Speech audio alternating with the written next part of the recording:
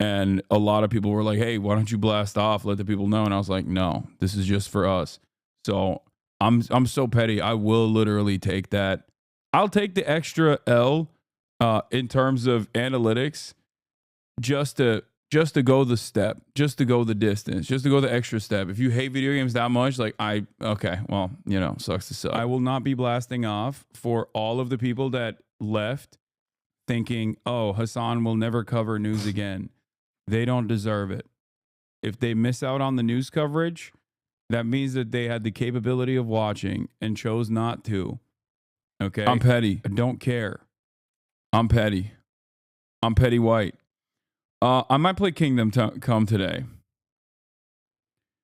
Your tank gameplay is good. Thank you. The thing is such a you character. I mean, it's sick. Second out. Okay. I had a couple clutch moments with the thing as well. That's right. I had a couple. There was a couple moments where, like, I mean, look, I wasn't carrying by any sense of the word. I'm not saying that at all. But there were a couple instances where I think, like, you know how a Jeff character, stop ruining trash taste. How does it feel, JD Quattro, that your favorite podcast, Hasan got cooked, we are here for the fall off, Ludwig is a cuck, W Ethan video. I don't know how you exist in this space where your favorite podcast, if you are actually a trash taste watcher, how does that make you feel that I'm friends with those guys? Like they like me, they know my worldview, they understand that it's not, you know, this harmful thing that you think it is.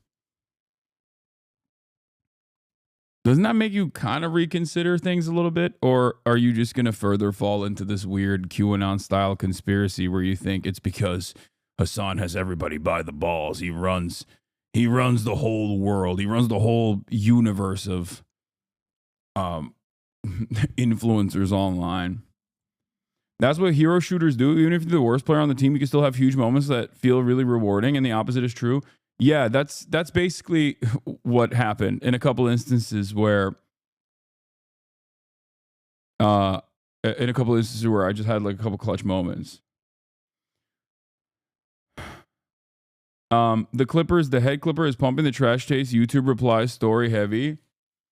Yeah, I don't understand it. Like I mean I do understand it. It's a way to try and make me come across as toxic, but like I don't get why most people don't understand that, like, all you're doing is just basically burning bridges with other content creators. Like, this is just making you seem weird to most people.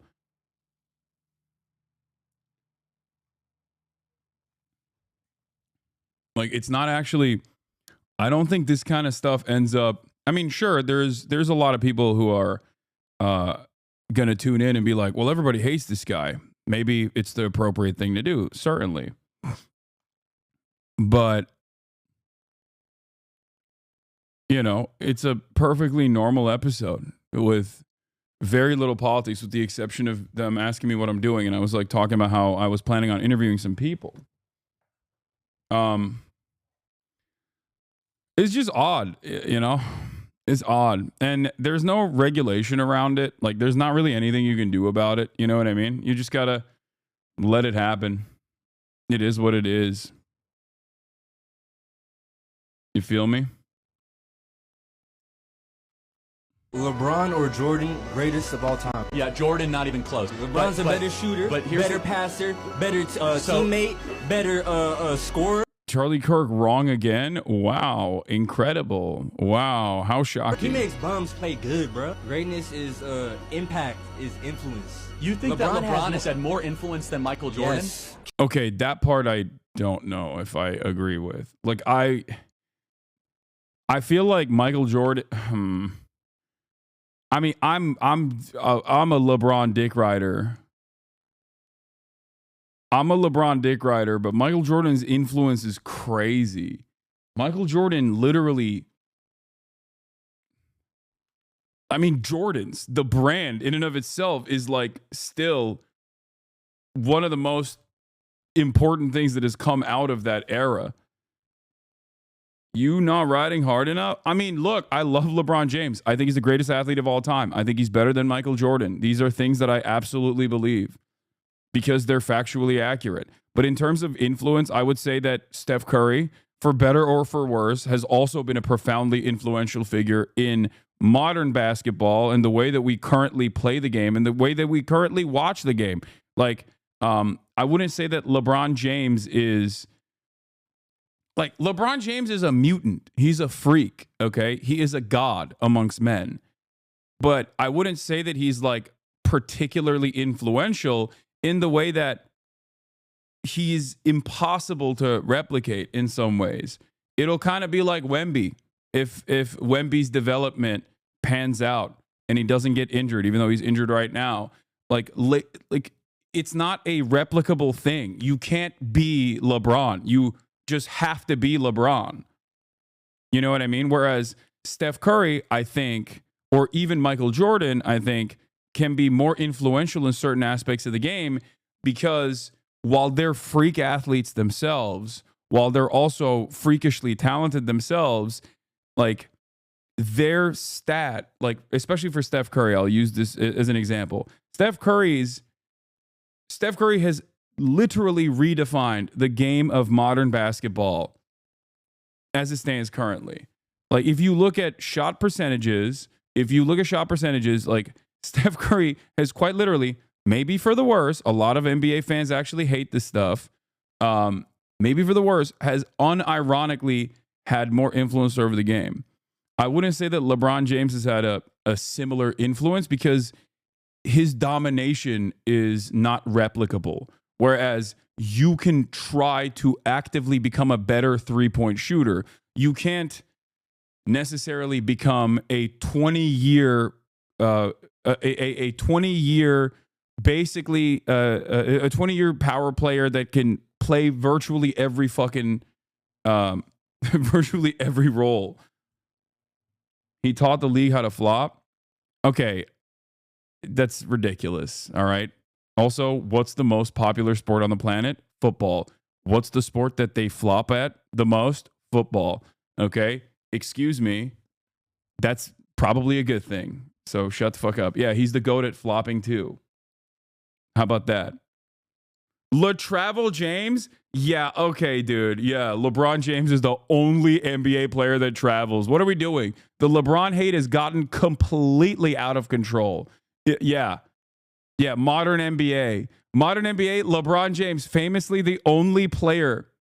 Famously, no one has ever traveled before LeBron James. Okay, y'all sound like a bunch of unks right now. Y'all sound like a bunch of 50-year-olds who are like, oh, back in my day. Back in my day, they had a closer rule to FIBA. They just let these young whippersnappers get away with all kinds of carries. I don't like it.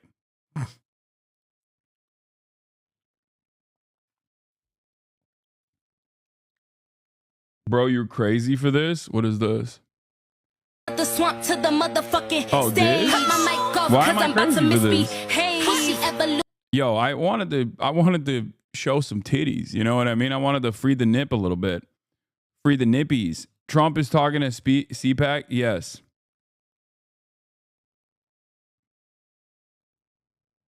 The fuck? Dude, for a second, I literally thought you were a schizo poster. Only until after I read the whole thing, I was like, oh my God, it's Grimes.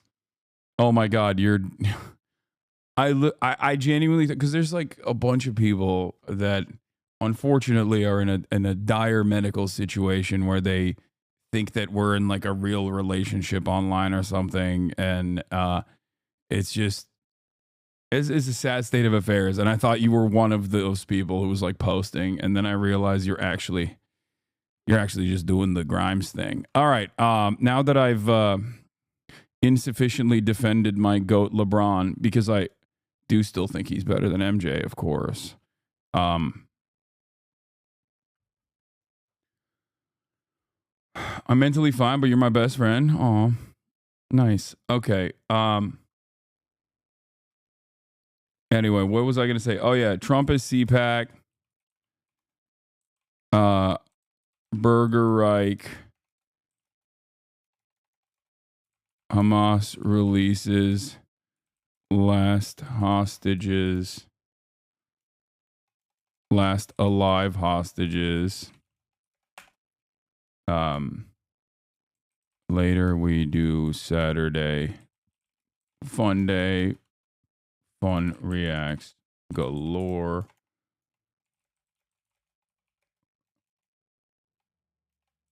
Gaming and more.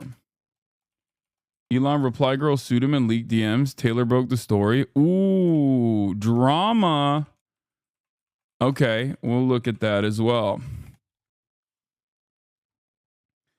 I truly don't understand why Elon Musk chooses to be the guy that he is. Like, you can be any other guy. You can be any other type of guy. You can be a cool guy, you know? You're the richest guy on the planet. At the end of the day, you could just be a silent guy. You know what I mean? You could be the kind of guy who you know, doesn't make a lot of noise and just kind of runs the planet as the wealthiest person on the planet. And yet he is not doing that. He is not being the chill guy. He is being a not so chill guy, a very weird guy. All right. Do we have a blast off meme? You've seen Anthony Edwards talk to Obama. I love that clip. I've been meaning to watch it on the stream. I guess I'll watch it now. Do we have a blast off meme?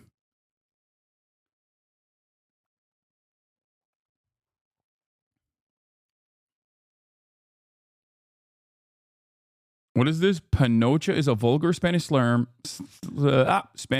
term for a woman's vulva. Is a feminine noun that's commonly used in Mexico and among Mexican Americans. Did you hear J. Cole is back? I saw a video of J. Cole dunking, and it genuinely changed my whole worldview. Like, it changed everything. It changed everything about the way I see the world. I'm a simple man, okay? Impressive feats of athleticism will immediately make me think higher of you. Like, you're automatically sick. You're automatically dope.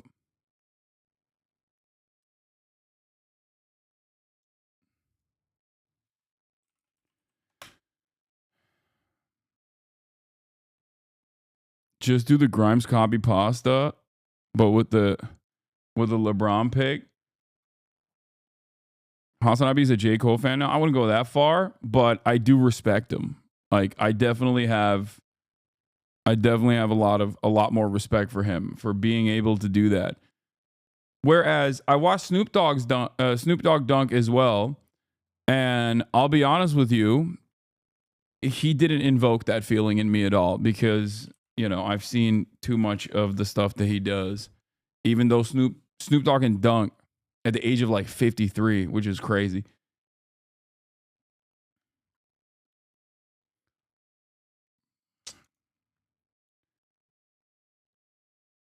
Anyway, Trump is CPAC, Burgereich, come on, really. I can't even talk, dude.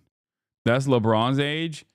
Okay, when you try to disparage the GOAT like that by saying he's 53, all you're doing is unironically making him look cooler, because every single person that sees that goes, oh my God, how is he still such a dominant force in the NBA at the age of 53?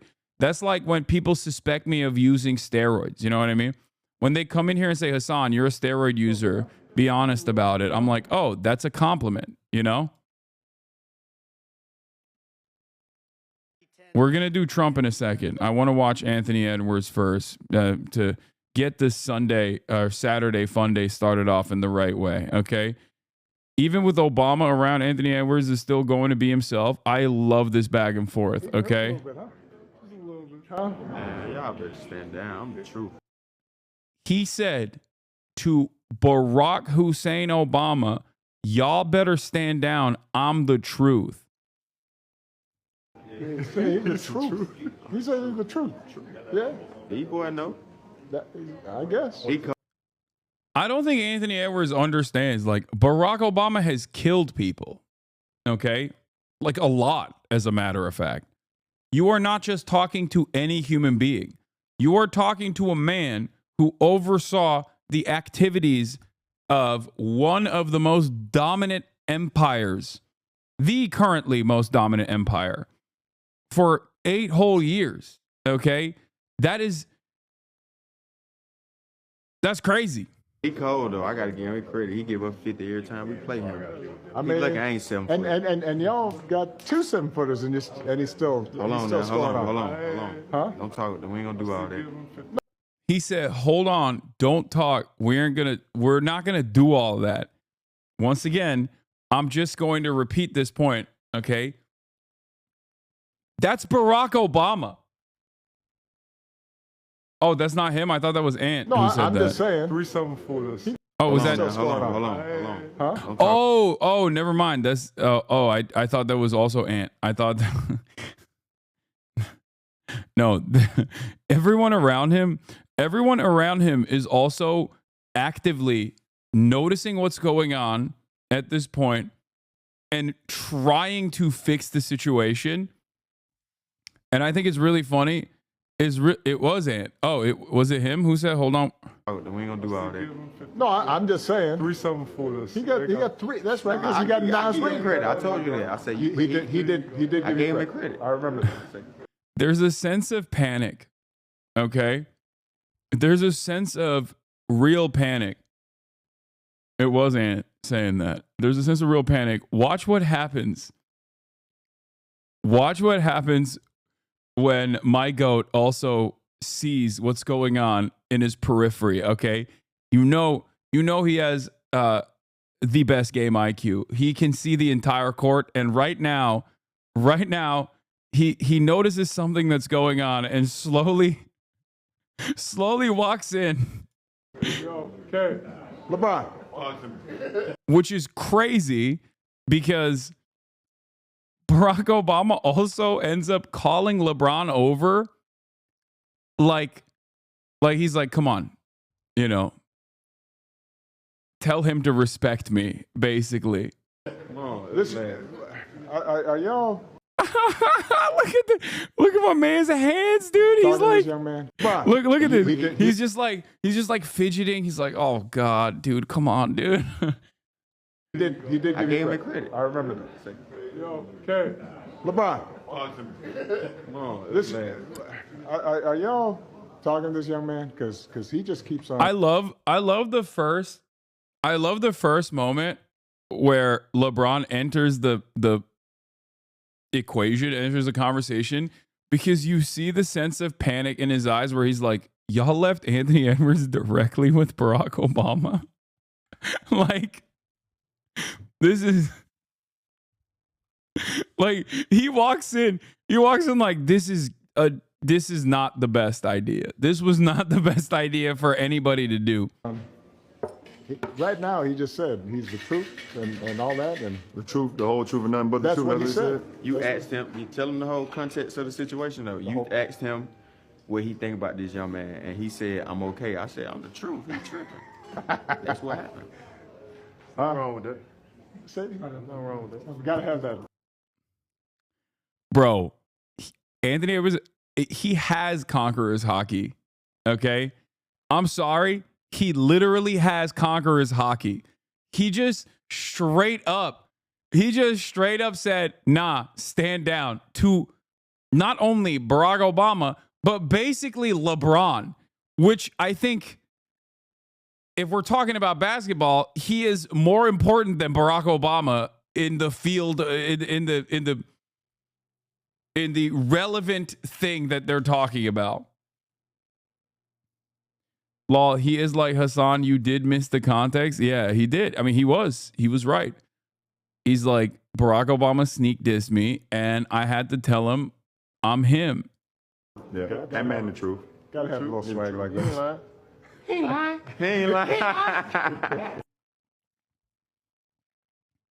I love that. I love that so much. Anyway,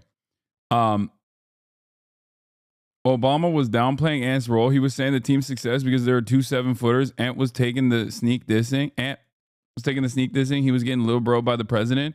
and still gave props to Embiid.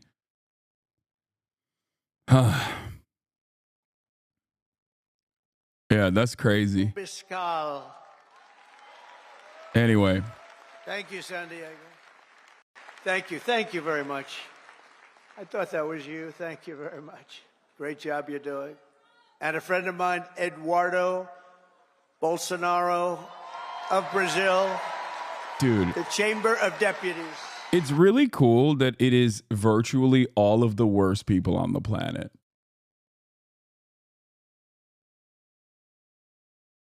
It's awesome. Like, if you're just a bad guy, if you suck, if you're just a bad person who sucks, okay, Donald Trump likes you, and you're a part of the network. Thank you. Isn't Bolsonaro going to jail? She's going to be happy. He's talking about That's so nice. he's not talking about Javier. I don't. We love our first lady. He's talking about one of the sons, I think, right? Supporters here today, we're going to forge a new and lasting political majority that will drive American politics for generations to come. I think we're going to do fantastically well in the midterms. You know, in theory, the one that wins the Javier, Jair. Sorry. But I think this is going to be a change. I said Javier. That was a racism moment for me. I apologize. A bigger, better, stronger party than ever before. I'm sorry. More people in our party than ever before. But the people have given us a resounding mandate one of them, for dramatic change in Washington. Jose we're going to deliver Bolsonaro. It. We're going to use it, and we're going to make America great again by using it. So it's going to be something. But think of it, at the presidential level, we won the popular vote by millions and millions of votes. We swept all 7 swing states: Michigan, Wisconsin, Pennsylvania, North Carolina, Georgia, Arizona, Nevada, all by great margins. We won 85% of all of the counties in America. That means that map was red. Did you ever see the map? Did you see the certified map? Where is it? I want to see a certified map. Yeah, you won. Do something about inflation, red. Trump. You can't. No. Dude, he's got way more things to tackle, okay? Inflation, excuse me, that's a patriotic price increase, okay? What is important is dismantling the federal government, okay? So that our corporate oligarchs can make even higher returns on their investment. Their quarterly earnings will skyrocket. Too big to rig. He has to make sure that the 10 trans people that are like doing shot put or whatever can no longer participate in any athletic endeavor. Okay, that's what the most significant agenda item is. Okay, for this goddamn administration. Americans. We want all of the cities and towns along the Texas That's why border, I titled today the W's of the Burgereich, because so many W's. It's W's galore, ladies and gentlemen. W's galore. President, so much is happening, so much winning. You're going to say, Mr. President, we never want to win again. I said, oh, is that good? He said, it hasn't happened since Reconstruction. I said, define Reconstruction for me. He said, that means essentially the Civil War. That's a long. He said, define Reconstruction for me. I don't know what that is. I don't know what that historical time frame is. I just have no understanding. I don't know anything. Hardworking citizens of every race, religion, color, and creed. And I think one of the main reasons, not that we're conservative or not that we're anything else, we are the party of common sense. It's about common sense, right?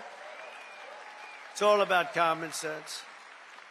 Over the past month, we've confirmed an all-star team of warriors, patriots, visionaries, and put the America First agenda into action. I see Doug Burgum sitting right over there. I tell you, he was so good. I looked at him. I said, I got to have him here. I got to have him. He was a great governor.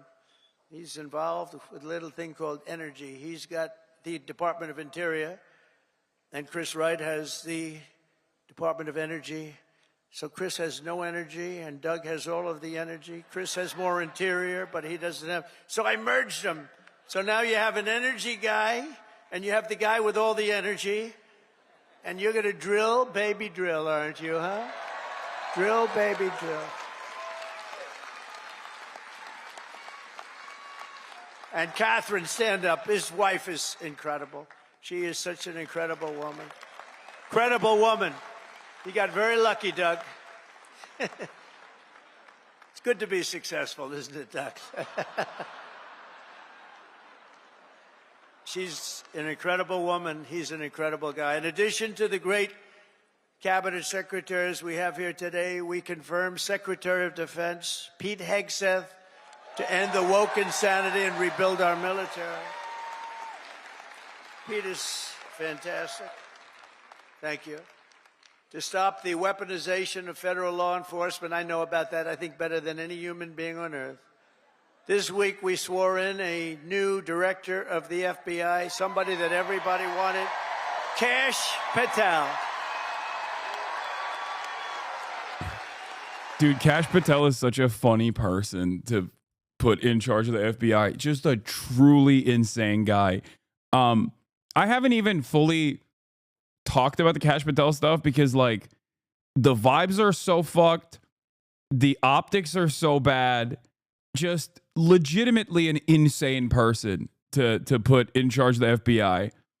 I don't know where we're going in this next chapter of the American Empire's American Empire's final chapter is going to be an objectively weird Health one. and Human Services, Robert F. Kennedy Jr.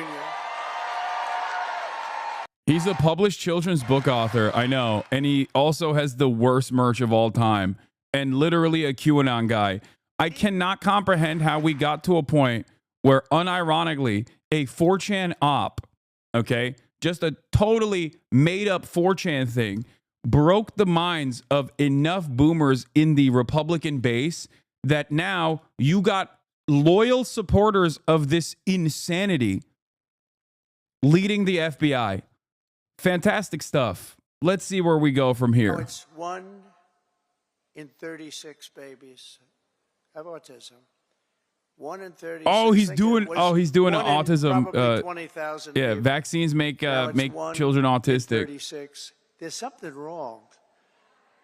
Something's wrong, and Bobby is going to find it. Working with Dr. Oz, by the way. Working with Dr. Oz.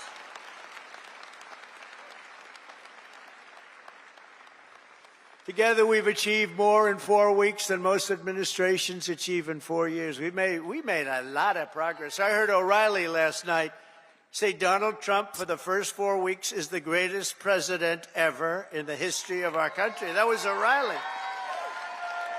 Bill O'Reilly is all right. You know who he said second was? George Washington. That's not bad. I beat George Washington. I love beating George Washington. Thank you, Bill. On our first day in office, we declared a national emergency at our southern border. After years of politicians using our military to defend foreign borders while leaving our country defenseless and helpless, we deployed a group of people, active duty troops, to defend our border and repel the invasion of our country. This was an invasion. You know, we had a great first term, a really great first term, and I called it an invasion. And we had great numbers, but now we have the best numbers we've ever had. We've never had numbers like this. We've done it all in 4 weeks. Think of it. That was Tom Homan, Kristi Noem, the whole group. On day one, I ended the catch and release. I reinstated Remain in Mexico, and I signed an order that will end birthright citizenship for the children of illegal aliens.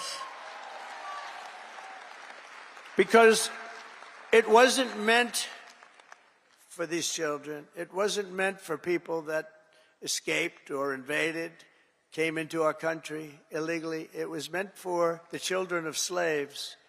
Because when it was done, many, many years ago, it was during a very tough period in this country's history, and that was meant for the children of slaves. I wish people would understand that so they could get this thing approved and we don't have millions and millions of people coming into our country and they shouldn't be here.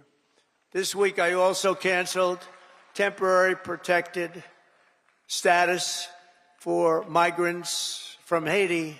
Fact check, please. No, he's not wrong. I mean, he's not wrong. He's not wrong. He's not wrong. This is one of those things where, guys, I think you guys are forgetting.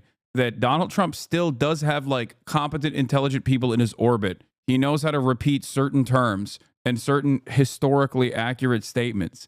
It still doesn't change the reality, but you know, historically, what he's talking about is correct. He's using something that is historically accurate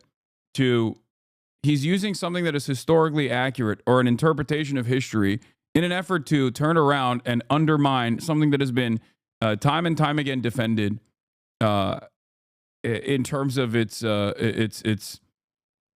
I guess I was about to use the term super precedent, but it doesn't really matter anymore because so was Roe v. Wade. I'll bet nobody knows her last name. Nobody ever knows her last name. Even during the campaign, you'd have to say Kamala. It's strange, you know, a little different name. Kamala. Yeah. Also, destroying birthright is not appropriate in any way, shape, or form. It's like one of the only good things about this goddamn country. God, we're destroying everything that is good. Whatever remains about the United States of America that was kind of good, we're just going to dismantle. What's next? You have the right to retain a lawyer. Gone. Okay. How to beat two? We beat two. I didn't beat. You beat. Literally, like, there are very few things. There are very few things that make America stand out. Okay, and unironically are good. You finally admitted there's something good about America. If you've been in here long enough, you've heard me say this all the time. I think freedom of speech and freedom of press is good, okay? In both principle, not unfortunately in its application in America, it's always been one-sided, but it's not necessarily a bad thing, okay? It's a good thing. Same goes for the right to be able to retain an attorney no matter what, and that the state can provide you one if you don't have the finances to be able to retain an attorney on your own. That's a good thing, okay? Like, due process, good, very good. Cutie said pack gloves, pack a hat and gloves. She wants to film the pod outside. Yeah, that's fine. I got it. They aren't even specific to America, just general liberal principles that are widely accepted across the West. No, but a lot of other Western liberal countries sometimes have weirdly worse rules around this sort of thing. Birthright is unironically one of the best parts of American society. It's like America's interpretation of immigrants. Like understanding that we are a nation of immigrants is literally one of the best aspects. That is straightforwardly one of the best parts of the United States of America. It is what has made the United States of America maintain its dominance. Okay? A young lady who's right now going for the Department of Labor, and she tends to be a little bit on the slightly left of center. And everybody said, why did I do that? I said, you know why I did that? Because unions like her and labor likes her and a lot of people like her, and she's very solid, very strong, and she's going to do the right thing. But they Why is the audio so low? They didn't vote for me. They voted for us. We got the Teamsters. We got the firefighters. We got the police. We got the auto workers. We're so great. We had tremendous support. So I think it's nice to give them a person in the center, because that's what she's going to be very good, I think. But a lot of people say, why'd you do that? I said, because I want to do something nice for these people that voted for me. Oh, gee, what a great political move that was. Now they're all saying, what a great political move. No, it's all common sense. Remember that. Remember that. Sean O'Brien was fantastic. For the birthright citizenship to be removed, the Supreme Court would have to rule that the Constitution is unconstitutional. It's not going to happen. We've begun the largest deportation operation in American history, larger even than that of President Dwight D. Eisenhower, a very moderate man, but he was very strong on that. He didn't like people running into our country and taking over our country. I'll tell you, I had 4 years. I don't know if you had this. I couldn't stand it. Don't get angry. Donald, don't get angry, please. I couldn't stand it. What? Watching these people come in from jails and mental institutions and the worst criminals in the street, gang members being dropped off in buses. We got a new Donald, a rare Donald. Into our country. I couldn't stand it. Let's go. New rare Donaldism. I said, I'm going to run for president again. And now we don't have that problem. Now we don't have that problem anymore. He's amping up the rhetoric? No, he's not. He ran on this straight up. We don't have that problem anymore. We now have the best border we've ever had. And by the way, if they can ever find my world's favorite chart ever in history, I'll show you what it was when I left. And now it's even slightly better.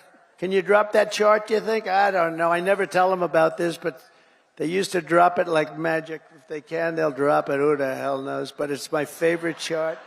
My favorite chart in history. We're liberating communities like Aurora, Colorado, and Springfield, Ohio, that have been occupied by illegal alien criminals from all over the world. We're rescuing the Americans whose jobs have been stolen, whose wages have been robbed, and whose way of life has been absolutely destroyed. And under the Trump administration, our country will not be turned into a dumping ground. We're not going to do it.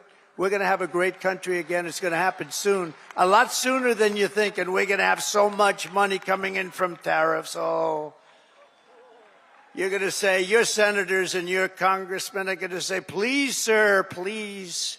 You're making us look so bad. We have so much money coming in. I didn't know this was going to happen. Please don't do this to us. We look very bad. But they're great. They're doing well. I tell you, the Republican senators they're sticking together. The Republican congressmen and women are sticking together. Every once in a while, you have one that wants a little action or something. I don't know what it is. It's so sad to see. I just hate to see it. I hate to see it, but they're sticking together. One thing about the Democrats, they have rotten, horrible policy, the worst policy in history, but they stick together. We have great policy, but sometimes they don't stick, but they've been sticking for us. They've been sticking. And I think the speaker and the leader have done a fantastic job.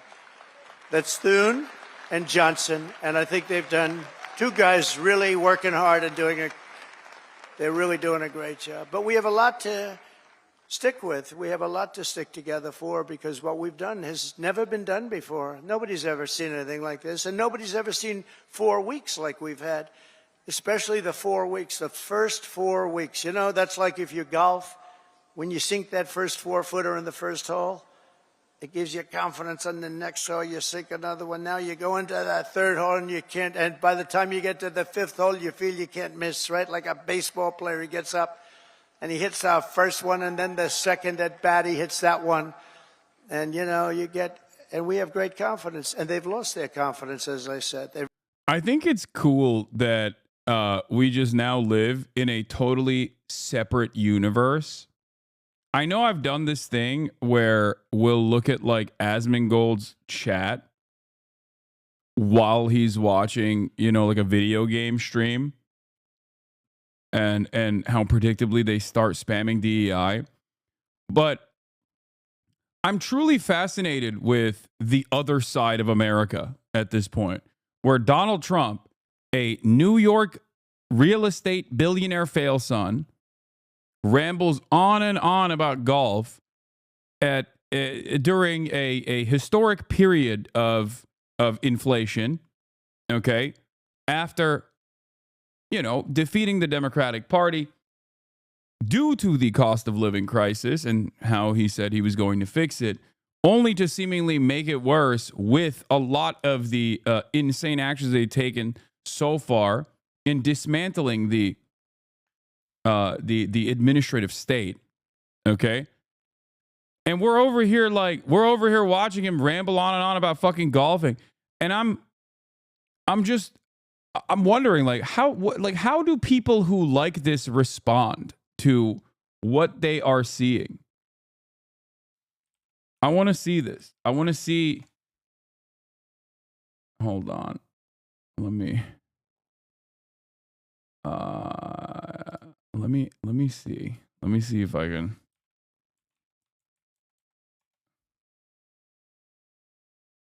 Is this the correct one? No, it's not. No.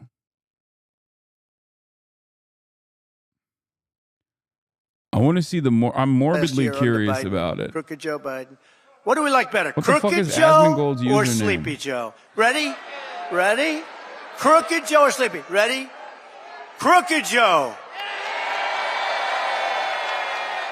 Like, what is the Sleepy reaction to it? Like, what are they? Got to stay with Crooked. He had one ability that I didn't have. He could do something that I couldn't do. I don't say that because he was a horrible golfer. Remember, he challenged me during the debate to a golf match? He said, I'm a 6 handicap. I said, you're not a 36 handicap. He said he's a 6. And then he said, well, I'm 8. Remember? Sleepy is way better. Definitely Sleepy. Like, are they just reacting to, like, how funny Trump is or something? He's not a 36 I suspect that but he that's had what one it ability is, that right? was amazing. He could go with cameras on him, television, fake news on him, probably because he knows they wouldn't cover it badly. Crooked Hillary. As well as you can cover him. There's there's a couple people in there but he being had this like, hey, incredible man. ability. He could barely walk in the sand. Somebody thought he looked great in a bathing suit. There's a couple people in there being pulling a trying thing to that weighed fight about 6 against ounces. them. You know those aluminum? See, aluminum's very good. You can a child. It's meant for children and very old people to lift, right? So Actual stand-up comedian. Put it down, and he'd put it down, and he'd fall into it, and he'd immediately fall asleep in front of the media. I could never do that. Hasan running out of content and has to stalk other streamers' chats. This is not even a stalking of other streamers' chats. This is a very active. I want to know how the other side operates online, especially because I know conservatives in the real world, but I wish I could but I want to understand how conservatives in the online sphere, especially the sphere that we're in on Twitch, like what their takeaway is. This is basically an anthropological study at this stage. Okay. Do you not want to know? Are you not interested? I'm genuinely interested. This is not to like disparage people. I'm not trying to like dunk on Asmongold or his chat or anything like that. I just want to understand what their takeaway is from a speech like this one, you know? It's true. I do also despise the chat hoppers that instantly went over there to fucking be annoying. So I'm going to probably shut this off. That's true. Now Franklin Graham's angry at me. People can't help themselves. You know they that Franklin wrote me a letter. He said, "I love shitheads. your speeches. I love them. I love them so much. You're ruining my it'd be data. better if you would never use foul language." And I told him, I said, Franklin, you know, Franklin Graham's a great guy, by the way, does a great job. The son of the great Billy Graham, right? But I said to Franklin, you know, sometimes you need it for emphasis. And he said, no, they'd be even better if you wouldn't use any bad language. That's not really a terrible word, you know. But that's a much more appropriate word, a better. What word would I use to describe? What word could I use? It's and we have to be truthful too. So you know, if you can't understand all what people countries like about Donald Trump, you'll never be able to approach them and talk to them where they're at. Okay, that's what I believe, 100%. But they said that during the Biden administration. They never said it during my administration. Venezuela's taking them back. They're all Colombia's Like taking most, them back. and from what I see at a cursory glance, most of the takeaway is that they just find it incredibly entertaining. This is cinema truthful. Bro's bringing back The Apprentice. Like, why would you better routine than most comedians, lol? I think that's what it is. A lot of people despise the Democratic Party for understandable reasons, and some of them despise the Democratic Party for lame reasons, but I think the output is still the same. He's dunking on the Dems in the way that these guys are approaching the subject. They're looking at this and they're going, oh, he's shitting on my enemies, the Dems, the liberal elite. Biden didn't want to do, and nobody wanted to do. It's true. Like, the look, full might and power of the federal government best speech now I've ever seen. Dedicated to eradicating MS-13, Tren de Aragua. That's the Venezuelan prison gangs. These are very nice fellows. The only thing good about them is they make our criminals look like nice people. It's true. Remember when they used to say, people that say come what you in want about from the dude foreign he's spitting countries are nice people.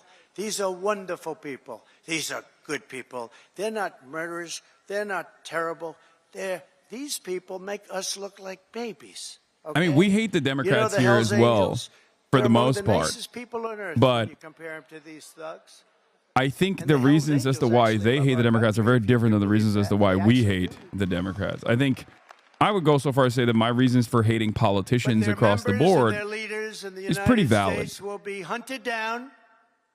I'm talking about MS-13. They're hunting them down. We removed. He tells people what they want to hear. I don't even know if this is what people want to hear. Nicaragua, rooted out, arrested, and expelled from our soil like the savage monsters that they are. We don't have anybody coming up from Argentina. Nobody's Look at coming this. up from Hell's Argentina. Angels recruiting about the skyrocket. To Like, this is a facilitate the conservative. mass removal of criminal aliens, I also This is issued a an executive totally order made to up make conservative available the full meta capacity where of they think like the Hell's Angels. If you want to understand like conservative consciousness, they think the Hell's Angels are like good guys, right? They're like our American biker gangs because there's like a lot of television series about this shit. So they unironically think like a lot of older conservatives, and I'm surprised to see this like online as well. 99% biker gang, hunt them, like slay, we hunting you down, daddy. Like all of this stuff, all of this stuff. Wait, did someone say Will Stancil? Why the fuck does this person even? It's shocking that an Asmongold chatter would know who Will Stancil is. But basically, there's this like conservative meta where they think that like where they think that like Hell's Angels are like the defenders of America against like the big bad undocumented migrant groups that are doing crime. Yes, I terminated the Green New Scam.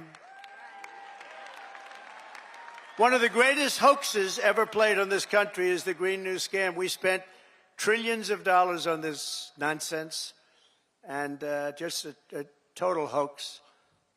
It really set back our country, I want to tell you, monetarily and every other way. And I canceled Joe Biden's insane electric vehicle mandate where everybody has to have an electric car. Yeah, that's real. That's definitely. And if you what want was an happening. electric car, get an electric car. If you want a gasoline-powered car, if you want to have a hybrid, you get it. The only thing Like you can't corrupt do green is a new hydrogen scam. Climate change is a powered hoax? car. You know Question why? mark. They said it really works great, but when it doesn't Global work, warming you isn't never real, find the body. Kona. I It's guess a like the bad- younger chatters probably That's a bad believe sign. global when warming. it doesn't work, they found the body on a tree about 250 yards up the road. It's seriously bad. So we'll leave hydrogen out of it for a little while, I think, or maybe permanently. I'd say permanently. To crush inflation by slashing spending, I imposed an immediate federal hiring freeze, a federal regulation freeze, and a foreign aid freeze. We're given For to the people who countries that ask, hate how do we reach these guys? How do we reach the right wing and change their minds? It's pretty simple. You just have to wait because inevitably Donald Trump's actions are going to harm them directly. And in that moment where they recognize that harm, there's only two ways out of it. Either they double down and engage in cultish behavior and engage in cultish thinking, and many will, or someone approaches them with a helping hand, okay? Someone approaches them with a helping hand and says, like, you want to know who the real people are that's fucking you over? It's all of Trump's allies, all these rich people, okay? The issue, however, is that there is no competent Democratic Party right now that is actively doing that, because they also have the same exact corporate benefactors. Like, Democrats love the rich guys as well. So they can't actually launch or mount any sort of significant opposition from a true populist perspective. $1 billion, $520 million. You know, when I And hire without consultants and they without just that, take advantage of me, it's a horrible thing to watch. And I give them. without that, this is truly an opportunity. This is truly an opportune moment in all of this crisis, okay? I think that in this moment of crisis where Americans will recognize that even under the Trump leadership, their lives haven't gotten better, because you can't fix that. Like, lies will not change the fact that you're still struggling. Lies and your attention being laser focused on trans people or Guatemalan migrants or whatever won't change the reality that you're having issues with paying rent still. But Trump is now president, and he said everything was going to get better, but it's not happening. Now, in that circumstance, if you don't have a competent party that uses that to correctly change people's attention, to correctly shift people's attentions and priorities back to the real centers of pain, billionaires, the oligarchy, corporations, okay, and utilize true left-wing economic populist messaging and actively try to push for an agenda that will radically change the trajectory of American empire and radically change the trajectory of the United States, these people are just simply going to double down. They're going to get more angry and more resentful. And they're going to think, oh, the problem is we just simply haven't killed enough Guatemalans. You know what I mean? We simply haven't done enough deportations. Why haven't we done enough deportations? Well, because we haven't done enough deportations because the Democrats are probably stopping us from doing all the deportations. Or we simply have to up the ante. We simply have to be even more violent, right? That's what I fear. I fear that in this moment of crisis, okay? What? I asked a questionable trans people and they made some incredible arguments. Your Discord is amazing. What are you saying? I just shut up. I have no idea what you're trying to say, okay? In this moment of crisis, there's only one figure that I've seen on the Democratic Party side that has, which is ironically, he's an independent technically, but Bernie Sanders is the only person I've seen that is like aligned with the Democrats that has been actively trying to tackle this issue. And I don't even agree with most of his foreign policy, but it doesn't matter. Okay, on the issue of domestic affairs, like he's actively trying to tackle it. And it seems like he's garnering a lot of support and a lot of attention. And yet, the Democrats are still avoiding that reality. They're still refusing to take a look at what's going on here. Look, Face Shocker says, I've helped Bernie Sanders for years pulling together his political events. Today is the first in many ways. We had two different large overflow crowds in Iowa City. One of the overflows was so large that it was bigger than the original theater he came to speak at. Like, it is obvious that a lot of people, and these are older people. These are older white Democrats. Older white Democrats at the heart of the Democratic Party's base of voters are unironically looking at the situation and thinking, okay, something's got to change. Okay?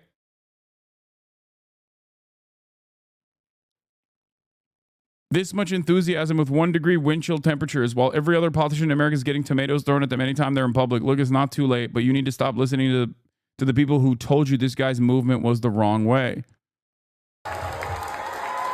Like, it's obvious. This is real. This is a very real thing.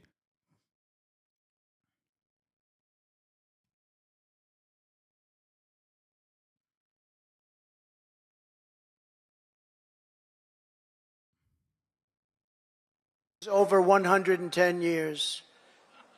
3.47 million people who are over 120 years of age.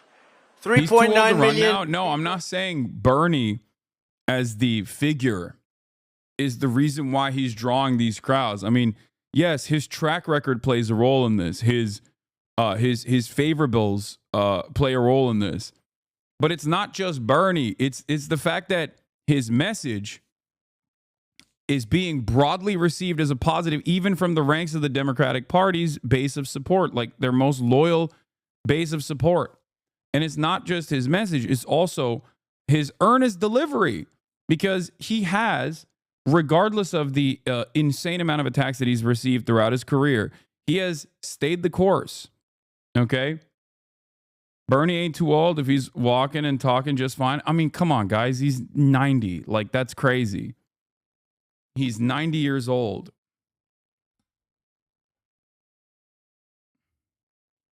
I'll still vote for him. I don't care. But, like, let's be real. Okay?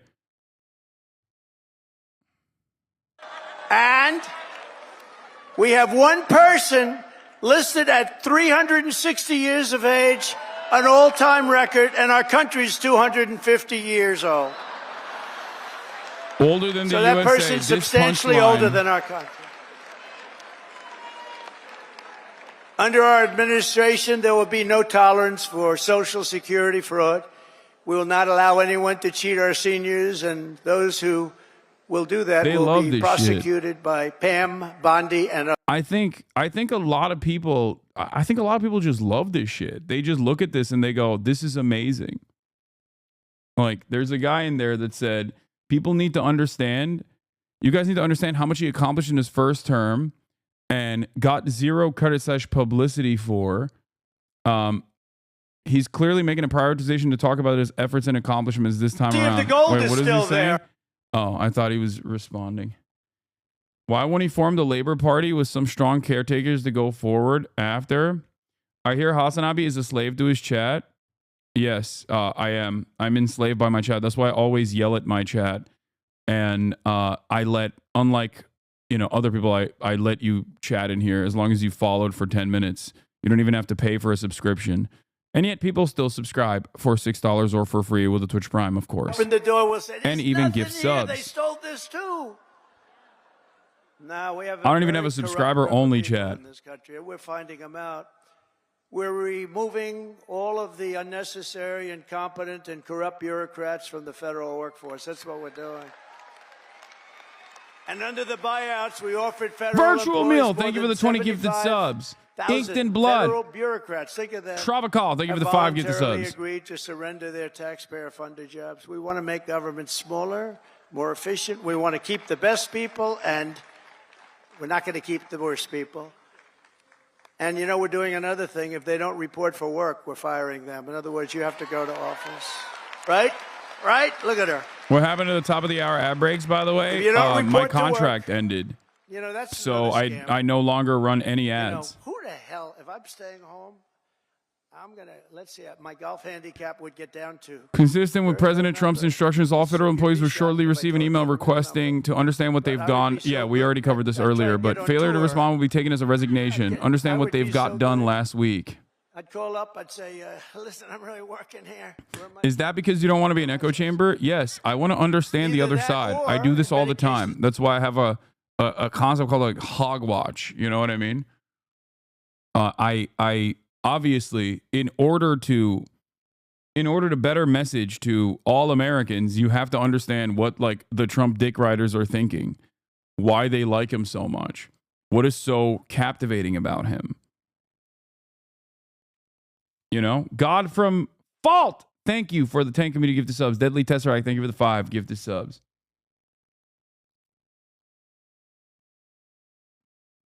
I think it's important to understand where the other side is coming from. And Border Patrol. Beautiful.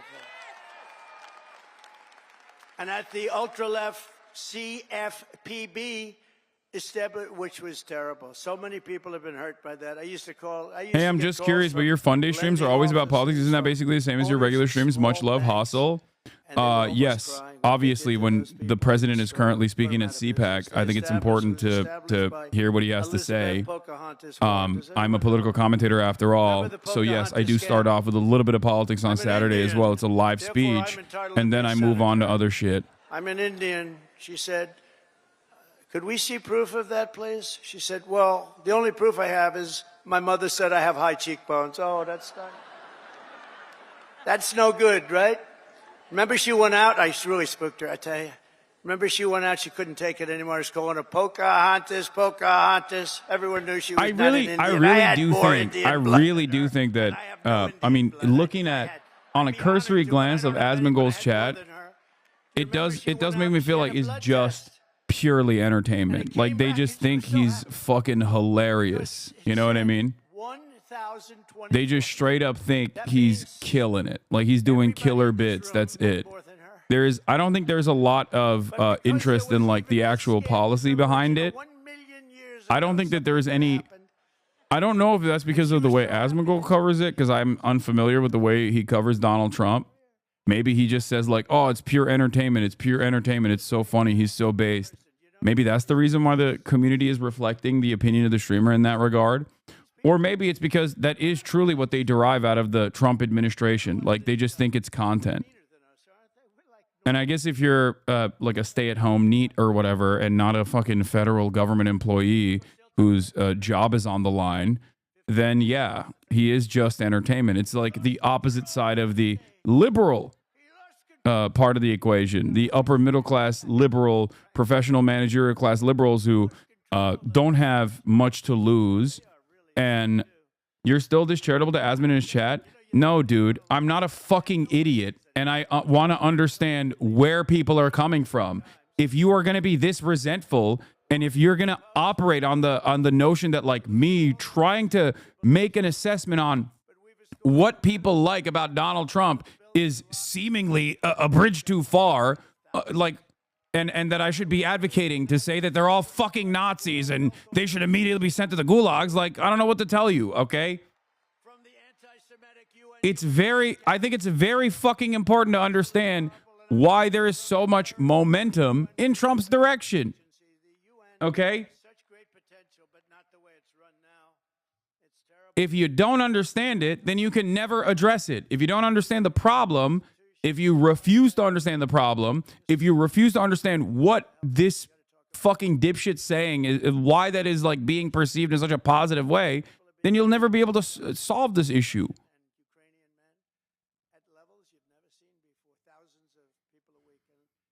Isn't a faulty premise to guess that people have any interest in policy? 99% of people are vibes only. I think so. I think there's a big part of that.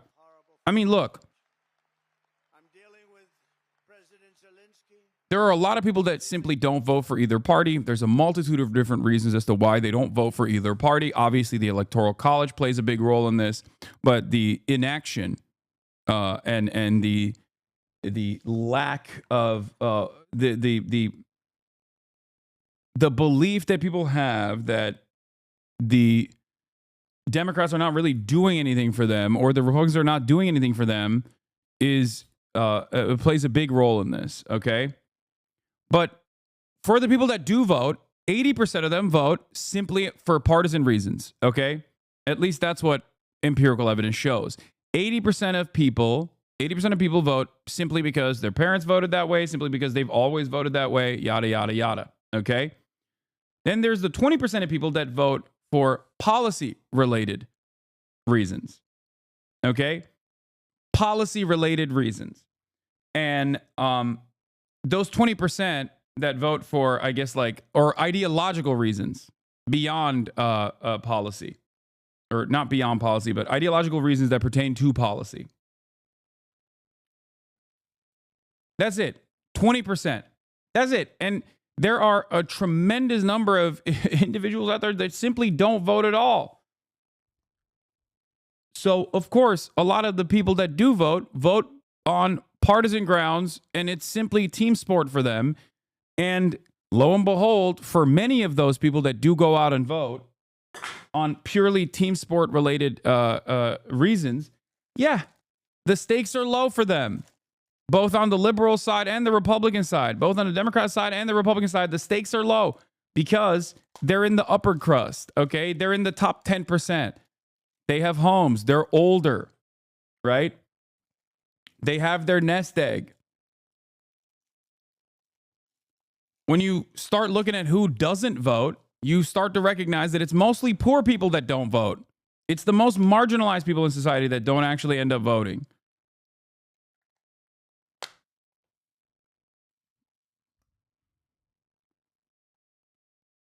You forgot about racism as well? No, I put racism into the ideological camp as well. Adrian is online. Thank you for the 10 gifted subs. I think it's interesting to understand. Yes, they're openly just consumers. Everything is content. It means nothing. Asman himself repeats how nihilistic his worldview is constantly. They want to sit at home and jack off the teenage anime girls with big boobs on their favorite video games, and acting that way is seen as a virtue. If Asman has an ideology, is hyper hedonistic consumerism above all else. I mean, yeah. But it's not just Asman. I think it's just Americans in general. When they have nothing else, and the only thing they have is consumption of commodities, because that's what America is, then yeah, the things that you consume define you.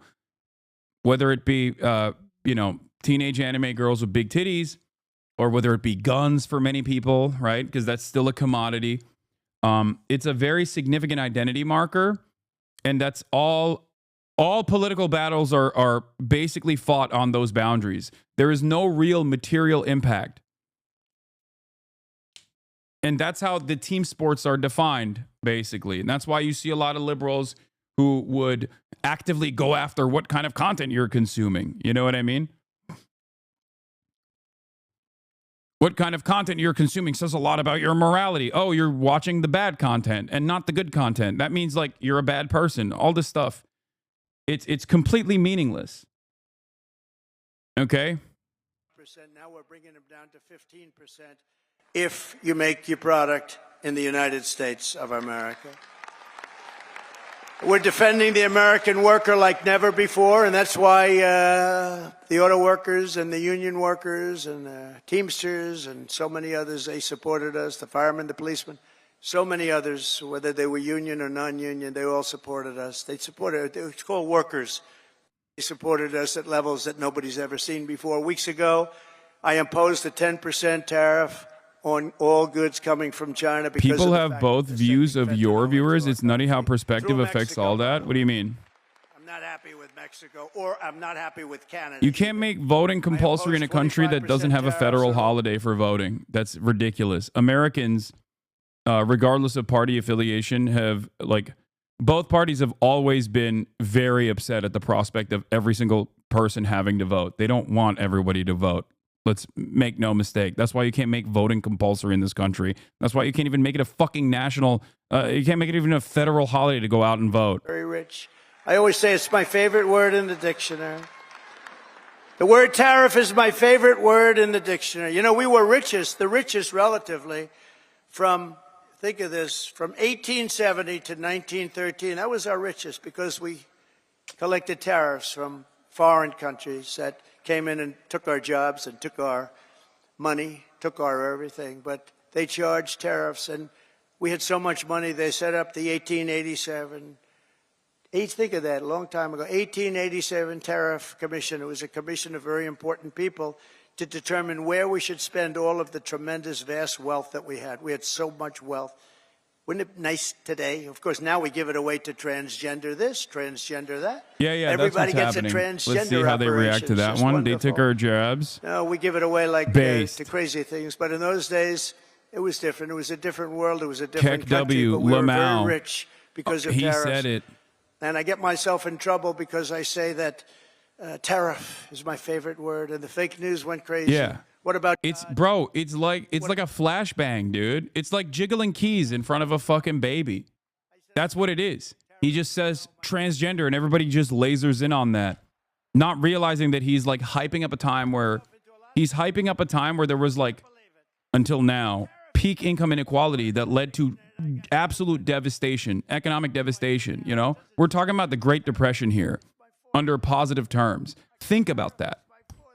Like what led to the Great Depression in and he's talking about that era as a positive when we unironically have more instability and more economic inequality now than we did back then.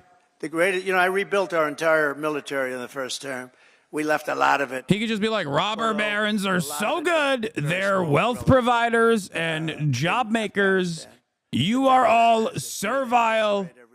And everybody, and then as long as he ties it up with like, and transgenders, we're gonna kill them. Everybody be like, hell yeah, based. He's so funny. He said it. When I see that, angry. When I see that, I get angry. You know, we give them. I don't think anyone knows this. We give Afghanistan about $2 or $2.5 billion a year. Do you know that? For aid. We need aid ourselves. And I'm going to go back and I told Deborah them yesterday, loved that one. Deborah lost her mind at that. That Debrussi. Okay. The Debrussi is cackling. Give us back our military equipment that they have. They're selling it. Doug, would you take that, please? All right? Write something up. No, I want them to give back. If we're going to give them that kind of money, let them give back the military equipment, which they have. Where they have tanks and trucks and guns and goggles. They have goggles. They have night goggles, better than we have. Brand new right out of the box. It's unbelievable. So I want to do that, and I want the, if we're going to pay them, I want to get that equipment back, okay? Doug can do it. He's one of the guys. He's a business guy. To him, he's sitting there saying, how the hell did this ever happen, right? Can you believe it? We give them billions of dollars, and we gave them our military equipment. Just tremendous numbers of billions of dollars worth of military, billions and billions. We have a ceasefire in Gaza, and we're joined today by several survivors of the captivity under Hamas, including Noah Argamani and Ilana Gretufsky. Wow, look at that, how beautiful. What a beautiful group of people. Wow, thank you very much.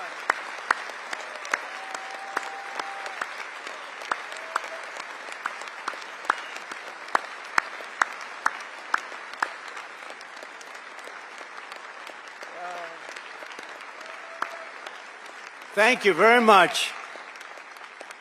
And you're sitting next to a great guy, Sebastian Gorka, who's also now in the administration. From day one, right, Sebastian? He's been a loyalist from day one. We love Sebastian. Thank you very much, Sebastian. Thank you, everybody. That's very nice. Beautiful. We're going to make it work somehow, you know. We're doing the best we can. We started, it should have never happened. That's the sad part. Would have never happened. If I were president, and I should have been, if I were president, it would have never happened. But it did, so we're doing the best we can with it. Thank you very much. Thank you. Also with us are family members of some individuals who are still hostages, and we will not rest until all of the hostages have been returned back home. Some of them are coming home in very bad condition, and some of them are coming home only as bodies. They're dead. We have a lot of them coming home now. They're dead. They never cut from Trump, people. even when he's talking about other people. Every other production would cut away from him to show who he's talking about, but not here. Like this, but they're dead. And the parents come to me and they say, please, sir, could you get my son back? How old is he, sir? My son is dead. It's important, just as important as if that son were alive, to get the body back. It's amazing, actually. Amazing. Just as important.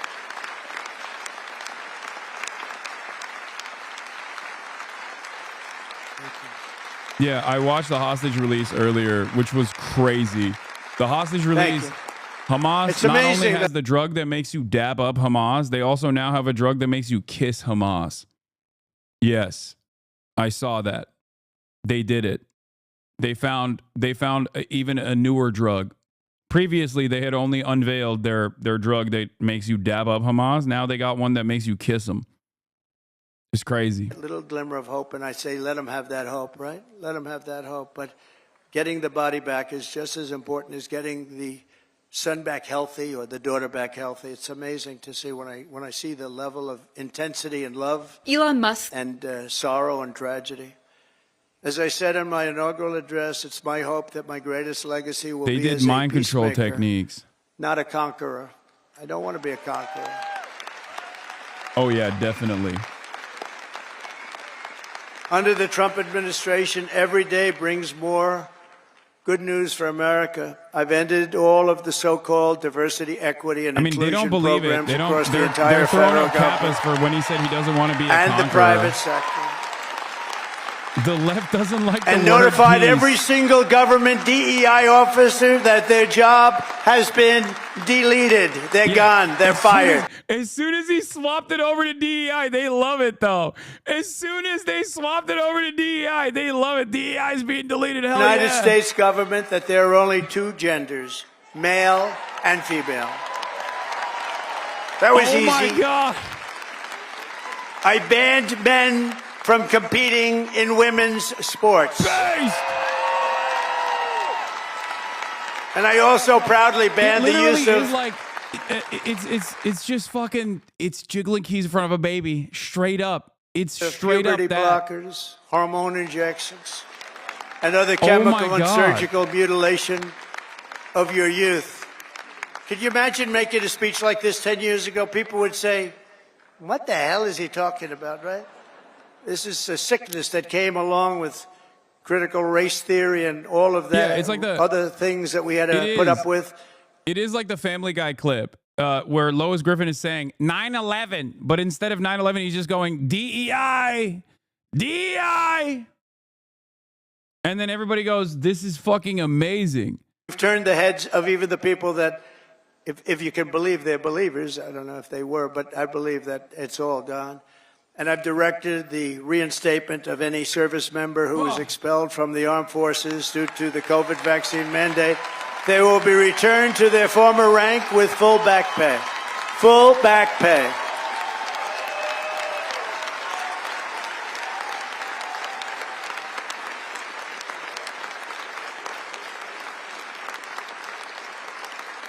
I banned government censorship from your voices and brought back free speech in America. We have free speech. We didn't have free speech. We do have it now, actually. Now, this was a very vicious regime, you know. I was put under investigation more so than the late, great Alphonse Capone, one of the great killers of the world. Trump, my father would look down my mother. How the hell did this happen to my boy? This wasn't... No, I was under investigation at a far greater level than Al Capone or anybody else, probably in the history of our country. These people are sick. They're sick. They're bad people. I ended Joe Biden's weaponization as soon as I got in. I said, I'm going to hit him with the same stuff. But I ended his whole weaponization of our government and removed his hand-picked radical left Marxist prosecutors from the Department of Justice. I was so happy to do that. They weaponized government. They weaponized government. I pardoned hundreds and hundreds of Biden's political prisoners, including Christians, pro-life activists, and the J6 hostages who were treated terribly for years.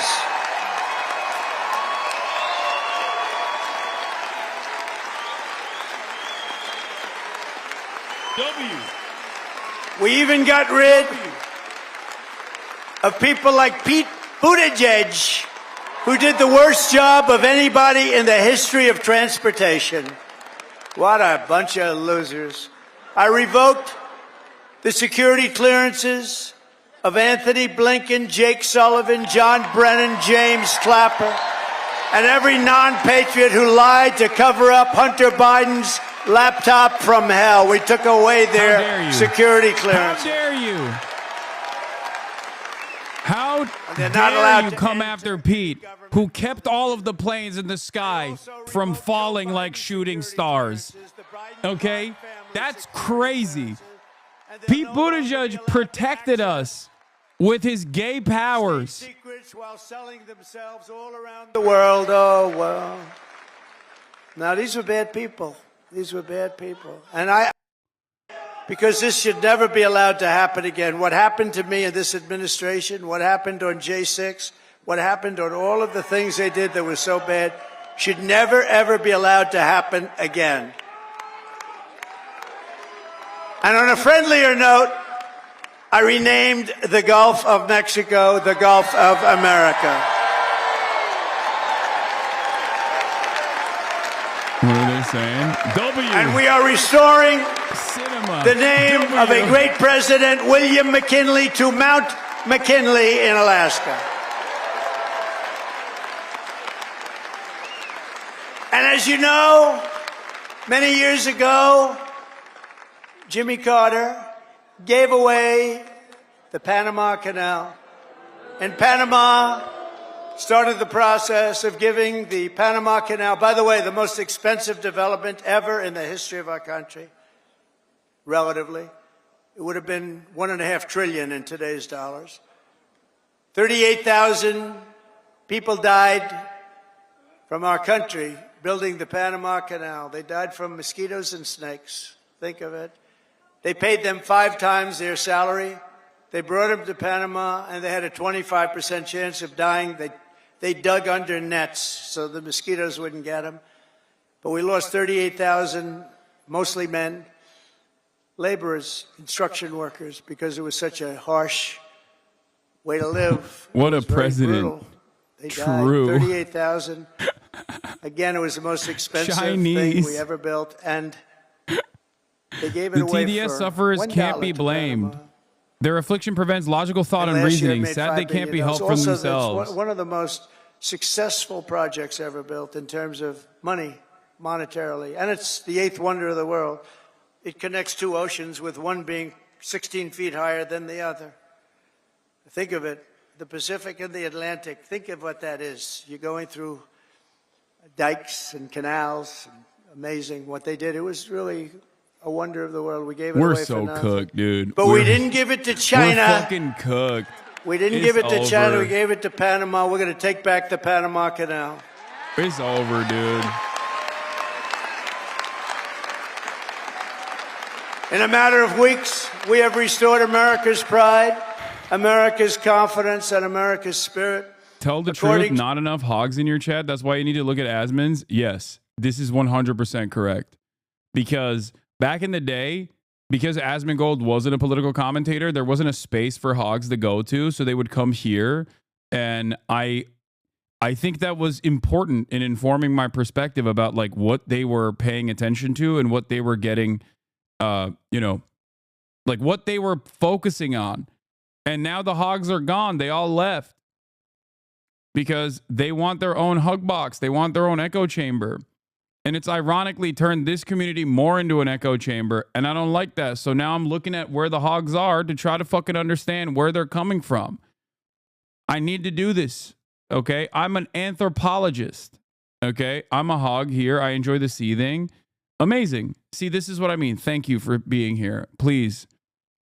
This is a safe space for you. I promise. Okay. Why did you scare him off? I didn't. Like it's I don't think you guys understand the reason why I look at mostly right-wing content and cover mostly like right-wing fascinations is because I need to understand it better. I need to understand where they're coming from. I have commended him on being a turd brain wrangler for many years. That's why I never wanted him banned. When he's online, the chats are better across the board. It's kind of like Australia. Yeah, but I wish I'm fine with this not being I'm fine with this place being more chaotic. If that means we can develop a better understanding, if we can develop a better understanding of where right-wingers are coming from, what they actually enjoy, what they find good about Donald Trump, like then, I can be a more effective communicator. Competence. Those days are over. They're over. Careful what you wish for, bro. But we cannot stop now. We're going to push forward every single day. In the immortal words of that great American This is your hero, fault with our effective moderation? Captain No, not necessarily. John Paul Jones. I have not yet begun to fight. Do you think people will hate you if you talk to people like Asmongold? I don't give a shit, dude. People already hate me. And neither have you. People already hate me. Who cares?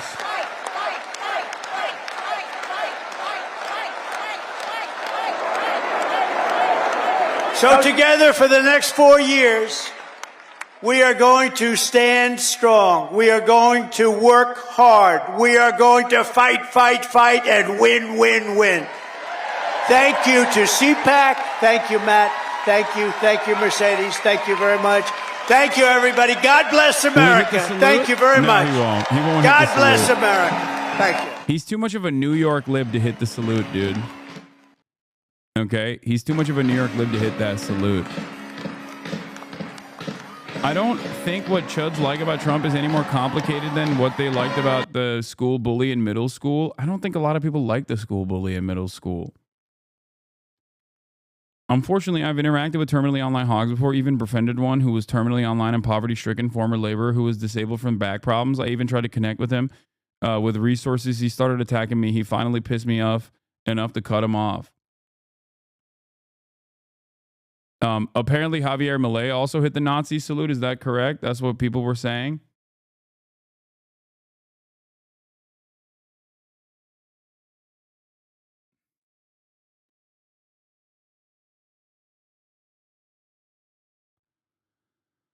Double stroke is a new salute. Yeah, the double dick suck. He loves that. He loves a double dick suck. So,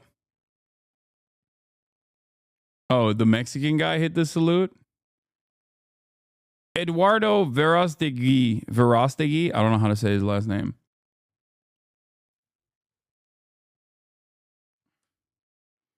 Brother, I came into your stream yesterday and you were watching political stuff. Now today you are still watching it. It will rot your brain. Have a break. Maybe watch SpongeBob or something. I agree. But yeah, we have a severe case of lack of hogs. So much so that like our hogs have basically become like annoying party loyalist liberals who just will actively advocate for the Democratic Party in ways that the Democrats don't even. Should I move to Norway while I'm still married? Or what? Is this country cooked? I think this country is very cooked. Yes. But I don't think that the problem with this country being cooked is that you can't necessarily escape America. Like you can't go to like Norway to escape America. You know what I mean? America will still find a way, even in places like Norway. Trumpism is a insane. You know what I view Trumpism and like right wing sentiment in the way that these guys actually talk about quote unquote woke, right? Where a lot of people will be like, oh, woke mind virus, like, but unironically, reactionary thoughts are exactly like that, where it opens up something, it opens up a door in your mind, basically, where if you view any issue from this lens, it slowly but surely seeps into other avenues. You start thinking illogically on everything, okay? And it's almost comforting when you engage with it that way, where it basically ties everything that you see around the world with a neat little bow. You know, everything is caused by DEI, trans people, black people, gay people. And that's what's truly interesting about that. Yeah, here, this is the joke this is the meme basically. Here, this is what Trump does with DEI. Try giving short, simple answers. Mrs. Griffin, what do you plan to do about crime in our city? A lot. Because that's what Jesus wants. 9/11 was bad. I agree with that. What are your plans for cleaning up our environment? 9/11.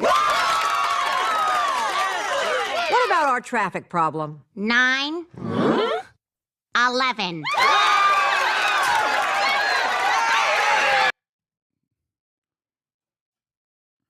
That's it. That's conservatism to a T. That is straight up exactly what Donald Trump is doing. And yet people do not understand it. They are resentful. They are angry. They despise the way politics operates in this country. And there's very good reason for them to feel this level of resentment. The problem, on the other hand, is that one party, the Democrats, do not actively say, yeah, you know who's fucking you over? It's the wealthy. You know who's fucking you over? Capitalism and the way the society is designed around it. They don't say that. Okay? Because they also have the same exact corporate benefactors.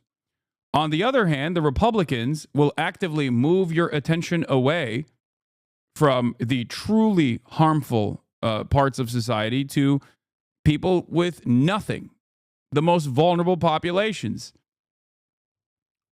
They'll say Democrats care a lot about trans people, gay people, black people, Guatemalans, Haitians, yada, yada, yada.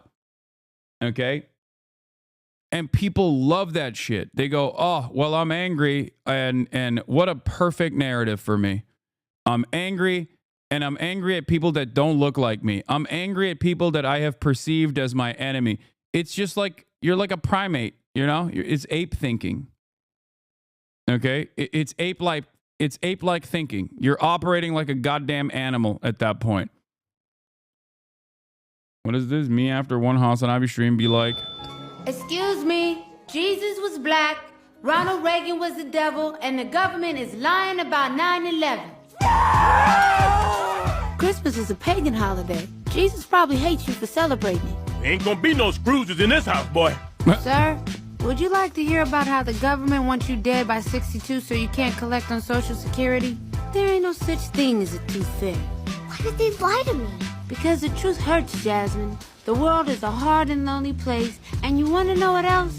One day, you and everyone you know is gonna die.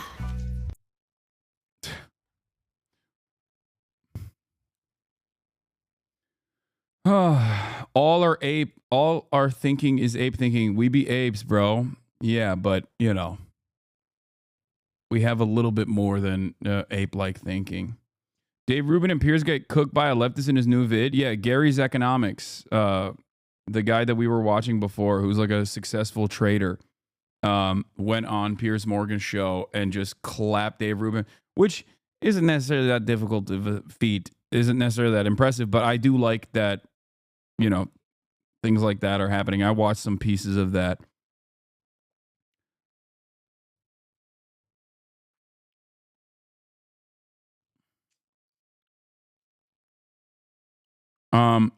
To join the Elon Musk and President Trump's movement. My heart goes out to all of you. Yo, this shit ain't cute, man. Like, it's not. It's not cute at all. I don't know why people are like, yeah, what are you going to do about it? It's wild how quickly. It is wild how quickly this shit spreads. Okay?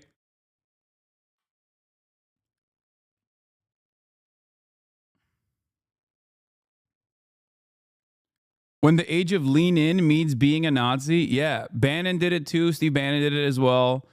Like, Elon Musk hitting it unironically made it, you know, made it permissible. Like, it made it so that you do that. It's important. Check my logs, please. I'm willing to bet it's not important. And if it's not important, I'm going to ban you. In Mexico, is the Sieg normal? And they do it at inaugurations and stuff. Shine Bomb, the best girlie, did it. Wait, what?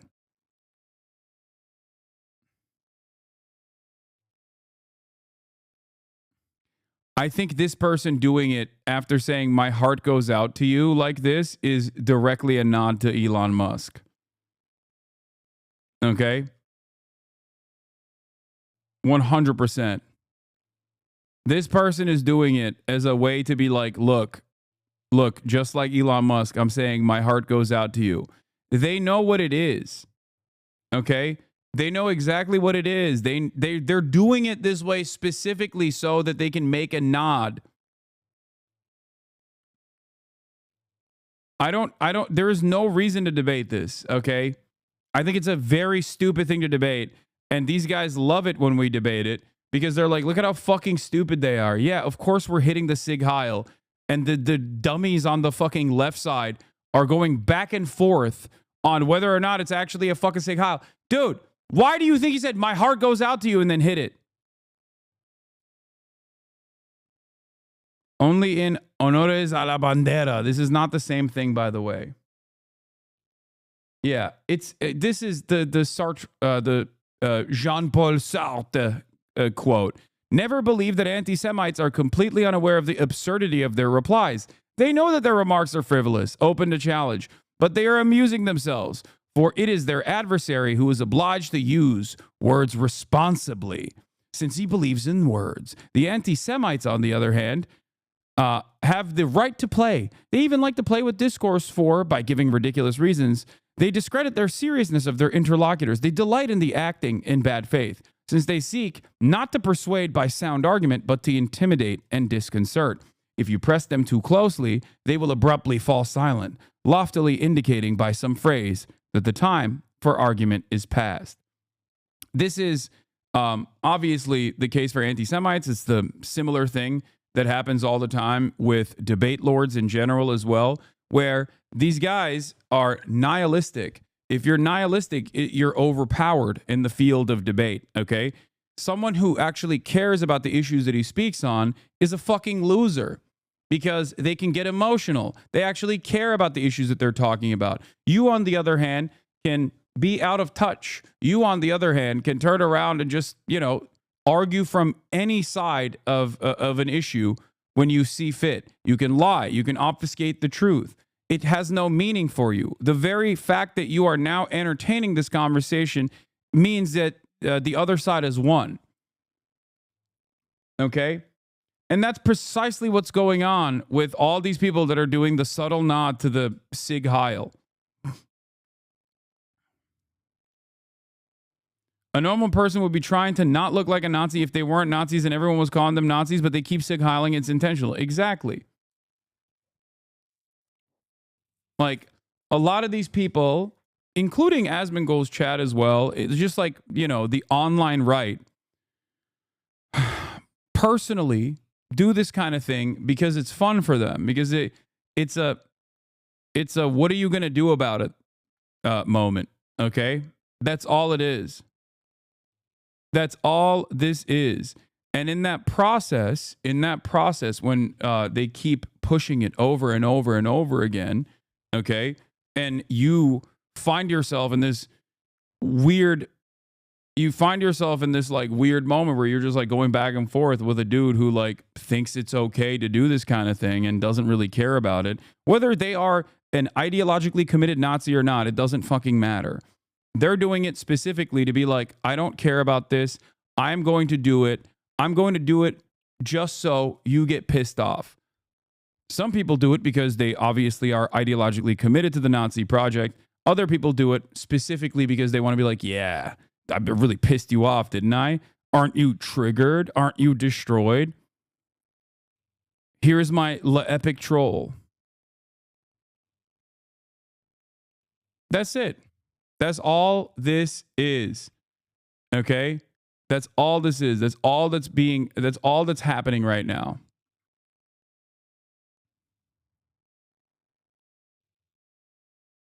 Yeah.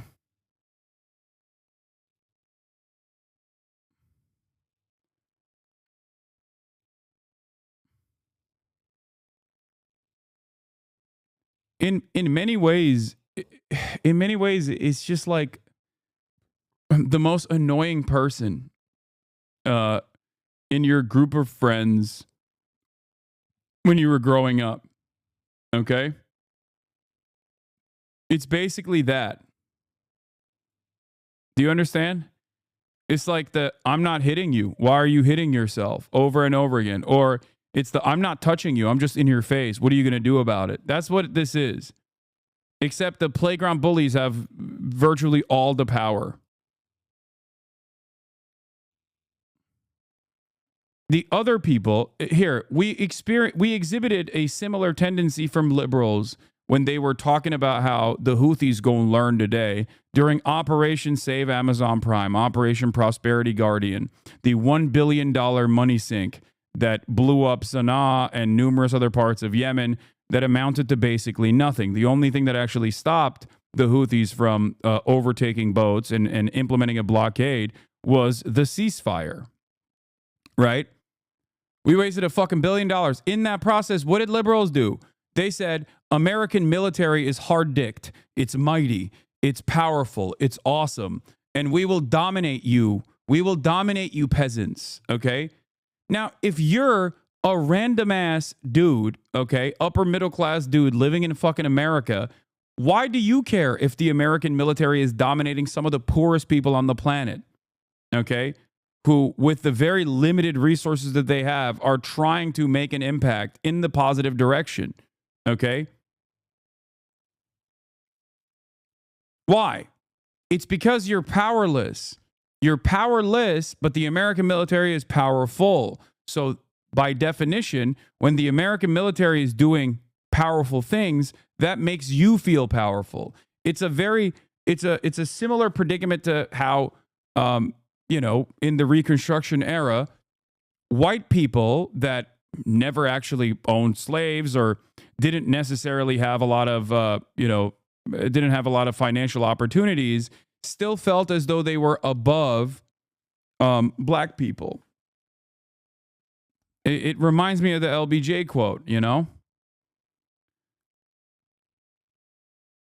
When you have nothing, when you have no power whatsoever, when you're constantly angry, you look to others that have less than you and match up against them to make yourself feel powerful.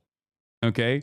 And that's precisely what these guys are doing as well. The people that take a lot of joy out of all of the things that Trump engages in. People that actually find so much tremendous joy in quote unquote owning the libs and like DEI is being ousted or whatever. It's because they just have nothing. They have nothing, and they feel like their resentment is being expressed by Donald Trump.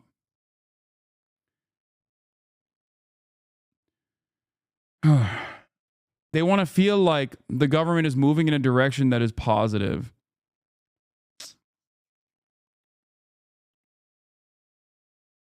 Anyway, Steve Bannon on Jordan Bardella's CPAC cancellation over Nazi salute. He's a little boy. If he cancels because of what the mainstream press says about my speech, he's not fit to lead France. Yes. After Steve Bannon hit the Nazi salute, Jordan Bardella canceled his speech, his CPAC appearance. Okay. For the white media? Jordan, yeah, for the French media. Hi, I'm Claire Mignon with LeBron. Jordan Bardella canceled his intervention today. He's unworthy. If he canceled it over what the mainstream media said about the speech, he didn't listen to the speech. If that's true, he's unworthy to lead France. He's a... Yeah, it's because the nationalists are trying to actively make themselves seem like the normal party. That's it. The Nationalist Party is trying to move away from being like the far right, being perceived as a far right party. And in many ways, because of Macron's capitulation to the anti-immigrant sentiment and anti-Islam sentiment in France, the far right party has become like, or at least the things that they're advocating for have become the normative position of many French people. That's it. That is the real reason why they also actively avoided aligning with the AfD, for example. It's not anti-Islam. What? Yeah. Le Pen party try to keep mainstream far-right ideology. They do, and they have. They have successfully done so. Their politics have become the politics of the center, especially when you think about the immigration stuff and anti-Islam stuff. Like, that is literally Macron's position. Straight up. So they're trying to take advantage of that by because the Overton window is like firmly slanted to the right, to the far right on the stuff because of the centrists and the centrist capitulation. They are trying to, there are parties further to the right than they are, okay? And they're basically trying to say like, no, we are the new moderates. We are the new middle. What is this? It's not anti-Islam. It's people from Islamic culture, but Muslims are chill. Thanks, man. Yeah. Yeah, no, you're right. It's not. Muslims are chill. It's just that their culture is horrifying and barbaric. You're right.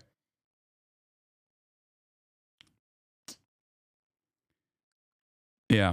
When Macron was talking about banning all matter of like Muslim garb, including, but not just the hijab, but just like shit that people wear from countries that have Muslim populations, and directly said it's because it's a scary thing, that he was actually the Kufi. He was just actually not being anti-Islam. He was just against Islamic culture.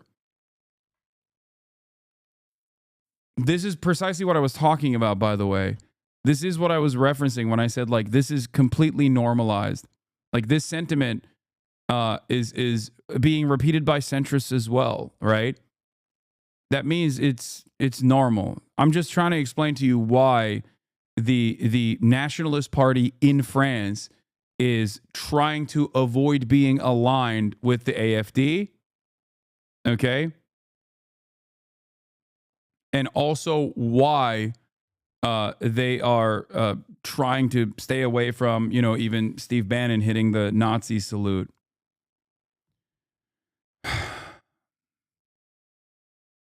because they want to be seen as like a normal right-wing party.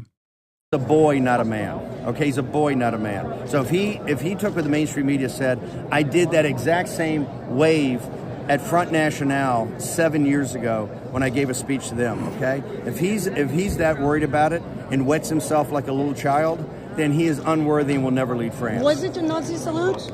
No, it's a wave. It's a wave like I did all the time. I did. Yeah. No, it wasn't a Nazi salute. Come on, it was a wave. Yeah, again, entertain the conversation, please.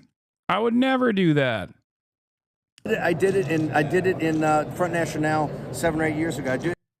Jordan Bardella is part Algerian and he was a teacher of migrants a few years ago. He's not really a radical at heart. Yes, he's the face of the nationalist movement. He is supposed to be the more appropriate face because he doesn't have Le Pen's stink associated with it. Okay? Because Le Pen's lineage is straight up Nazis and Nazi collaborators. So he is supposed to be the younger face of the party because the party, despite retaining a lot of the nationalist and pro-Nazi attitudes that they have, are actively trying to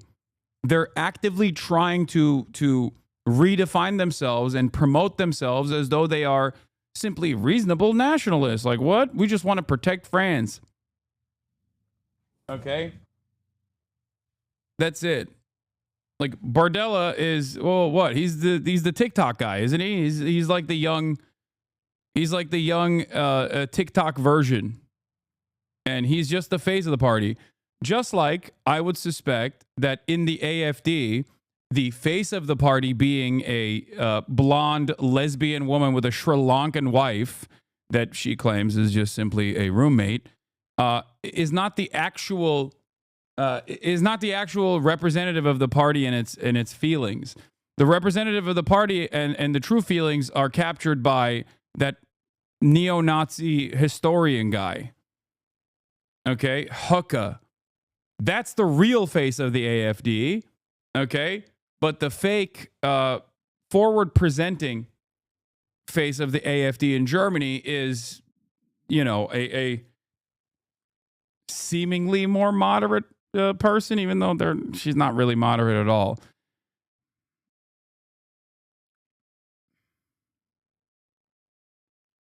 Thugs from Islamic culture aren't Muslim. That's what I mean. Islam promotes peace and respect. Thugs from Islamic culture aren't Muslim. That's what I mean. What are you talking about, dude? What do you mean thugs from Islamic culture? What are you saying?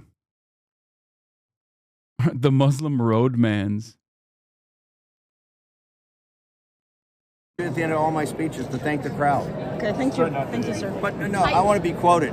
He's a little boy, not a man, and only men or women of... Yeah, only men and women will be brave enough to be able to hit the Nazi salute.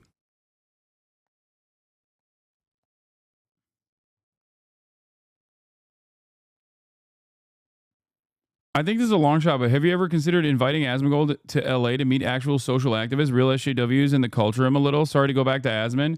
No, I haven't thought about that because I think that even a normal conversation with Asmongold at this stage is completely lost. Okay, there was a point in time when that could have happened, but I think that he does not care. I'll be honest. I don't think he is a convincible person. I think he doesn't necessarily care. He's nihilistic about his approach to politics. It's just content. It's pure content, and it's also pure content that actively gives him a massive fan base. Why the fuck would you stop doing that if you're, if the only thing you care about is relevance, and this is giving you that thing that you care about more than anything else, then yeah, you're not going to stop it. And I think he's been very clear on that too.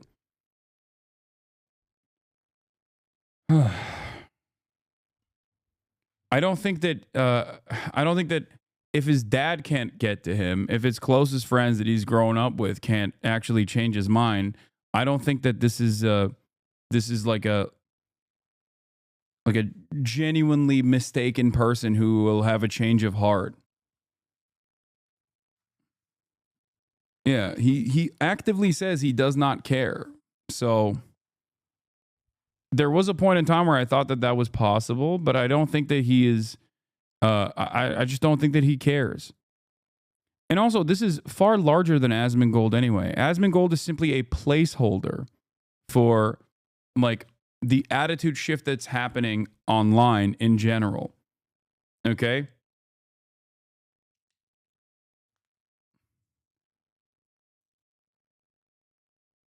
Like, if it wasn't Asmongold, it'd be someone else who would be doing like the I'm actually a centrist and I really like populism, but also Trump is a content machine, so I'm just gonna watch it in a positive way as chat keeps spamming W and based every time Donald Trump says like I'm gonna eliminate DEI and transgenders or whatever. Like, that's it. He respects you. I think you may be able to convince him. I think there was a point in time where he did, but I don't think I'll be able to convince him. You can't. What's the other quote where it's like, you can't change the mind of a person who makes money off of not having his mind changed. Like, what's the Upton Sinclair quote? You know?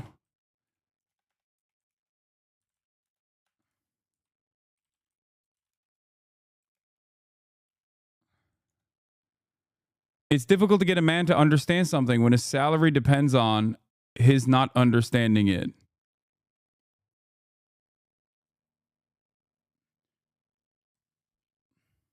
Well, you've said yourself that Asman doesn't care about money. Yes, it's not about the money for him. It's more so about the relevance aspect.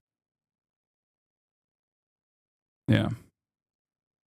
Substitute money in that situation for relevancy and you'll understand it.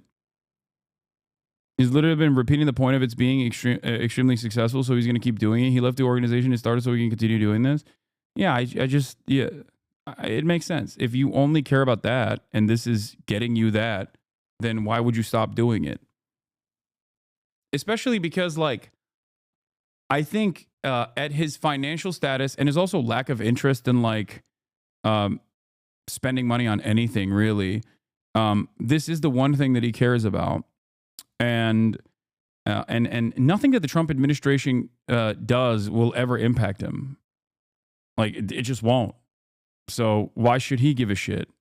And if if it harms people in his audience, he still doesn't give a shit. You know what I mean? And those guys are actively championing this demise. So that's it. This is the cold hard truth of the matter. Okay. What about banning video games? I don't think Trump is going to do that. And on the liberal side, you have people who present themselves as champions of progress, who have like selfish and very deeply personal vendettas against someone like myself. So I'm catching it from all aspects in that regard. That's why everywhere you go online, there's people on the right that obviously don't like me because I'm fucking, commie hypocrite, socialist who's rich. Fuck this guy. He sucks. He mustn't believe what he's actually saying. But then also on the liberal side, because people are completely devoid of any interest in like truly championing policies and instead operate on a team sport mentality, they get primed by their favorite liberal content creators into also thinking the exact same things. Like, oh, Hasan is a rich hypocrite socialist who's a fake socialist and he's grifting. And he's bad. He hates America. That's it.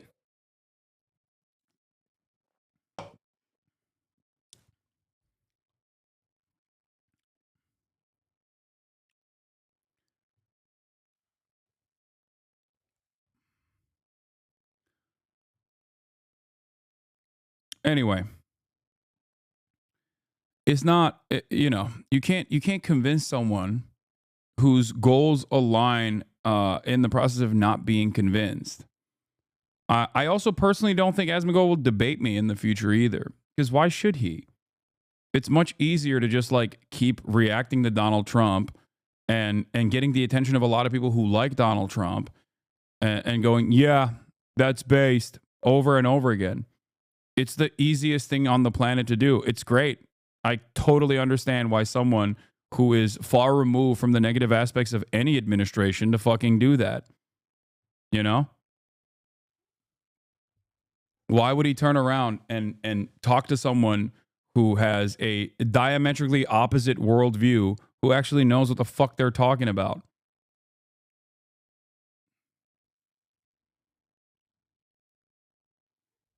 You know?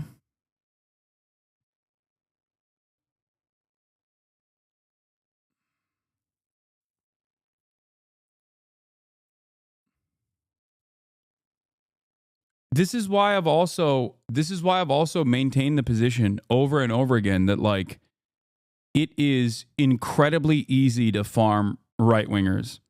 Okay? It is unimaginably easy to farm right-wingers. It is the easiest grift of all time. And this is precisely the reason why nobody fucking quote-unquote grifts to the left. I believe it was what is this? As much as I hate to say it, I feel that after the nuke, whatever vid, a lot of people changed their view on you, in which is shame, because a lot of the, if not most of that vid is so out of context. No, it's not that. I mean, there are certainly a margin of people that, are just like completely, truly oblivious to global politics in general, that will move away at the behest of their favorite content creator. But ultimately, I don't think that actually changed the dynamic at all. If it did, then people wouldn't be actively brigading every single thing that I do in an effort to be like, hey, don't listen to this guy. He's a really bad guy. You know? Most people don't know who Asmin or Hasan is. It's all content. Yes, there's also that aspect of it as well. I've heard from like, I think it's maybe a little suspicious that the overwhelming majority of my naysayers are people who just have no political associations, or have right-wing political associations in general, and don't necessarily understand politics at all. They don't understand my politics, but they don't understand politics at all. It is always from the aspect of drama.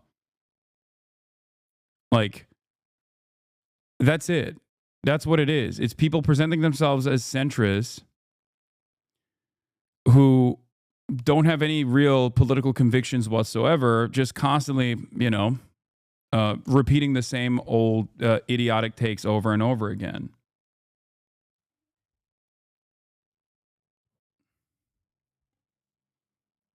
Because if they did, they would probably lock in. Like, if anyone was a remotely serious person about politics, if they truly weren't just like drama farming content creators, I suspect that they would spend more of their time right now trying to actively find ways of combating the incoming administration and all of the devastating actions that they're engaging in. Like, when you got migrants being shipped off to Guantanamo Bay, and your battle that you are waging is against the dude who you on paper agree with like 99% of the time, you're probably not very serious about things.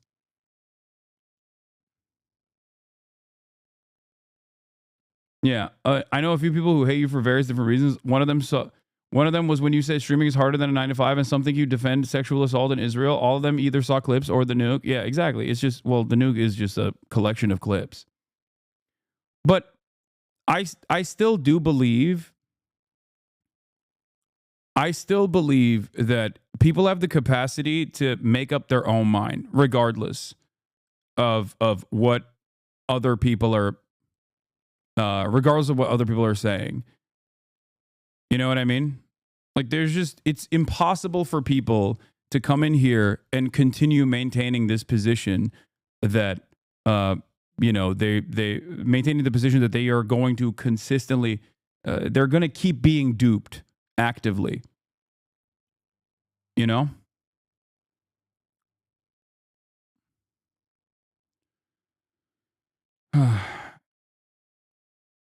Anyway, your haters always attack your character and appearance, but never your actual political takes, which I find weird. Not a single counter argument, but bah, terrorist supporter because someone says so, bah. Exactly.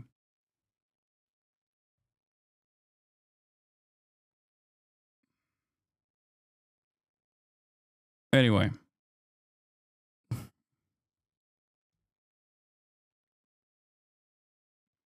I think it's a little bit of a good thing depending on which audience is reacting. Like, at least they are being wary of content creators in general, because so many of them are just marketing things to you or total fakes. No, I don't think people do that. My point is, I think drama, and I've said this a lot, drama is a very palatable way to consume politics, because politics is otherwise very boring, or even worse than boring. Politics is really scary and sad, especially when you feel how powerless you are. And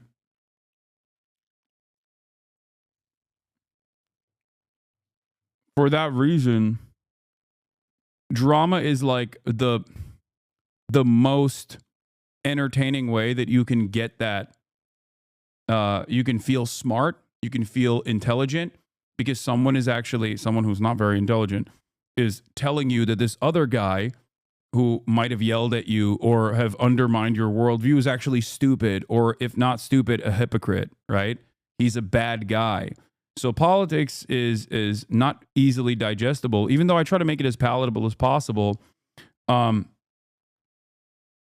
These guys actually just only care about the drama aspect and the algorithm boost that they get from it, and will very actively garner the attention of people who also aren't necessarily interested in the policies, whether it hurts them individually or not. So they gravitate towards the drama aspect of it. Everyone's got a different method. My method is to have fun while covering horrifying realities. I try to do that to the best of my ability. I think I do a pretty decent job with that. You know?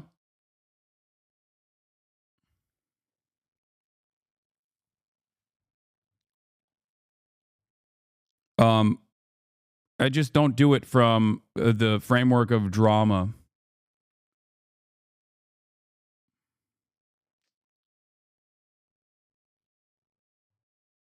Hasan, I deadass made an alt account because you banned me for like 5 years for one well-written and thought-out message. You are a bend-over shill who loves semen in between his nostrils when he eats cereal, so when it drops down on the bowl, he mixes it into the milk and eats it, hoping to forget the terrible atrocities that he has since feasted upon. Shalom. Huh? Do you think you just convinced anyone here that you actually had you just basically proved why you probably got banned 5 years ago? That's so strange. Like, why have you maintained a 5-year-old grudge?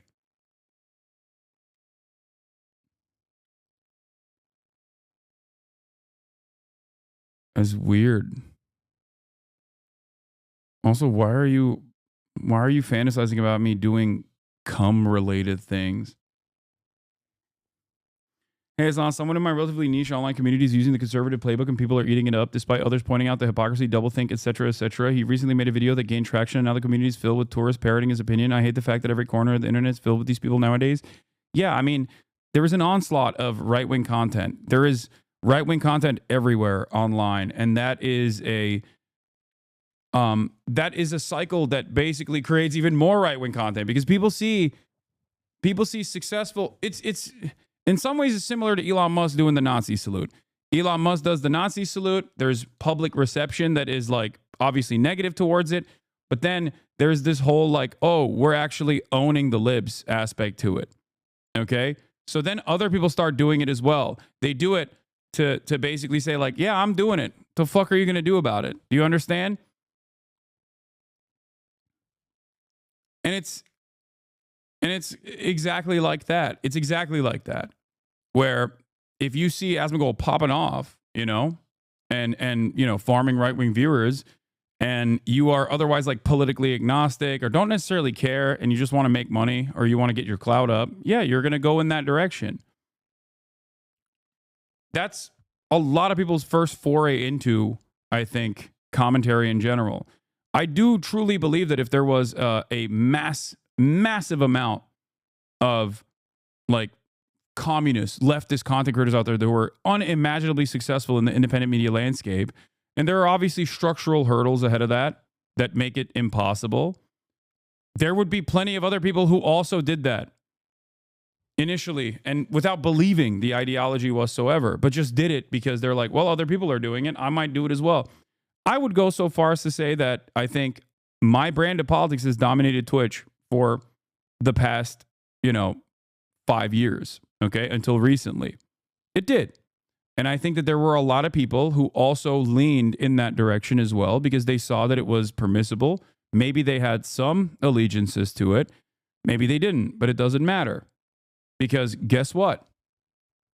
The people who weren't real believers, okay, the people who were not real believers of this kind of thing very quickly moved on and no longer, and openly demonstrated that they actually have right-wing opinions as well. What? What the fuck? Oh, he's just insane. Raise your hand if you have an ex-girlfriend that you wish you could beat the fuck up. Dude, yeah, okay. This person came in saying like they had a truly normal grievance that was not addressed 5 years ago, and then very quickly explained exactly why we fucking banned him. Jesus Christ.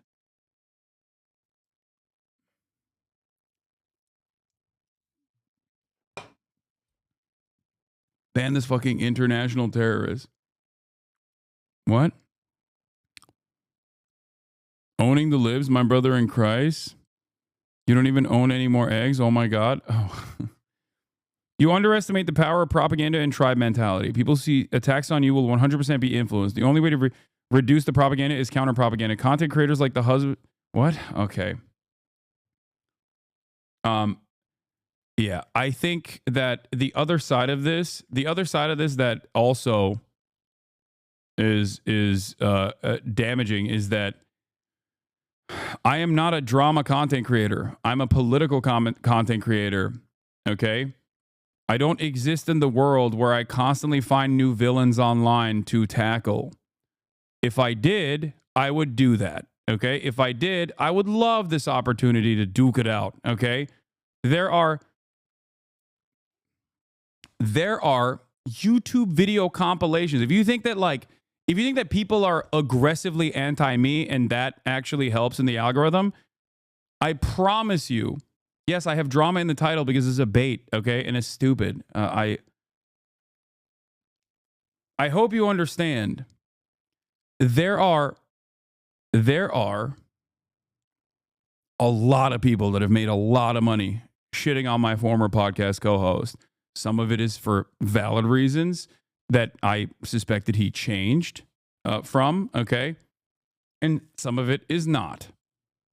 But it doesn't matter. What matters is if you're exclusively interested in the drama of it all, there is a million things that he has in his background that people have fucking regularly garnered millions of views over.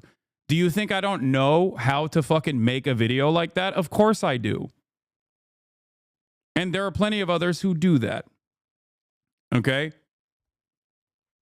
The reason why I don't do that is not because I'm some incredibly moral person who's above it all, even though I do think there is, I don't care to entertain this kind of shit, okay?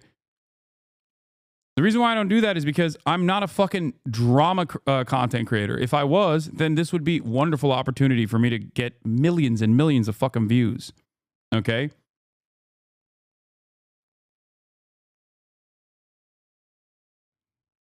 The more I cover drama, the more I move away from what I want to cover, which is what the current government is fucking doing to the administrative state.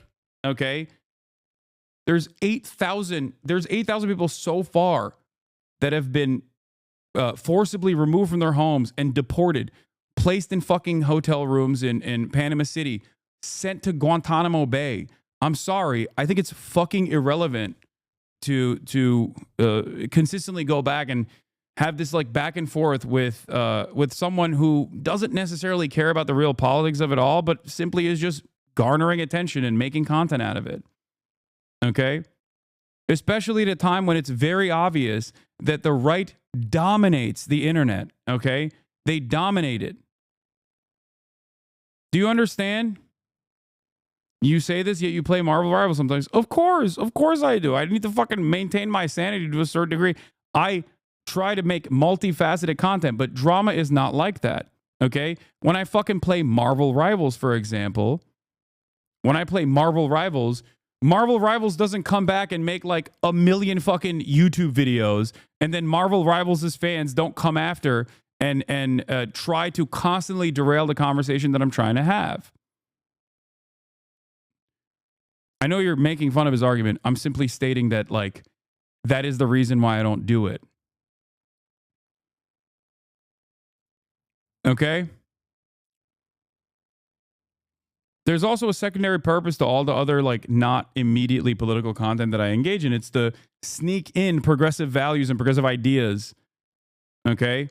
And make them normal.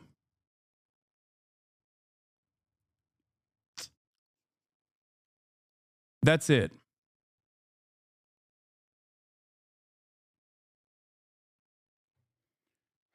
I think your values... What?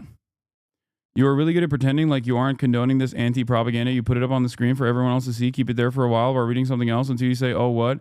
And then give your rational response. Why was that pinned, though, mate? Maybe because I didn't fucking read what he was saying. And then I also actively explained why I don't talk about that sort of stuff. Are you not... See, this is what I mean. You're not here to listen to what I'm saying because you don't think I'm honest. You don't think I'm a decent person, which is fine. Okay? You do not think I am an honest or decent person. You think I'm a bad person. You think I'm an ontologically evil person. There's not much I can do in terms of like convincing you that your opinions are shaped by someone else. Okay? That's it. I really didn't before, though. That's what I mean, chatter. Exactly. Now think. When you made up your own mind, you literally, if you were in here and you made up your own mind about who I am after watching me directly, you were fine. But then someone else told you, no, here, watch this person 15 seconds at a time as I frame it in a negative way. And you were like, that's it. That's enough for me. Okay? That's the point. How does that not help you understand? How does that not help you understand that, like, this is not a conviction that you arrived at on your own? It's someone else that told you that this is what you should think. Yeah, you got duped. It's fine. If you hate me, you hate me. It's all good. I'll still fucking advocate for your rights as well because it's not transactional. Okay? It's not supposed to be transactional.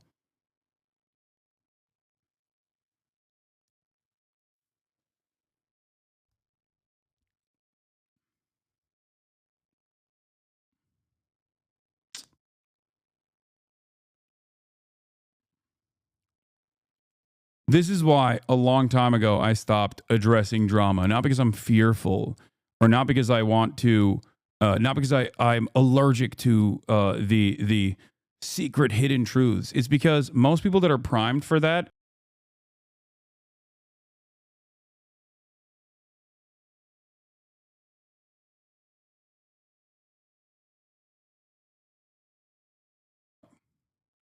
I'm effing. I'm back. Minor F.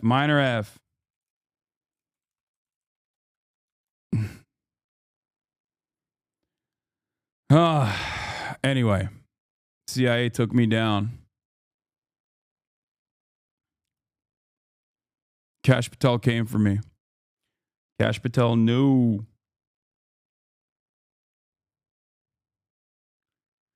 Do you, for the chatters who are actually thinking that like I'm legitimately evil and scared of the truth or whatever. Do you understand how this conversation devolves into completely unproductive shit, and that 30,000 people that come in here every day don't want to fucking watch me repeat the same points over and over again and defend myself seemingly? That's the reason why I don't do it. Okay? The truth is out there. If you want to see it, it's readily available. It's not a secret. It's out there. There's context for every single thing.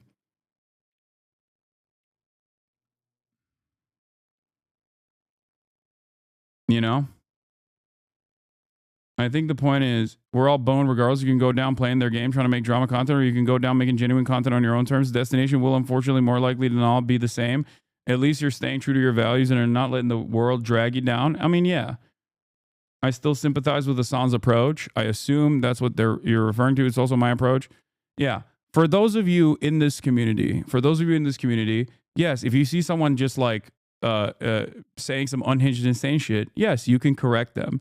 Do it in a gentle way. To be like, hey, look, here is the actual appropriate context for this. It's not correct. Okay? That's it. That's it. That's all you can do. There's a lot of these people. There are a lot of people who are duped by clips. No one has the capacity to fucking watch a 8-hour stream.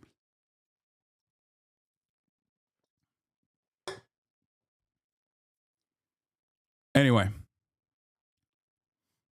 let's move on. Let's talk about this data analyst cooking Elon Musk. Musk thinks there's massive fraud in the government because a database has the same social security number twice. Who's gonna the fuck? tell him that a SQL database and an Excel spreadsheet aren't the same thing? Let me make this really simple. If you record some social security recipient's payment for July, and then I still think the Houthi music videos were fire. I don't care. My country also does similar propaganda like every other country. Yeah, I know. That's also ridiculous. Like the fucking music video that I showed Nick was literally a music video of them talking about being fucking endlessly bombed with American weapons by the Saudi government, which every single liberal saw as a man-made famine and a genocide because it was Donald Trump who was overseeing it, but now seemingly have forgotten after Biden considered them to be public enemy number one and reinstate their terrorism status. So, you know, miss me with this bullshit. I fucking watch propaganda videos or musicals from virtually every goddamn nation or even militancy group, just like the IRA.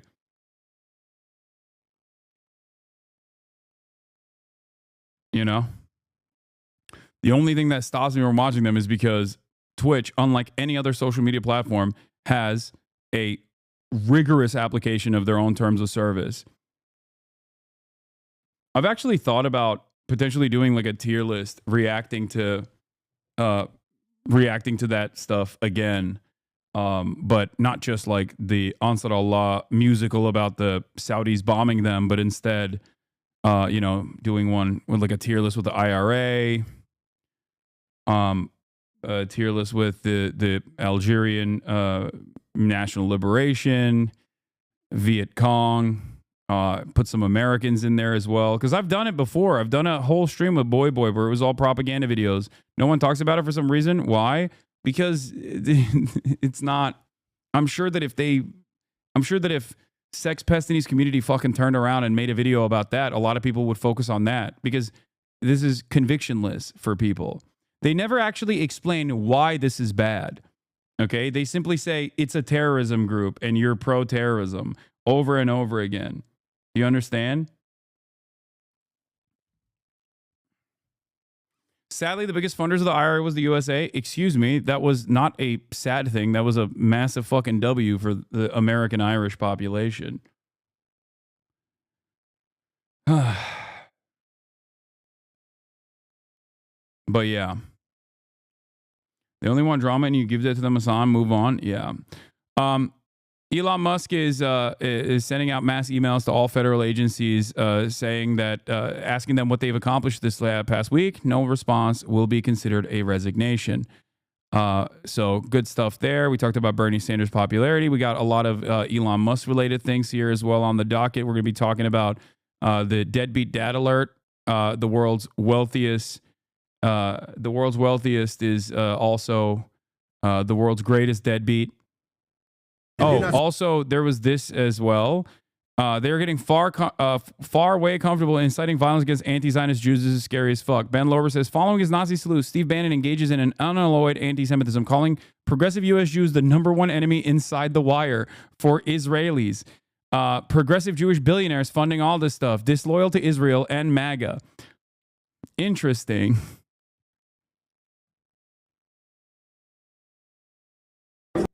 Where are you from? I was born in Jerusalem.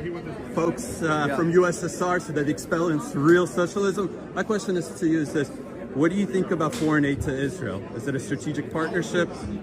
Israel is a partner of the United States, but people in Israel got to understand something. The #1 enemy to the people in Israel are American Jews that do not support Israel and do not support MAGA. Okay, MAGA and the evangelical Christians and the traditional Catholics in this country have Israel's back. They have the Jews' back. The biggest single enemy to the Jewish people are not the Islamic supremacists. The biggest enemy you have is inside the wire. Progressive Jewish billionaires. The biggest enemy to Americans, the biggest enemy to Israel is American Jews, progressive American Jews. I mean, not completely incorrect when he says that from the perspective of a fascist government in Israel. Yeah, they also see it that way too, for sure. Can you please enable background audio? No, dude, what the fuck? I have a noise gate that's good for a reason. It's so that you don't hear my fucking mouth noises and shit. The hell? That are funding all this. Also, I don't know who a progressive billionaire is. That part is ridiculous. I think that's him trying to be the populist when he says progressive billionaire Jews. What a ridiculous thing to say. Stuff. They are the #1 enemy, and the people in Israel have to set that right. Because MAGA has your back, traditional Catholics have your back, and evangelical Christians have your back. We will always have the back of Israel. But I got to tell you, you have an enemy inside the wire. Insane. Bannon has always been a strategic coalition builder for MAGA and the global nationalist movement. That means naming the right enemies. To cement the dominant coalition between Christian nationalists and the Israeli and American Jewish right, dissenting Jewish voices must be neutralized. That means 80% of American Jews who oppose MAGA, and for most Bibi, are labeled an enemy within, corroding the Judeo-Christian West through betraying Israel and funding progressive causes. Years of scapegoating Soros and globalists paved the way for this. And since 10/7, scapegoating groups like JVP has lent it a sharper edge. Many centrist liberal American Jewish leaders have certainly participated in the latter and so have helped undermine their own position, emboldening a MAGA movement arrayed against them as well. This is something that I actually talked about on the Bad Hasbara episode, where America is a nation built on Judeo-Christian values is a relatively new propaganda item, okay? It's a post-9/11 statement. Before then, ain't nobody was saying that, okay? So right-wing, ultra-Zionist or even liberal Zionist American Jews weirdly think that there is some semblance of allegiance here, not realizing that the Judeo part can be deleted from that conversation just as easily as it was slanted there. And it's very strange that it's just very strange to me that people don't realize that. And unironically, every single person who has a pro-Israeli sentiment that consistently ties what Israel is doing to Judaism because they think it's a solid defensive posture is unironically advocating for more anti-Semitism in this country. Okay? That's it. That's it. Israel, as it stands, is a fucking far-right nationalist government. It does not matter what their religion is. That is all Israel is a ethno-nationalist, fascist government. So if you are a progressive Jew or Christian or Muslim, it doesn't fucking matter, and you look at that and you try to defend it, you are not realizing that you're playing a very dangerous fucking game.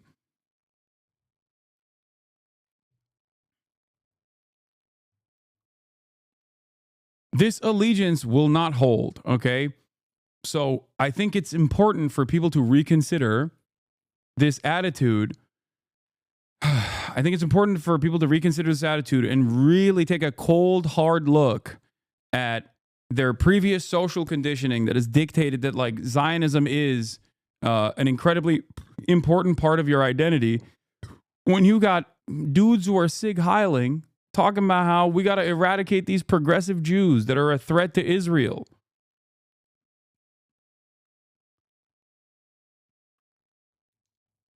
It's shocking that people don't understand. It's shocking that people don't understand that these guys are simply fucking lying when they say, "Oh, we love Jews, we love Israel." I mean, they do love Israel, but they certainly don't love Jews, okay? That's why what the ADL does is horrifying.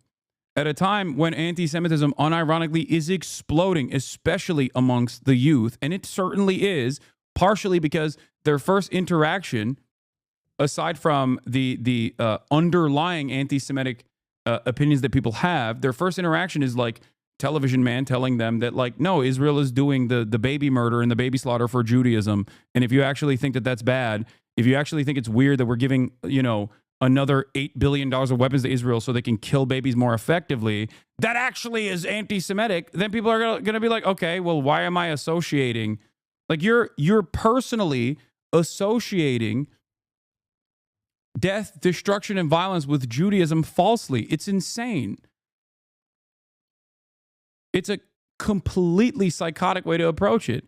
It's like if I, as a Muslim living in America, was running around being like, excuse me, ISIS is the true Islam, and you're being quite Islamophobic for not being on board with ISIS.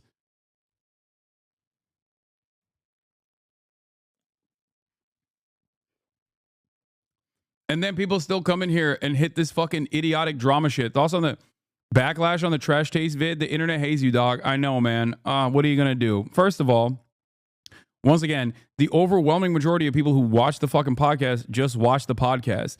Do you think it's reflective when a 2-hour podcast is posted and instantly it's swarmed with thousands of comments from people who are like, I'm a longtime fan, even though they're writing, they haven't subscribed to the fucking podcast at all, writing for the first time ever? Great. I'm glad that,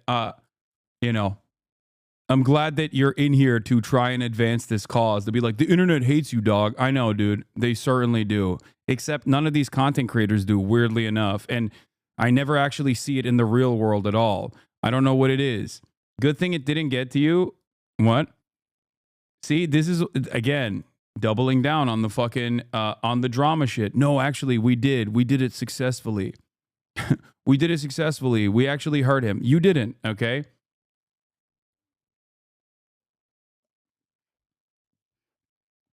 Yeah, other episodes get 1,000 comments on average. This one already has 10,000 comments. Surely it's all Trash Days fans, and it's not being actively brigaded.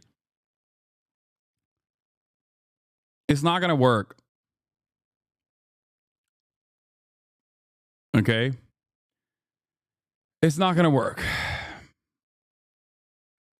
Anyway, initiatives like Project Esther, scapegoating the Palestine Solidarity Movement and the broader left, including Jewish left, as anti-Semites and civilizational enemies, serve the same function. Anti-Semitic conspiracies claiming to uncover the real anti-Semites, a maddening inversion.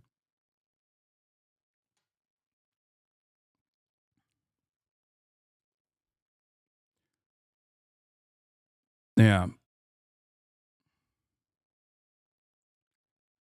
Anyway, this is the new meta, okay? It's just simply not going to, it's not, what is this? A searing and spot-on indictment? Backsliding into fascism just 80 years after World War II is like failing an open book test in a room where the answers are written on the board and are also constantly being read out loud over a loudspeaker. Yep. Yeah. We got incredibly powerful dudes doing Nazi salutes on Maine, okay? And then other people also doing it just to, goad people into being like, look at how based I am. We're putting people in camps. We're gutting government agencies that can check their power. There's blatant racism everywhere, bigotry everywhere, okay?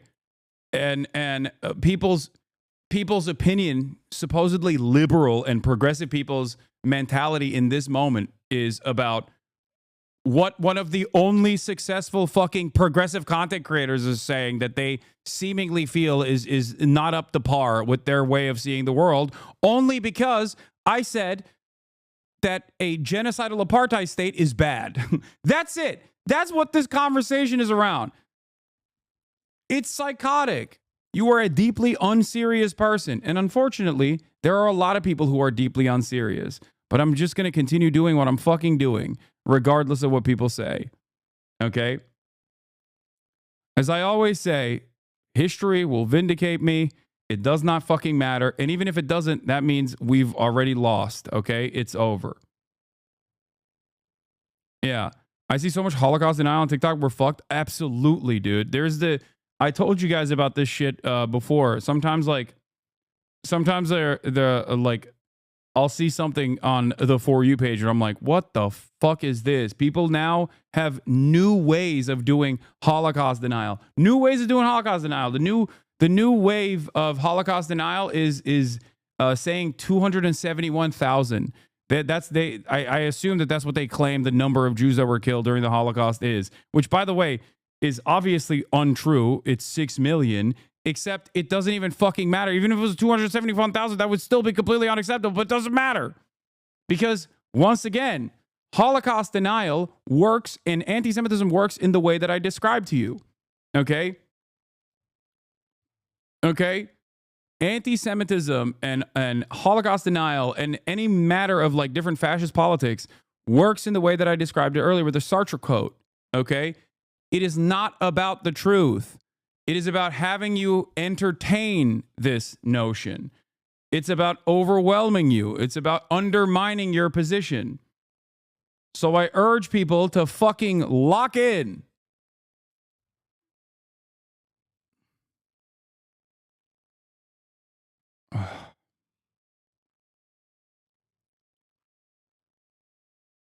I do sometimes feel like I'm just out here, not alone. Okay.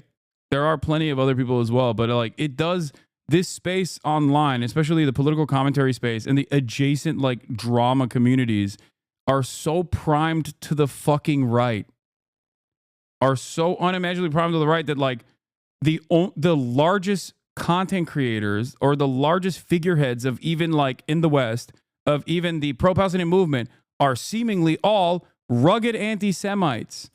Holocaust is fake as fuck, bro. There you go. Okay. See, this is what I mean. They find themselves in here as well. If anything, this anti-Semitism is good in the sense that it exposes Israel's hypocrisy and will bring pressure on the apartheid. It's just that, what? No. What are you talking about? How are you so sure history will vindicate the Palestinians? History is written by the victors, not by who was the most moral or right. The fuck do you mean? No, anti-Semitism does not actually cause people to understand what Israel is doing as a wrong thing. You have to be delusional if you think that. If the first principles that you apply in the situation are completely out of whack with logic, then you're not going to arrive at the correct position. No, the notion that like anti-Semitism will cause people to resent Israel is fucking idiotic, especially because, one, there are more anti-Semitic pro-Israel people in the United States of America and all around the world than there are Jewish people across the board, whether they are pro or anti-Israel. Okay? I've described this a million times over. Evangelical Zionism, comprised almost entirely of anti-Semitic people who are incredibly pro-Israel, is a far larger number of people than the number of total Jews on the planet, regardless of whether they're pro-Israel or anti-Israel. Okay? There is a reason why Benjamin Netanyahu feels so comfortable aligning with right-wing anti-Semitic fascists all around the globe, because it's short-term thinking that plays alongside the fascist nationalist project that Benjamin Netanyahu has. Okay? It's deeply associated with the existence of Israel. If anti-Semitism grows in the West, that means more Jewish people will think, oh, the only way we can survive after centuries of anti-Semitic purges, centuries of pogroms, and the fucking Holocaust, the only way we can survive is if we're a strong nation that is constantly dominating others.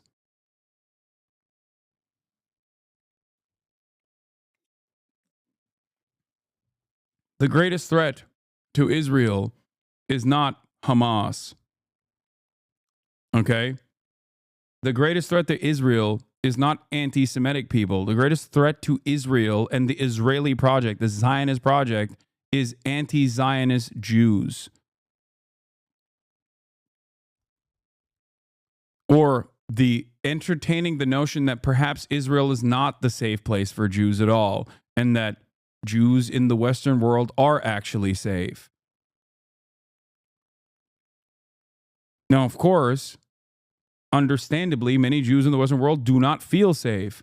They don't feel safe because anti-Semitism is rising. When they don't feel safe because anti-Semitism is rising, then lo and behold, they find themselves in the throes of all of the social conditioning that took place when they were growing up. This is a very dangerous gambit. Just like I said, I was correct, unfortunately, that Kamala Harris was entertaining a very dangerous gambit when she paraded fucking Liz Cheney, thinking that they were going to be able to create a new coalition.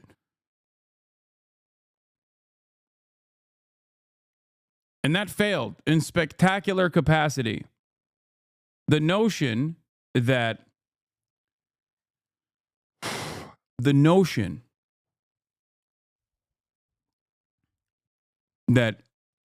this false association of Israel and Judaism will actually create even a stronger position for Israel to exist in the violent ways that it does, as in an apartheid state conducting a genocide, and that this will continue, and that this growing anti-Semitism will never turn on Zionist Jews by ironically anti-Semitic evangelical Christian Zionists is silly.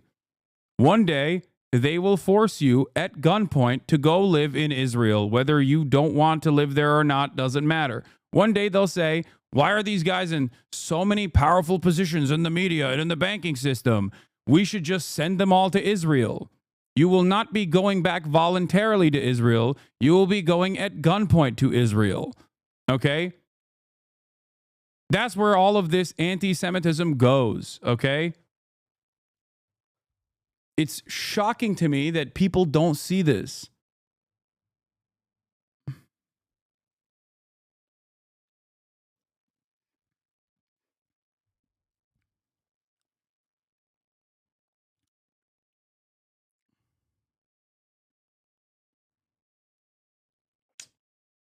Most of the Jews want to live in Israel. Yeah, okay. How can you say ISIS is the same as Zionism? What did you think about the Bibas family? How can you say that ISIS is the same as Zionism? I can say it because ISIS is a non-state actor, as a militant apparatus, was also engaging in a form of colonialism, destroying monuments, dominating the entire population in incredibly violent fucking ways. Israel has done the exact same shit that ISIS has done. And ISIS also was a false claimer of Islam, just like Israel is a false claimer of Judaism. What do you mean? That's why it's so funny when Israel was like, oh, Hamas is ISIS. Like, remember post-October 7, they were like, Hamas is ISIS over and over again. Israel is infinitely closer to both ISIS in ideology and the way that they operate, but also Israel has aligned with fucking ISIS rebel groups in Syria actively. They've actually given medical coverage to ISIS fighters. They've literally given guns to ISIS.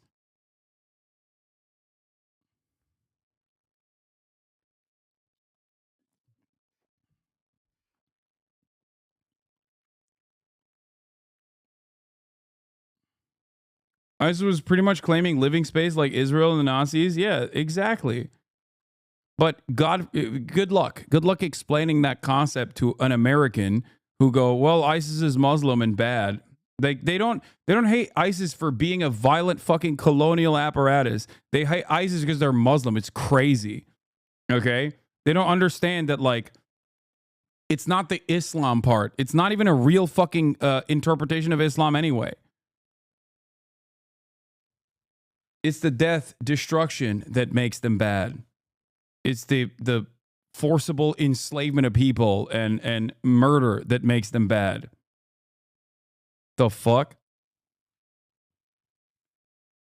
Oh. Turks are the main funders of ISIS because they want to dry Mesopotamia rivers for their own land. Yeah, I think that there's a little bit of a larger reason there. It's because America can't directly fund ISIS, and even though, you know, sometimes they'll still do that, but they can't directly seemingly fund ISIS, so they go with their NATO ally in the region.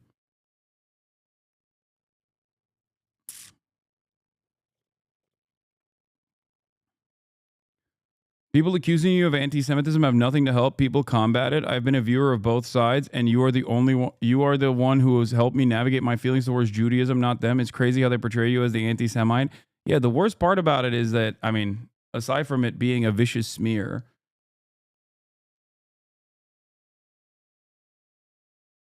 is that it's being entertained by people who know for a fucking fact that I am not.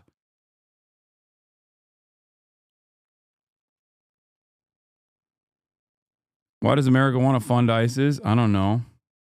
Maybe having an incredibly violent, destabilizing militia in the region is beneficial for their interests. It's the same reason as to why Western powers designed the Arab nation states that we know and understand as full-fledged nation states as ones that are comprised of multiple different ethnicities and religious backgrounds that will constantly be in a state of war with one another so that they are easily undermined and easily dominated. ISIS's interpretation of Sunni Islam is far closer to Saudi Arabia and the UAEs as opposed to Hamas, does not even include Hezbollah/Iran, which are diametrically opposed to ISIS. Yes. That's why it's like ridiculous when they would post 9/11, they were like, you know who's actually a part of the axis of evil? Iran. And the Iranians were like, what the fuck do you mean? We're what? 17 Saudi nationals out of the 19 hijackers, led by a fucking Saudi millionaire that was an American asset, does 9/11, and then their number one fighters in the region are also simultaneously a part of this like scheme. They're actually involved in it. What a fucking insane thing to say. But it doesn't matter because Americans are so fucking stupid. They don't understand it at all.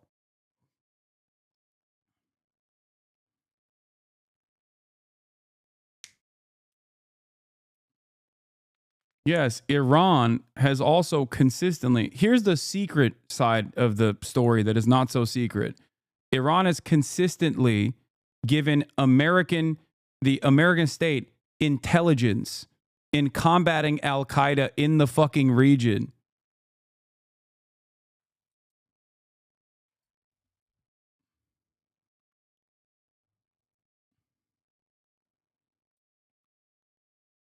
Yeah. And ISIS as well, yes.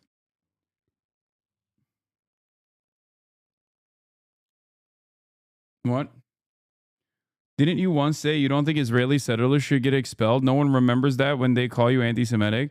Yes, because it is infinitely harder to portray me as a fucking anti-Semite that wants to kill all Jews in Israel when you realize that my advocacy revolves around a single secular solitary state. That is why that conversation is never had on those boundaries. When I advocate for a one state, I advocate to give Palestinians rights, okay? But of course, that is a very difficult conversation to navigate if you want to present your opinion as the correct one, okay? It's hard. Because the reason why you don't believe that that can ever happen is because you secretly believe that all Arabs are fucking barbaric rapist monsters and that if given the opportunity would kill every Jew in Israel. So when you openly say that, because that's your real opinion on why a one-state solution could never happen, okay, people will look at you and go, well, that's some Nazi shit.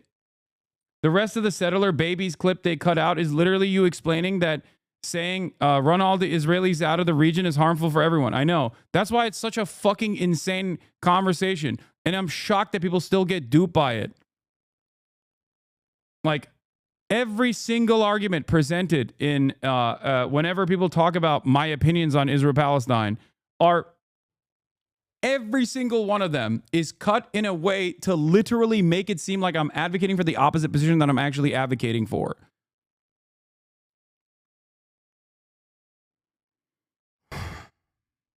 Anyway, I think that there is also a healthy amount of people who are also obviously pro-Israel, and this is their way of, attacking, seemingly almost only attacking pro-Palestinian voices. Some of those voices are actually anti-Semitic, for the record, as I have long maintained and talked about a million times over, but it does not matter. Anyway. Breaking news from Drop Site. After receiving all 6 of the living Phase 1 Israeli captives, Benjamin Netanyahu's government has postponed the scheduled release of 602 Palestinian captives, according to the Israeli press reports. The release, which was set for today as part of the largest exchange, is now delayed at least until the Security Cabinet meets this evening. A correspondent for Israel's public broadcaster shares these comments from Israel's Defense Minister Katz, explaining the delay. We are deeply saddened by the fate of Shiri Bibas and her sons Ariel and Kafir, who were murdered with unparalleled cruelty by Hamas terrorists and their accomplices. We cannot pass over this terrible and horrific act as an agenda item. We must do everything to bring all the kidnapped, both living and dead, home and ensure that the rule of Hamas monsters in Gaza is destroyed and no longer poses a threat to our citizens. Okay? Hamas has accused the Israeli Prime Minister Benjamin Netanyahu of sabotaging the Gaza ceasefire agreement, saying the Israeli government is not engaging in negotiation for the second phase of the deal, due to end on March 1st. Yeah. There's also more information specifically on the Bibas family as well. Here it is. The Bibas family has stated that they have received no official details about how their loved ones died and have asked the media to stop publishing unverified reports. Their request comes after Israeli military spokesman Daniel Hagari claimed in a televised statement that Hamas militants did not shoot the 2 young boys. They killed them with their bare hands. He further alleged that militants then committed horrific acts to cover up the atrocities. Hagari said this assessment was based on forensic findings from the identification process. What? Did you see that people in Lebanon are getting random messages in Arabic and Hebrew? Okay, hold on. We'll get to that in a second. Hagari said in his assessment that forensic findings from the identification process and intelligence that supports these findings, adding that Israel had shared this information with the international partners, but not a shred of evidence was shared publicly to support any of these claims. And, it appears, not even with the Bibas family. Any publication of details, including reference to the treatment of the bodies, is against the family's wishes, and we ask that this be avoided, a statement by the family said. The family has not yet received any such details from official sources. This complete lack of proof did not stop various prominent figures and media personalities from uncritically repeating the Israeli military's claims. Governor Kathy Hochul also, pushed for it.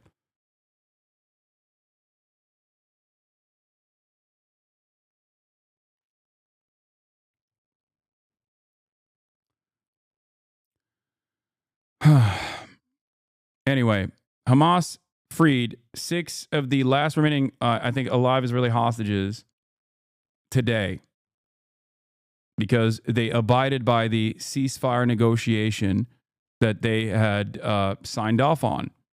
Israel, on the other hand, is deciding to renege on the ceasefire negotiation. More than 600 Palestinians and their families remain in limbo as Israel delays their release without explanation. Families wait in the cold and rain, some in Ramallah, others in Gaza, and over 100 prisoners' relatives in Cairo, where they face exile, while Israel's security cabinet, convened by Netanyahu, stalls on a decision. The cabinet is reportedly discussing whether Israel withdraws from the Philadelphia corridor and extends phase 1 of the ceasefire instead of moving to phase 2.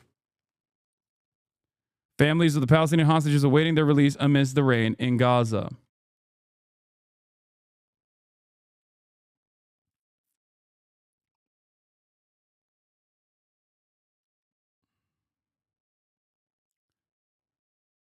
That's where we're at now. Now let's take a look at how the hostages were released. I wonder if Western media will actually show the release videos, because there was some interesting sites that were disconcerting for the Israeli state and their project overall. But let's see. Holy fuck, that's so loud. I apologize. Family and friends, today was Liberation Day. 16 months of pain endured by Omer's sister turning into joy. Every hostage release, every scene like this one, proving this ceasefire's worth. Though whether it continues beyond next week is anyone's guess. Omer was among 6 released by Hamas in Gaza this morning. The 6 are the last living hostages to be returned in this ceasefire's first phase. The 22-year-old was paraded on stage. He'd been kidnapped from a music festival, and yet remarkably, he kissed 2 of the men who had been...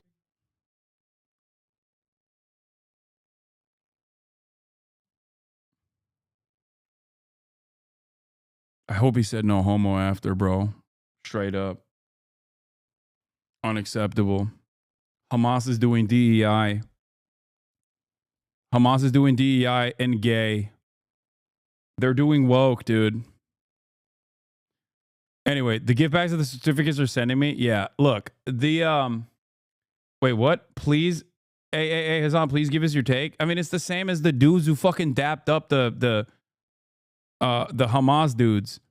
The dudes who dapped them up in the first ceasefire, do you not remember? And everybody freaked the fuck out about it, and they were like, "Oh, they must be drugged. Hamas is giving them drugs." And that's why they're dabbing him up. Hamas gave them the drugs that make you dab up Hamas. It turns out that there is a new, even scarier drug out there that Hamas has in their hands. It's called the drug that makes you kiss Hamas. Been holding him.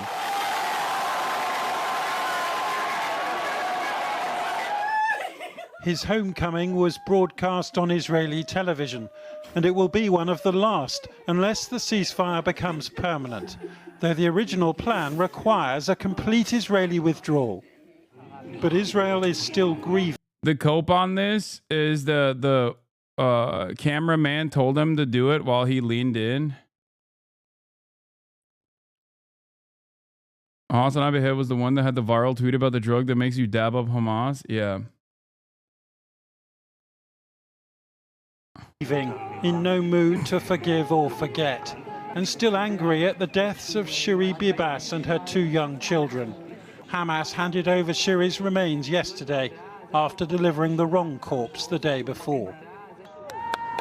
For all today's celebrations, Israel's Prime Minister has not committed to that second phase of withdrawing troops. Doing so might well lead to the collapse of his coalition government. So imagine how scenes like these look to the families of the 30 or so hostages who are alive and still missing, wondering if the war is about to resume, denying them this moment. Matt talked about this on Bad Hospital too. He said no matter what Hamas does, people assume an underlying truth about it. They're drugging the prisoners. They're forcing the prisoners to wave and be happy. They're releasing the prisoners in crowds to intimidate them. They're parading them on stage. Yeah, no, that wasn't Matt. I talked about that.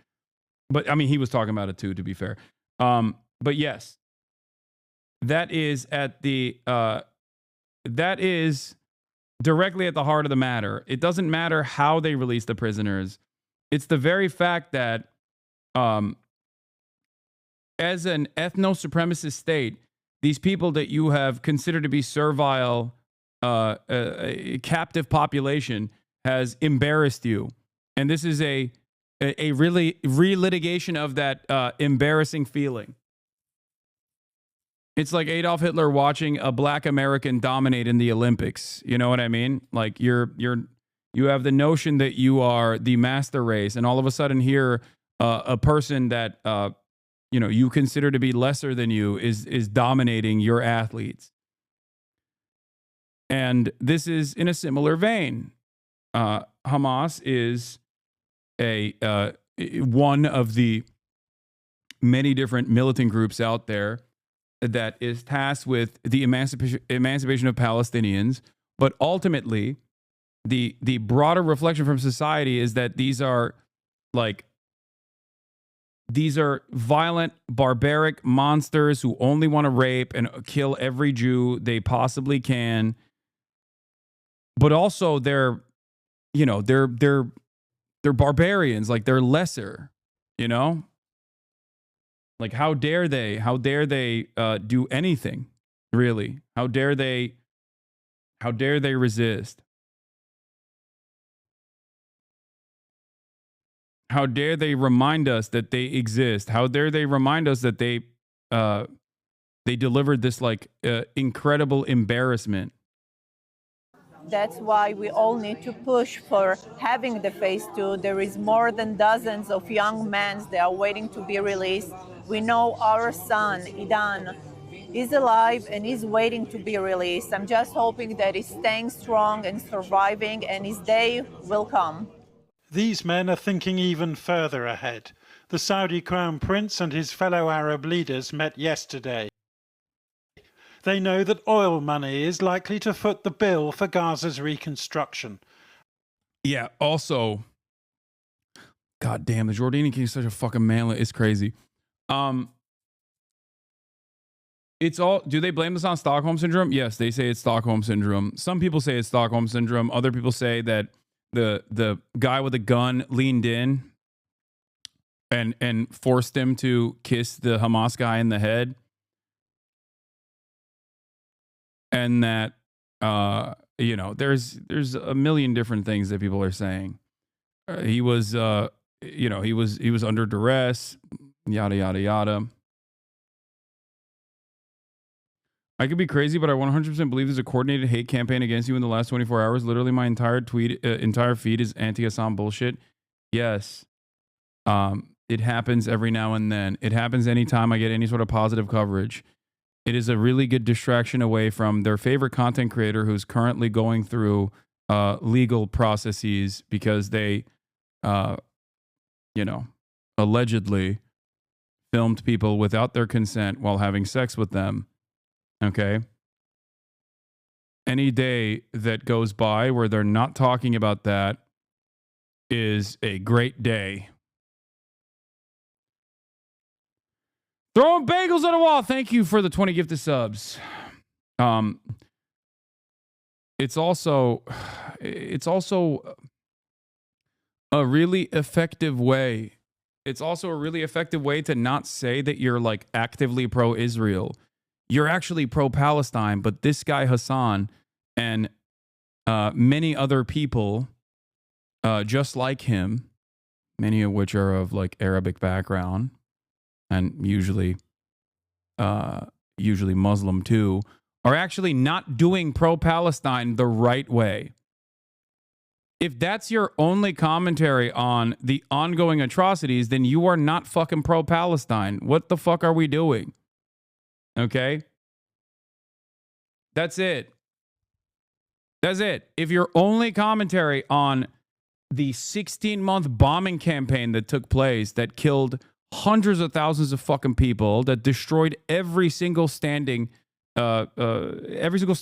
structure in the Gaza Strip, as the Trump administration is entertaining the notion of full tilt ethnic displacement, which is genocide, okay? And your only commentary on this is literally always to attack the people, the very few people online who are not scared shitless into fucking submission to refuse to talk about this shit, then you probably aren't pro-Palestine. It's that simple.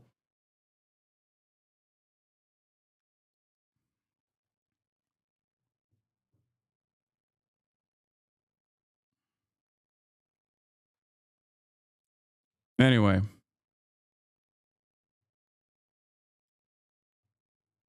I don't care.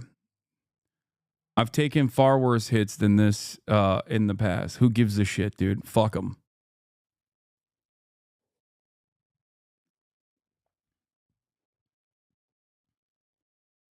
And that's the price to be paid for stopping Donald Trump from turning it into real estate.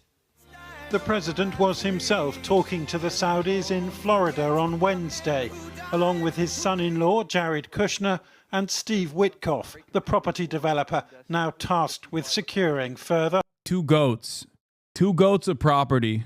Okay. Here you have two of the greatest of all time when it comes to property. Okay.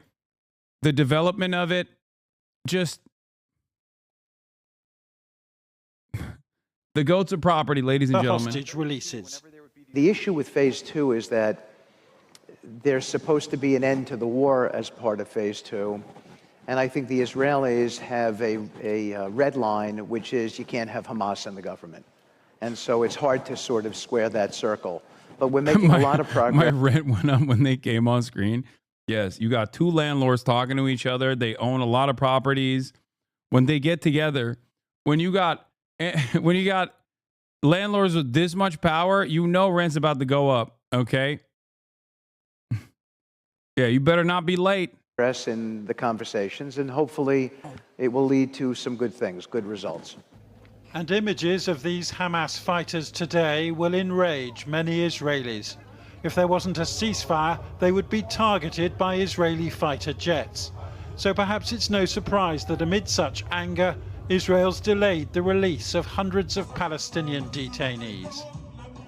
As for whether Hamas really will step down from power, well, it may be the Saudis and the Egyptians who give them no choice in return for rebuilding this. And then, maybe only then, will this current round of conflict end.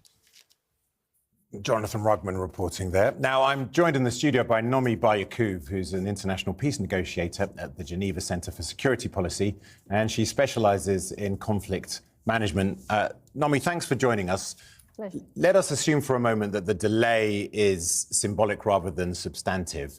Bring us up to speed with discussions around phase 2. So they're always symbolic and substantive. I mean, they're sort of flip side of the same coin. So I'd say there's a bit of both. Right. And I think we're also at the stage where Israel's very upset just to address the delay with the way that 3 of the bodies were treated. The bodies that 3 returned in the last 24 hours. The body of Shiri Bibas, the mother of the baby, and the 4-year-old. So it may be a reaction to the fact that the wrong body was the wrong body. Right. That was remedied, but also Israel's requested now a Security Council meeting on this particular issue Monday or Tuesday to discuss how to proceed. So that ties into the delay and ties into phase 2. Sort of everything is sort of interwoven here. And reportedly the UK and the US are backing the Israeli requests for a Security Council meeting on. To be honest, a lot of Palestinian prisoners in Israel are criminals, but the Israeli soldiers abuse them.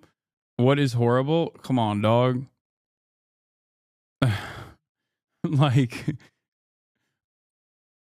they're okay. Look, your heart is in the right place, okay? But I will repeat this once again. If especially in the West Bank, Palestinians are not, I mean, you know this already. I suspect you might be Israeli, actually. And before people fucking yell at this chatter, shut the fuck up, okay? They're open-minded, and he says that a one-state solution is possible. The reality of the matter is, a lot of the Palestinians that are thrown in jail is, I mean, they're thrown in jail by the military. In the West Bank, they undergo a military tribunal. Many of them are actually wrongfully detained in a state of permanent detention. Like, the laws in the West Bank, and I think if you are Israeli, you know this better than anybody else, the laws in the occupied Palestinian territory of the West Bank dictate that if you're a Palestinian in the wrong place that Israel is designated as a place that you can't go to, you're technically in violation of the law.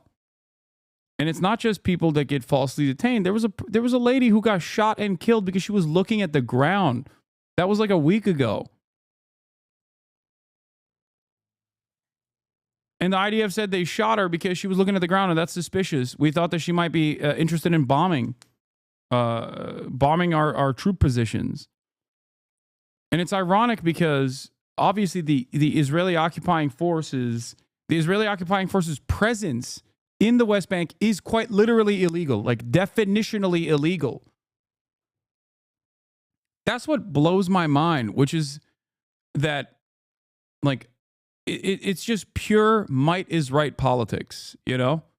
We're here, there's nothing you can do about it, and we are backed by the most powerful country on the planet, the United States of America. So it doesn't matter. We write the laws, we write the rules, and we get to do whatever the fuck we want. But how do you get to a single state without basically doing a Nakba on the other side? I mean, history has shown time and time again that this is actually how it works. There are many examples of this reality. Apartheid South Africa is a great example of this. Okay? That's it.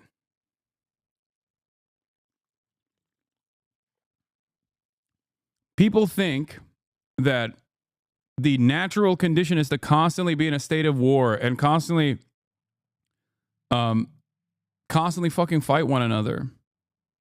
When in reality, the natural state of affairs is that people work alongside one another.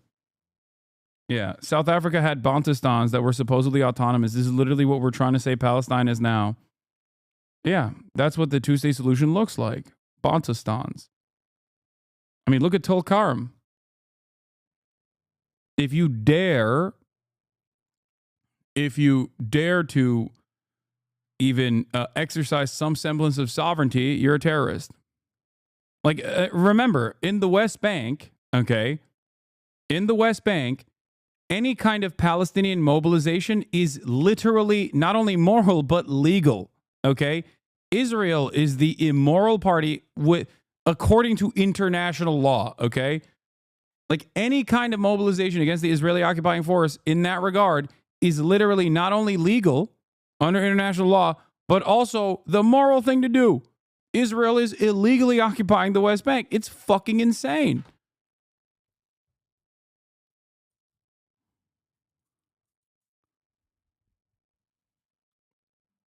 My advocacy is recognizing the reality, which is that this is a singular state currently. It's just an apartheid state. Okay? That's it.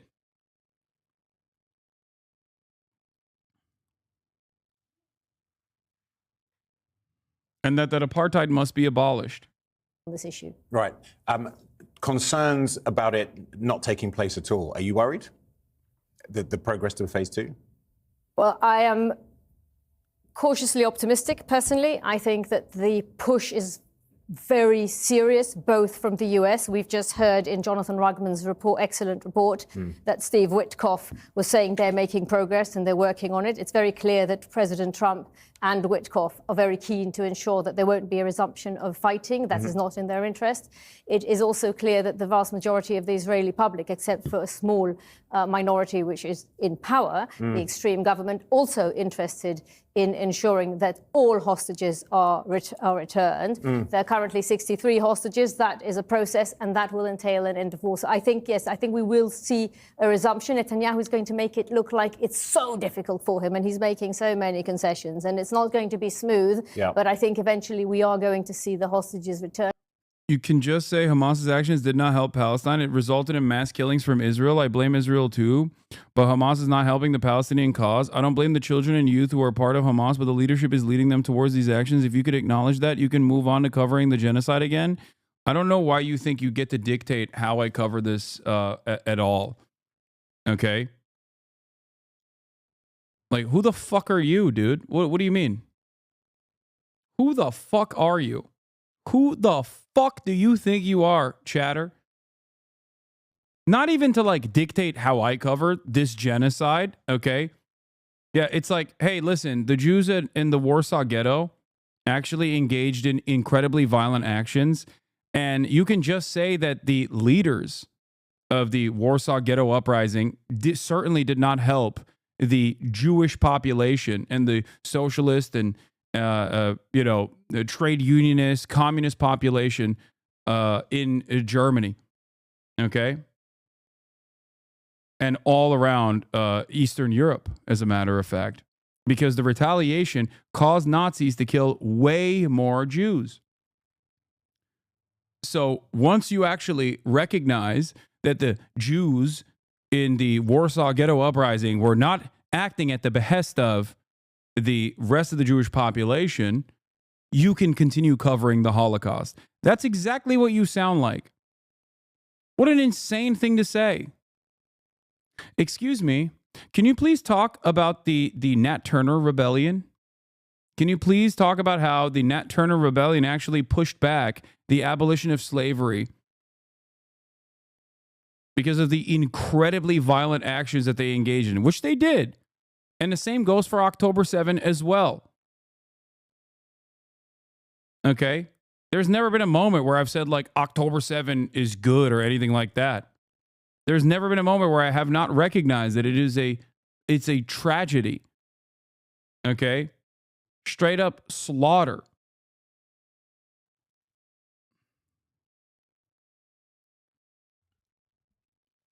Chatter isn't entirely wrong. Hamas has done a lot to harm the Palestinian movement. What the fuck are you talking about, dude? What are we talking about? Like, what are we talking about? Like, dude, there's nothing funnier to me, at least, than like a bunch of fucking white Americans living in Iowa and shit being like, you know, the population that is mostly comprised, like the militancy created by mostly orphans, okay, that were orphaned by the genocidal apartheid regime, trapped in a goddamn open-air prison, actually are not doing the right things. They're not resisting in the way that I think they should. Like, regardless of my condemnation of October 7, okay, like the notion that like you have the better answer here is fucking insane.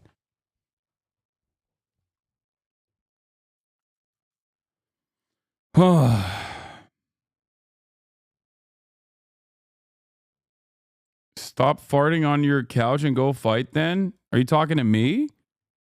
Oh, you're talking to that guy. Yeah, what kind of conversation is this? The standard of the violence is set by the colonial party every single time. There has never been an instance where people who are resisting colonial violence has actually upped the ante of violence.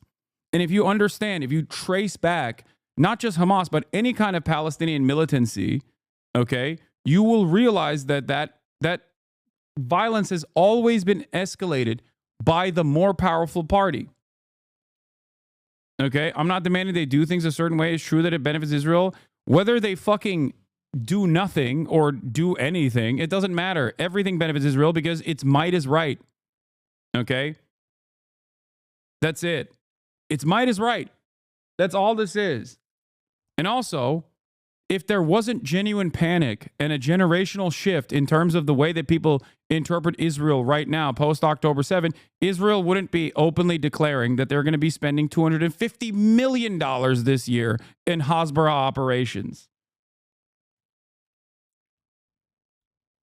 Okay? And yes, as you've also correctly pointed out, Israel is not a fucking natural disaster.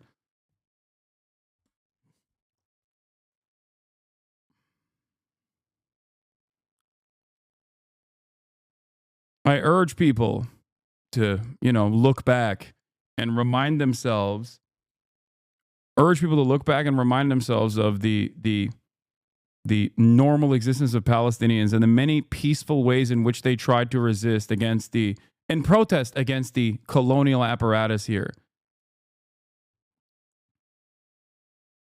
The Great March for Peace is, a perfect example of how Israel operates when you actually peacefully protest against Israel. They shoot and kill you, whether you're pregnant or medical personnel, it doesn't matter. They shoot and kill you when you're on a wheelchair.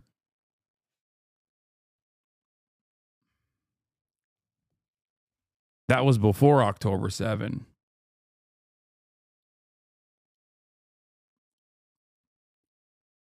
The Church Street bombing is a terrorist car bomb attack on the 20th of May, 1983 in the South African capital, Pretoria, by MK, the paramilitary wing of the African National Congress. The bombing killed 19 people, including 2 perpetrators, and wounded 217. The attack consisted of a car bomb set off outside the Nedbank Square building, which was rented by the South African Air Force on Church Street West, Pretoria. The target was supposedly South African Air Force headquarters, but as the bomb was said to go off at the height of rush hour, those killed and wounded included civilians. The bomb exploded 10 minutes earlier than planned, killing 2 of the perpetrators, Freddie Shangwe and Ezekiel Maseko, along with 17 other people. At least 20 ambulances took the dead and the wounded to the hospital. Now, does this change the dynamic of apartheid for you? This is objectively an atrocity. This is objectively a horrific act of violence.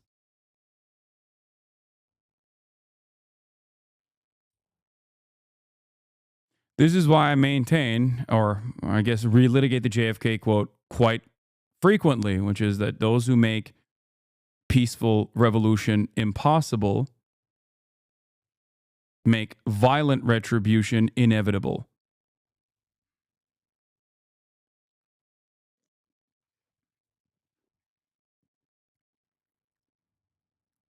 That's it.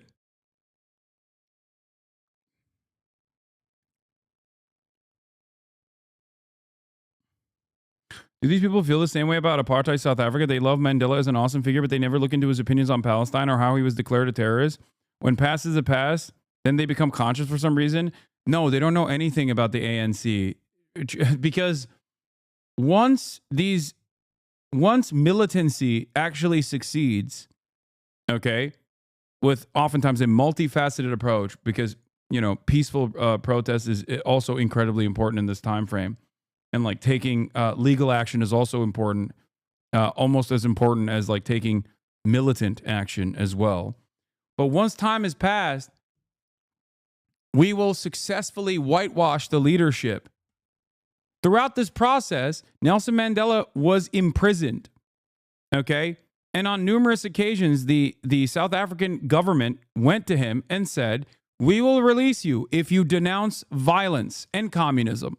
That's what they kept saying. And time again, his answer was the same. "I will not." His first answer was, "No. How can you tell me you're negotiating with me when I'm, in chains? This is not a real negotiation. We are not equal partners here." The second time, he also still repeated, "No." That extended his prison sentence for decades.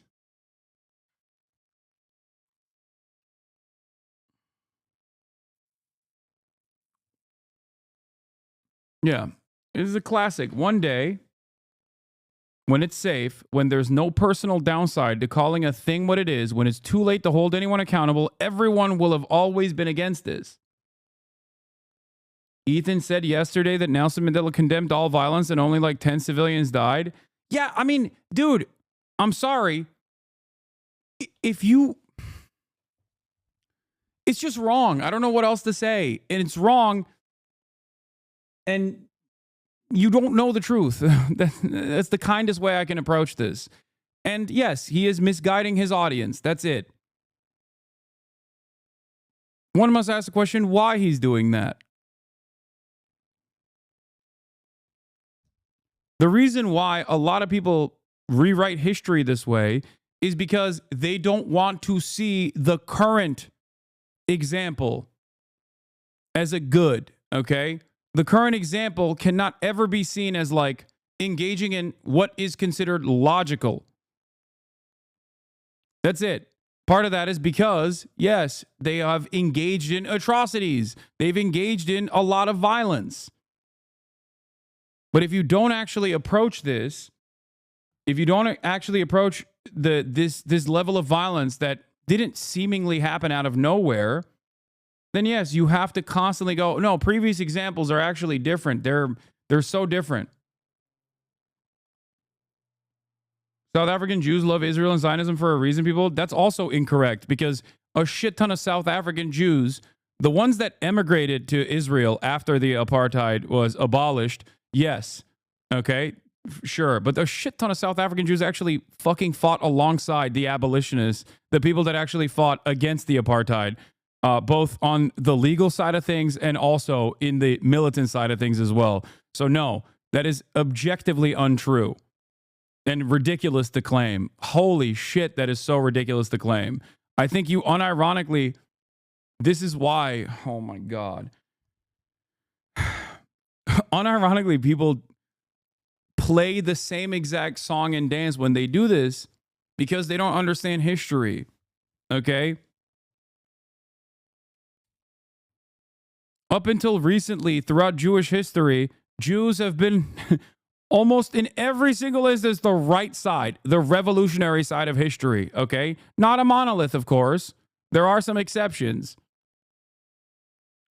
And even to this day, Jews, plenty of them, are on the right side of this story as well, this ongoing violence as well.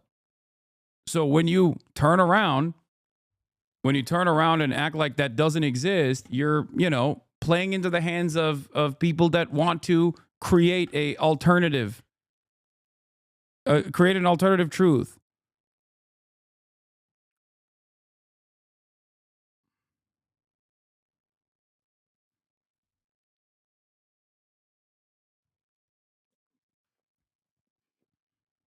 Ronnie Cass rules. South African politician, former guerrilla and military commander, served in a number of ministerial posts.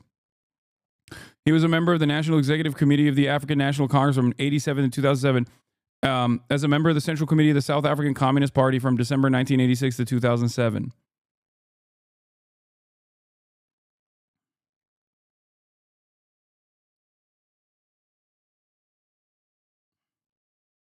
Hamas being out of power in Gaza is good for the Palestinians. If the PA replaces them, it would represent a return to a unified state and make it much harder to justify total war against the Palestinian existence.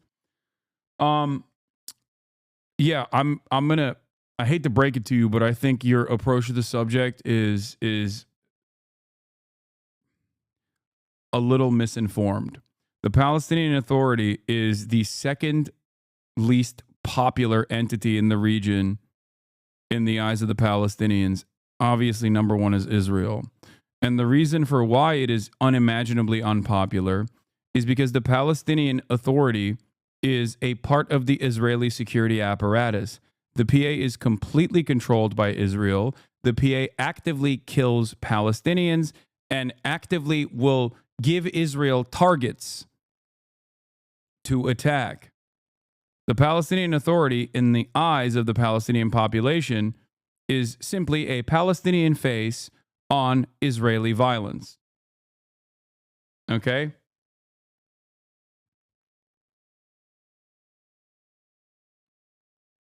Literally every act of violence in the West Bank is to a certain degree informed and a certain degree propped up by the Palestinian Authority.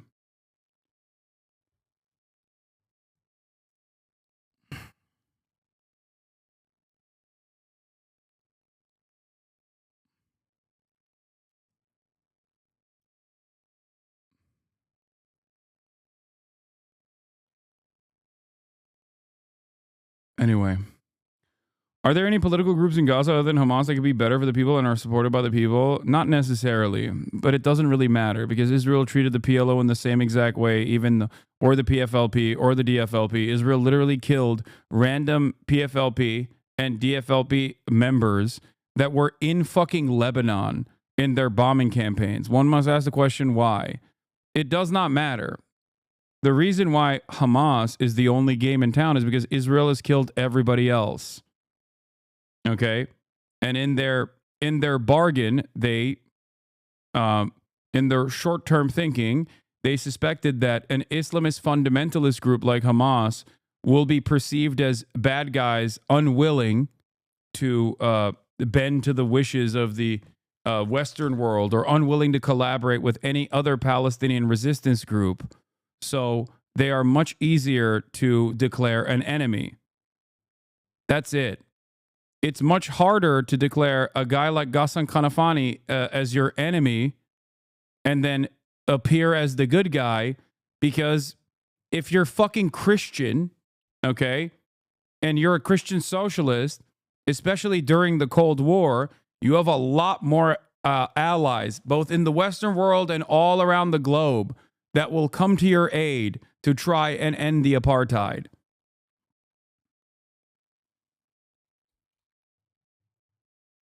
But then you are assassinated alongside your family members for the crime of never even raising a gun, but instead raising a pen.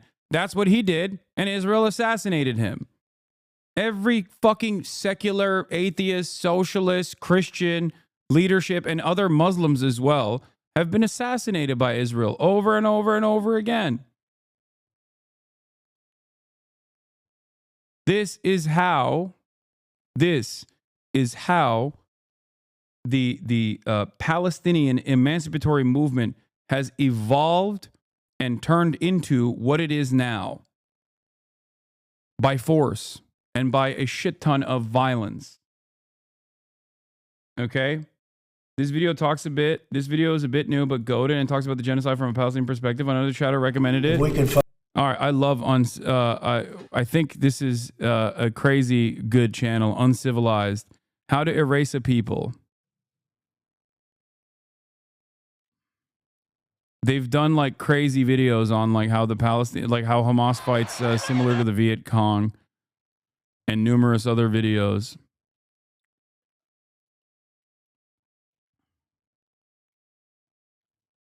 Yeah, how Vietnam teaches Palestine to fight invaders. How Israel uses sex to sell Zionism is the video we watched.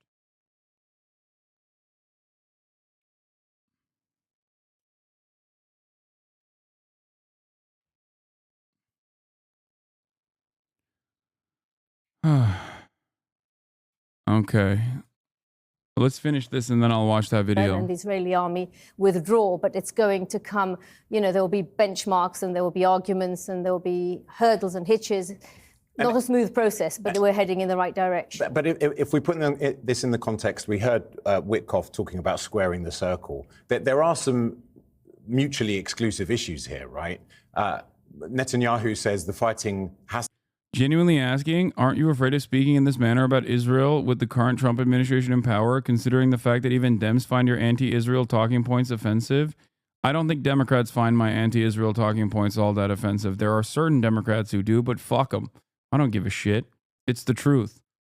I'm a firm and committed believer that you cannot undermine the truth, no matter how hard you try. Okay? It doesn't matter. What are they going to do? Throw me in jail? Okay. Fine. Did that change the reality? No, it didn't. You can do your very best to try to create a chilling effect. You can do your very best to try and stop people from recognizing the reality. But it doesn't matter.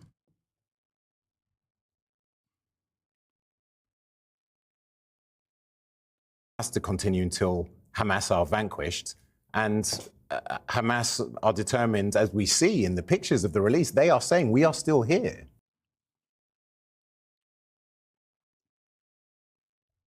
Let's say they actually commit to Project Esther, which is, you know, seemingly something that they might do. Project 2025, they've already committed to. Maybe they commit to Project Esther as well. They've already created an anti-Semitism task force. And in that process, they send me to jail. Okay? What changed? There are tens of thousands of people, some even more radical than myself, some braver than myself, that will take on the mantle, that will assume the role. Because there's always going to be people that recognize right from wrong, and they'll continue it. You know what I mean? Okay, I'm gone. So what? That's how this works. Well, they're saying we are still here. What I didn't get around to mentioning, just time factor, is that the Arab states, 6 Arab nations met in Riyadh yesterday. There is going to be a big Arab summit led by Egypt on the 4th of March. And they're coming out with a counter plan to Trump's, and they're coming up with a who is going to govern Gaza detailed plan. And Hamas stated today, at least on the record to Al Jazeera, I heard Bassem Naim state in English that they are in agreement with the Egyptian plan and they're willing to relinquish control in line with that plan. So they also said that they're willing to release all the hostages in one go. So that would be 59 hostages after the 4 are released. So the pressure is on from Hamas, from the Arab states that are coming out for the first time in a united Do you think some of that may be actually a reaction to Trump's Gaza-Ilago plan, that they've been bumped into offering something? Without a shadow of doubt. I think it was part of the strategy. I think that is exactly what it is. There's no, I don't think I know. We are sadly about to be out of time, but last thoughts on what we are likely to hear out of the Security Council meeting tonight. You mean the Israeli Security Cabinet? Yep. Well, the Israeli Security Cabinet, I think you will hear a very, very tough stance, and that they're not going to give up. And, you know, this is a right-wing government. Netanyahu will be playing to his local audience. And he has to keep them on side. Well, he may lose it, but we need to keep that in mind when we hear him, that he's talking principally to his audience, to his government, not necessarily to his supporters within the government. Nomi Bayakov, thank you so much. You're converting humans into terrorists and sending them into a secure annihilation.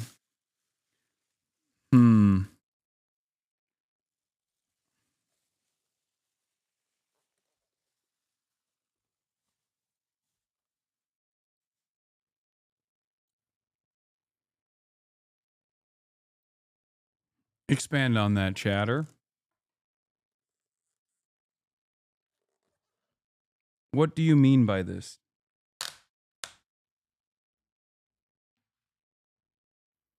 Are you saying that people recognizing the truly horrifying nature of apartheid and genocide is a conversion from a human to something different than a human, a terrorist? Is that what you're saying? Like, that's how untenable and unmanageable your worldview and your position is. That you have to... What? His name is HasanAbi? What?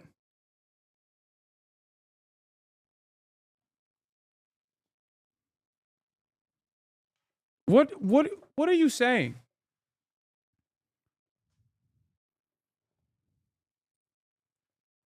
I'm not even saying I'm going to go to jail, by the way. I'm just simply stating that if that were to happen,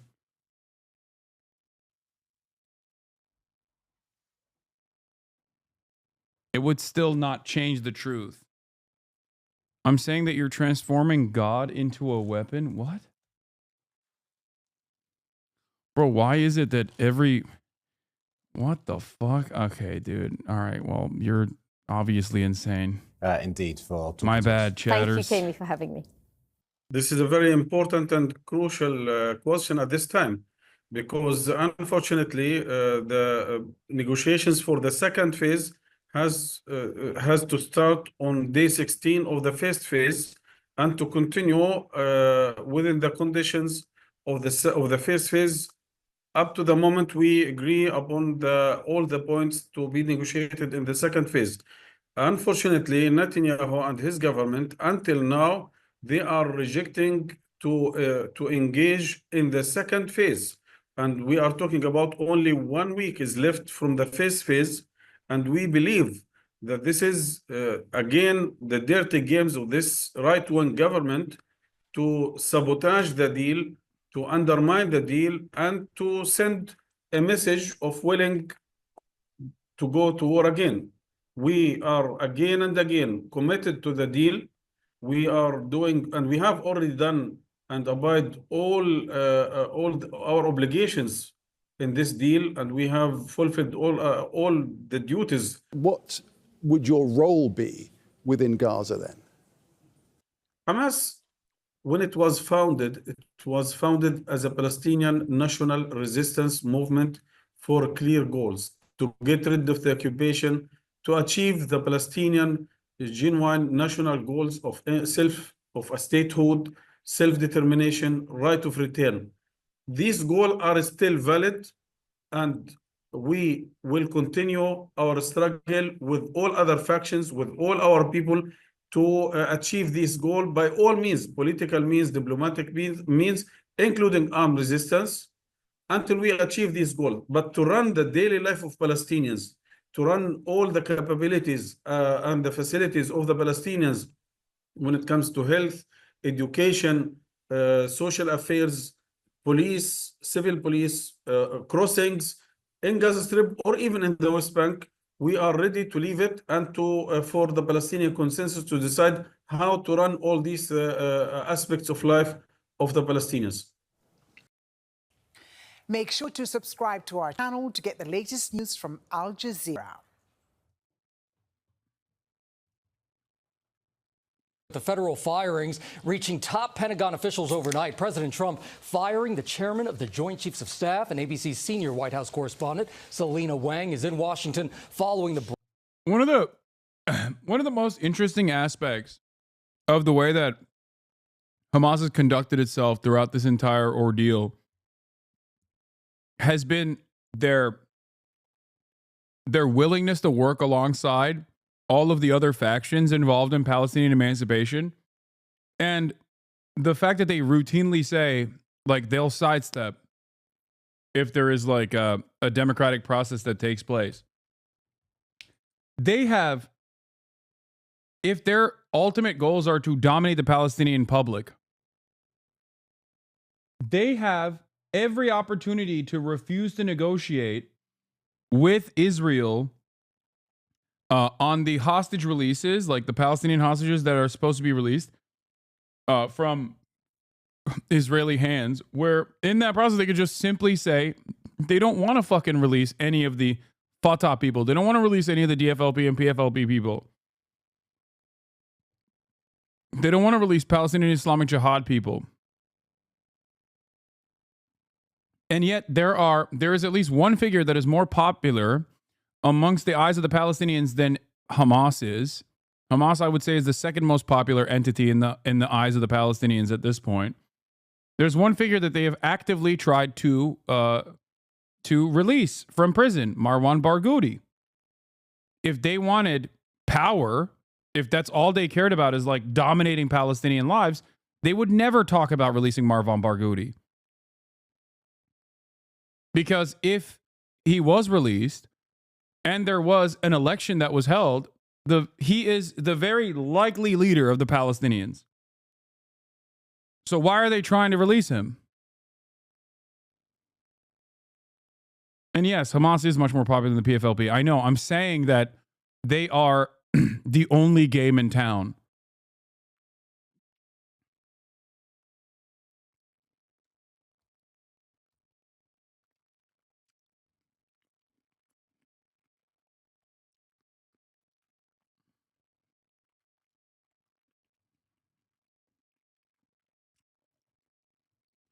Hamas expressed a message to PLO and its readiness to hand over the Gaza Strip to the Palestinian Authority and the government committee to administer Gaza.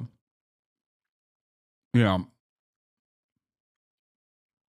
I doubt that they would allow that to be in the same way that the PA administers in the West Bank.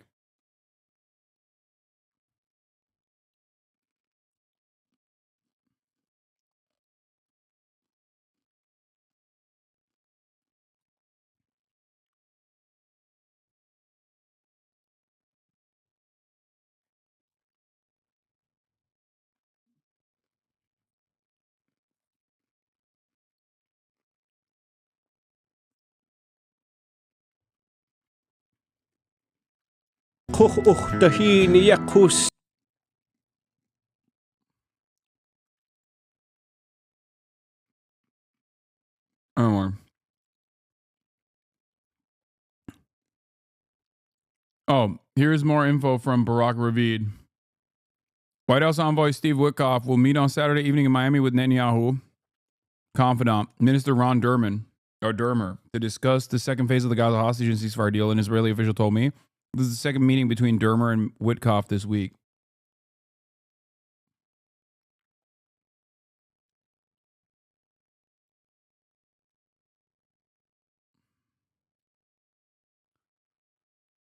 A new DM league where Ashley St. Clair asked for tips on how to seduce Elon Musk. Oh, that's amazing. All right.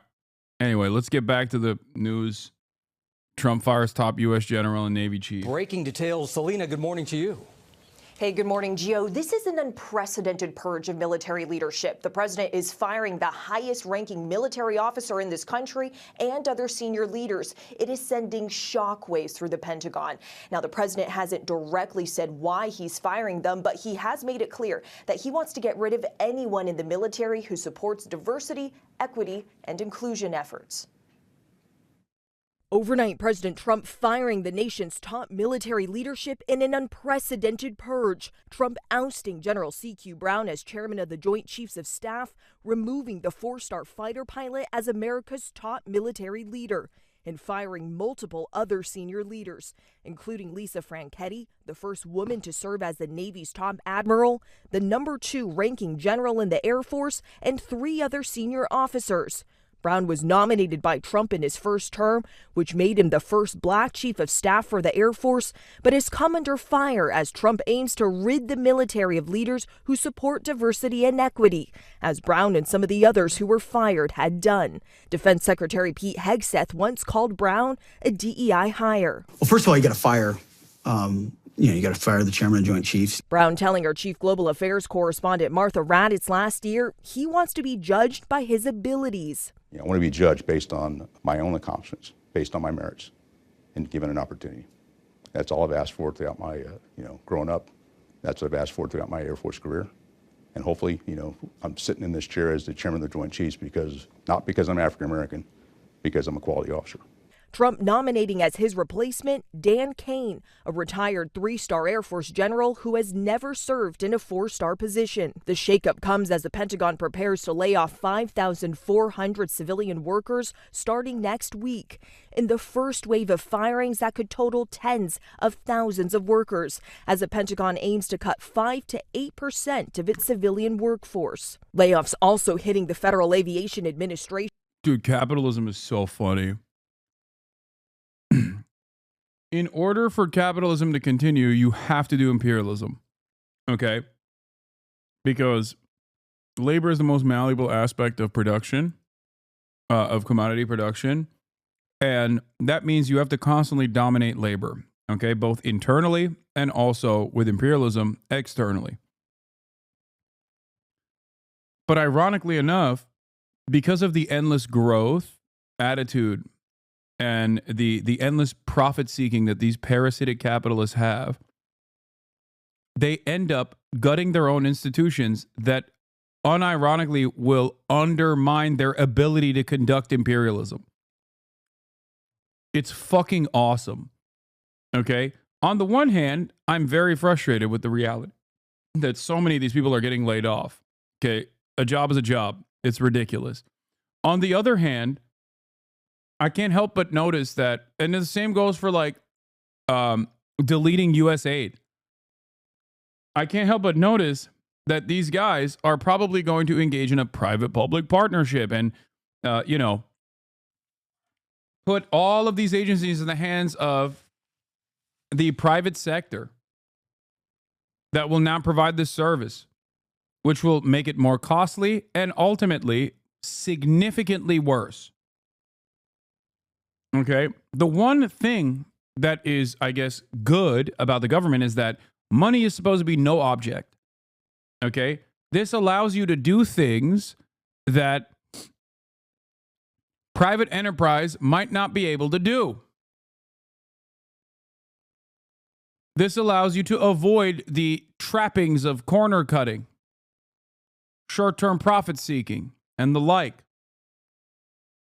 I'll give you the greatest example. If the American military was in this private-public partnership structure under the Cold War, we would have not gotten DARPA to invent what you now know as the fucking internet. Okay?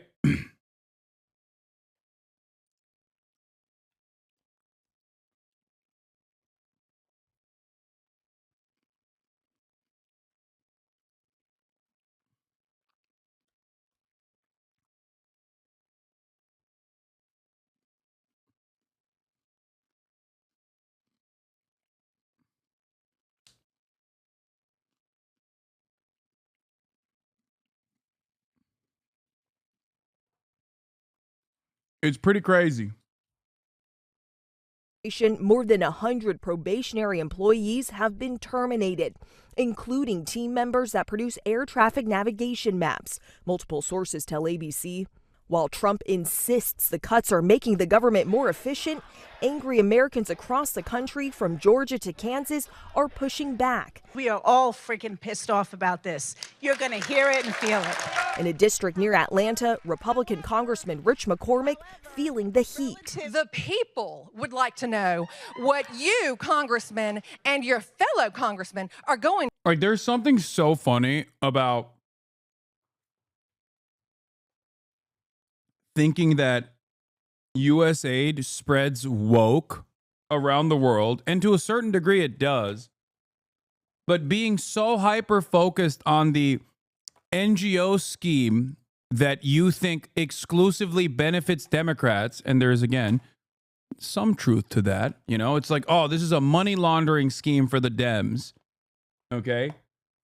That you fail to consider why this structure exists to begin with. It is hilarious.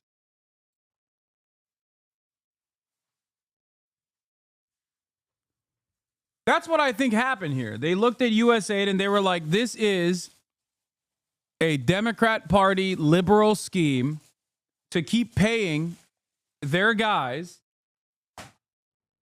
to basically create like a money faucet for liberals and Democrats to set up civil society organizations all around the globe.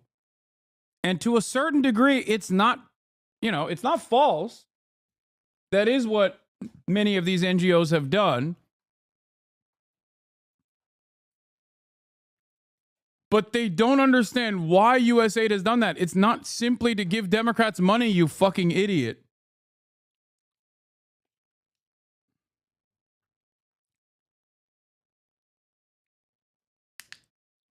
Like, so much of the justification against China revolves around USAID-funded media projects and civil society organizations.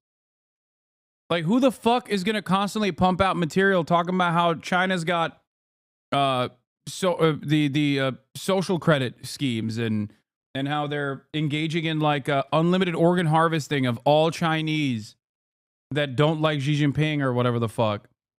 How are you going to do that?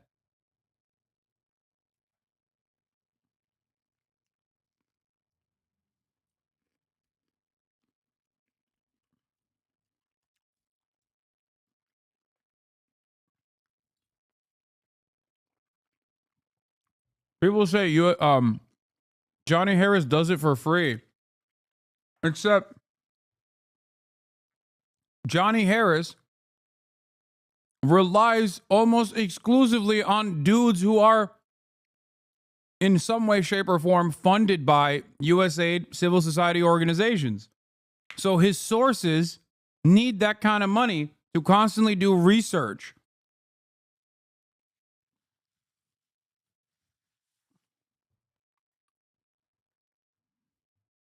It's truly idiotic.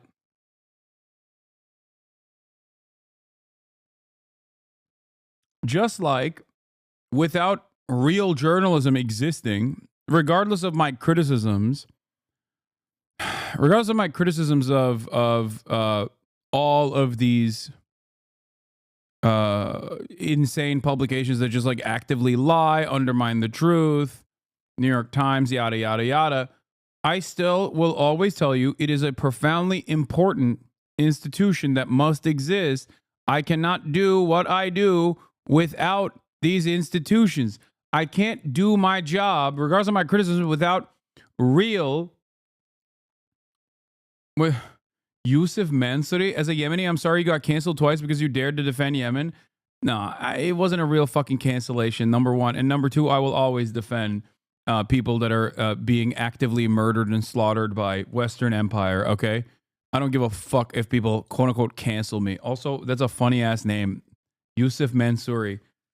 Like the dude who makes those ugly ass cars. Isn't his name also Yusuf Mansouri? The Mansouri cars? Chatter's about to be like, yo, that's my dad, bro. Chill.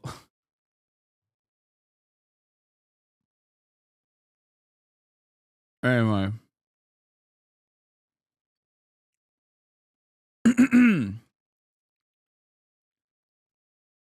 We'll talk about Maniglazius. Mansouri is an Arabic surname. No, it's a clan name, Al-Mansouri.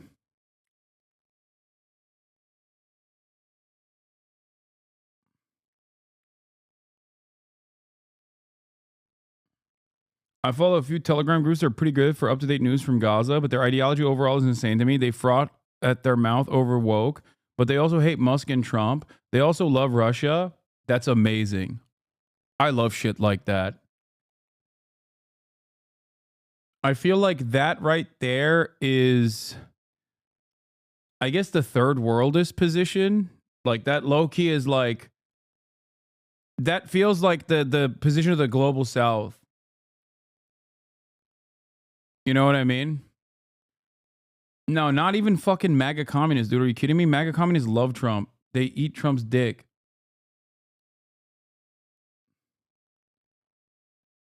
It's the most bizarre ideological build. It's not. I've tried to explain this to you. I don't agree with it, but I've tried to explain this to you before, and I think a lot of people don't understand. Like, they think America is the big bad for understandable reasons, because from their perspective, America is the big bad. So they literally are just like, yeah, I'm anti everything West. Oh, is the West like promoting homosexuality? Okay, fuck that. I hate it. This doesn't mean that like they didn't have homophobic opinions ahead of time, but this is just like is a way for them to reaffirm that, because they're like, oh, that's like Western moral degeneracy. Okay. And they like Russia because they think Russia is like striking back, is the only country that has the capacity to strike back at the big bad West. That's it. Oh, they're also anti-Syrian, recent Syrian revolution. Okay, then they're just they're like a I would say that they are they're not like the third worldist position, I think. Most people are pro Syrian revolution. They're pro-Russian, but they're also pro-Syrian revolution. And I think that if those guys are also like pro-Assad, they're like the remaining fucking 8 Assadists.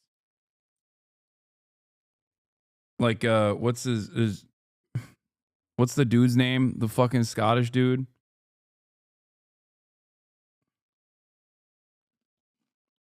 George Galloway? George Galloway.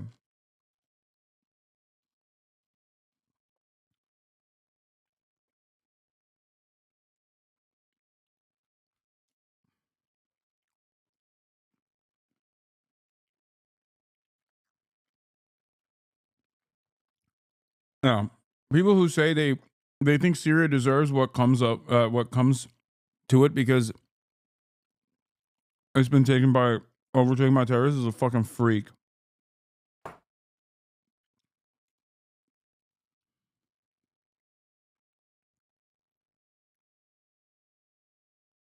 Surprisingly, they're also very anti-Semitic. That's not very surprising. You've just described 11 different ways why these guys are fucking cranks. It's not really that.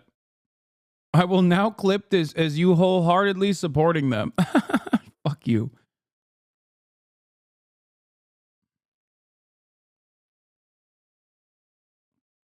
All right, to do to rein in the megalomaniac in the White House. In Colby, Kansas, voters furious at Republican Congressman Tracy Mann. Is there anything that Trump and Eli could do that you would not support? I'm sure. Oh, tell me. These mass layoffs are putting the federal government in turmoil at the same time that the Pentagon is dealing with this big leadership shakeup at the top. It's also starting to lose a significant portion of its workforce. Now, the administration is insisting that this is not going to impact military readiness, but some Pentagon workers tell us that they're concerned it could impact the readiness of troops since the civilian workforce supports them both at home and around the world. Christina Murray was finally living her lifelong dream of being a mother. He was beautiful and perfect, but it was also very clear that something was wrong. After a grueling round of IVF and 9 months of pregnancy, Murray, a white woman using a white sperm donor. Speaking of Syria, did you see al-Shara, Jolani's father, talking about how his son shouldn't do neoliberalism? I love Zelensky. Okay. He is my favorite figure because every time he talks, every time there's another media hit, I am in awe of how fast liberals can just like drop Islamophobia.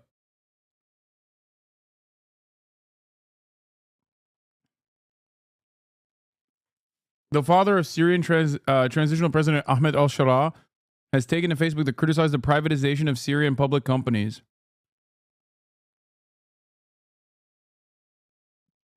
I'm a 100% believer in neoliberal Al-Qaeda. I'm sure that lukewarm neoliberalism and its incredible wealthy accumulating power will take over.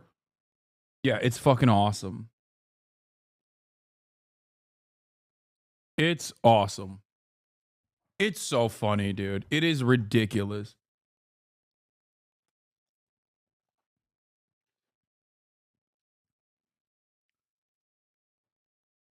Ahmed al-Zelensky. He has published 19 books in Arabic on regional economic development, particularly focused on natural resources and their potential contribution to education, agriculture, and military advancement. This translated version, bear in mind that Hussein Shara is an economist and a former Arab nationalist activist.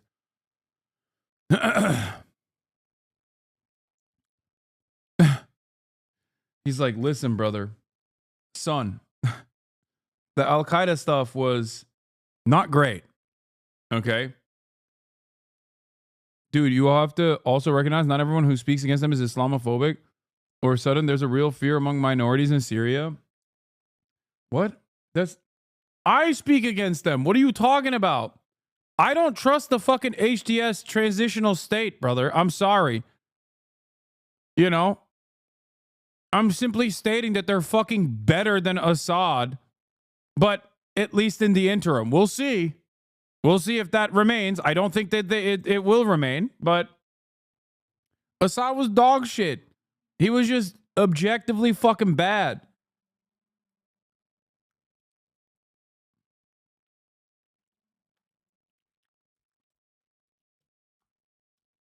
He was weak as fuck.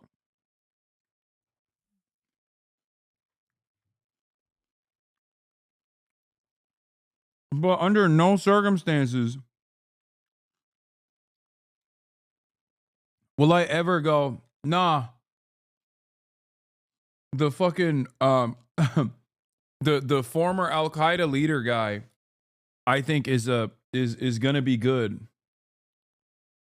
I don't think they're better than Assad, I'll be honest. I mean, we'll see. We'll see. I said so far. And that is true. So far, they haven't done Assad shit in the opposite direction. There have been some instances of violence against minorities, for sure. Okay. But ultimately, you know, bro, I thought you believed in reform. Come on, dog. Bro, I thought you believed in reform is so funny because this is literally the same thing that has happened in the region, including but not limited to famously Osama fucking bin Laden. Like, what do you think? And they're coming at it from the exact, like, it's both both of them are Al-Qaeda aligned. It's so stupid.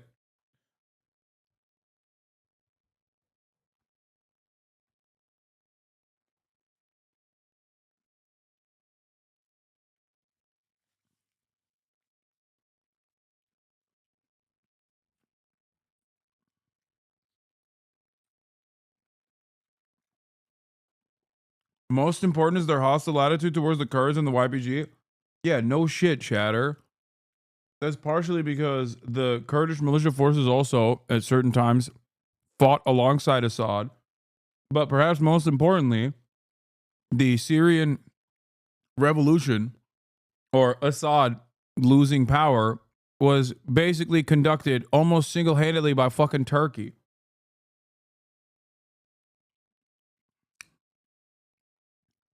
Who's their number one enemy in the region? Turkey.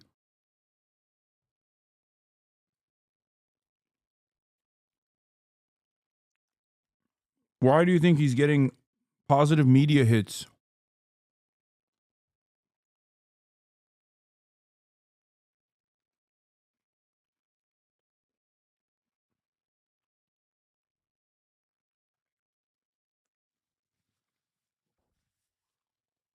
Wasn't fighting against the U.S. invasion of Iraq the morally correct position?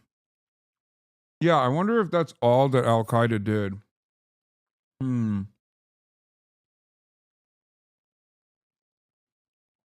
Wow, I'm so shocked that a former Al Qaeda guy is in favor of the IMF's privatization of state assets and doesn't condemn Israel's genocide in Gaza. Next thing you are going to tell me is that Osama bin Laden was once a U.S. ally. I know, that's what I was joking about earlier.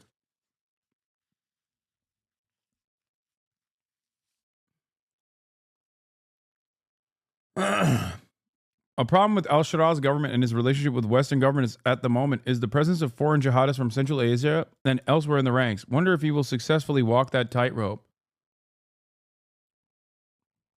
Who brought them there, I wonder? He is already walking that tightrope. He's already in talks with Turkey. Those are all Turkish trained. That's the Turkish side of the militancy. Those are, in Ryan Ruth's words, the 10,000 NATO trained troops, okay? Yeah. Some of them are from Xinjiang, as a matter of fact. That is also true. Some of them are constantly flying the banner of the East Turkestan movement. One day, they will be put to good use by the American state when, you know, we inevitably go to war with China. And then everyone will say, these are brave revolutionary rebels that you're not supporting. It's really fucked up that you're not supporting these brave revolutionary rebels. You know?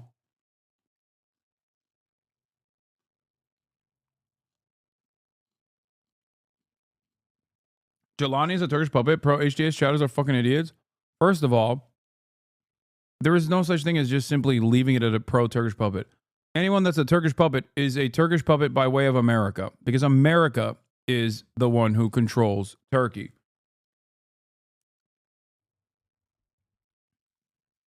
That's it.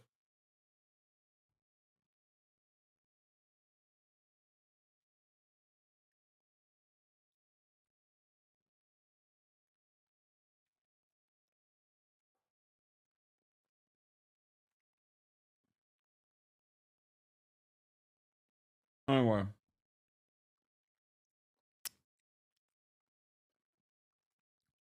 Why do you talk about the global south in such a monolithic term as if we're cattle or something? You honestly sound like a right-wing fascist when you do that. It's not only you, but it's kind of offensive when you do that.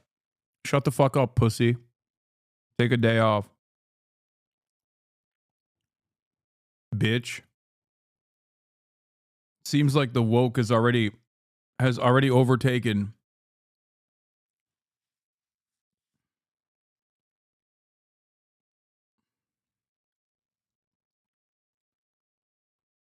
Dude, it's so funny to be like, listen, man, I'm your only Rwandan chatter, and I fucking despise it when you talk about the global south as though we are cattle.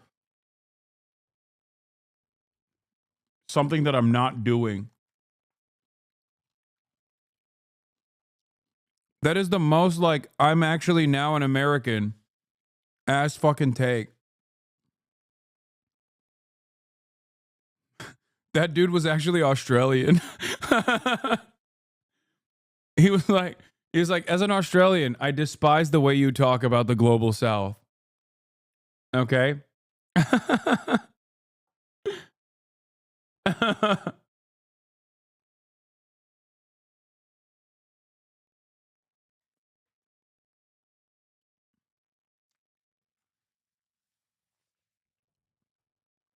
Wait. Let's figure out where the chatter's from, because someone said he's Argentinian. What was his name?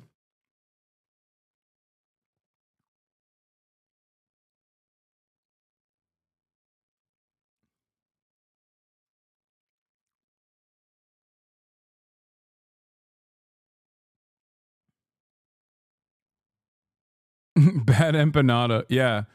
Bad Empanada was complaining that I use Global South, not even as a pejorative term, but okay, first let's unban this guy. I don't know. You would react less to haters specifically because it feels like you waste too much energy punching down on right-wing fanatics. Again, I believe you waste too much energy punching down on psychos.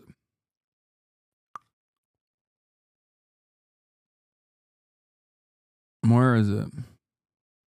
In South America, people are actually getting worried about the mass deportation incoming crisis, not a prejudice about returning people, but the socioeconomical pressure and waves of violence. I wonder if he is Argentinian.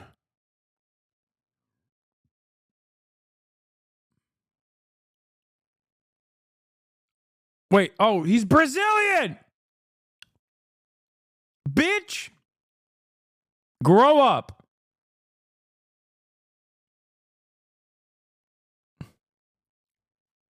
Grow the fuck up. What is this like?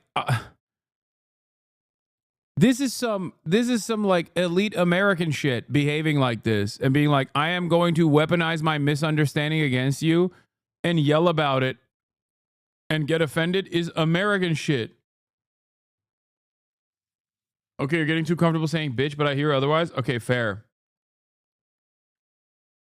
I forget that not everyone sees bitch as a non-gendered term, which is fine. It's valid.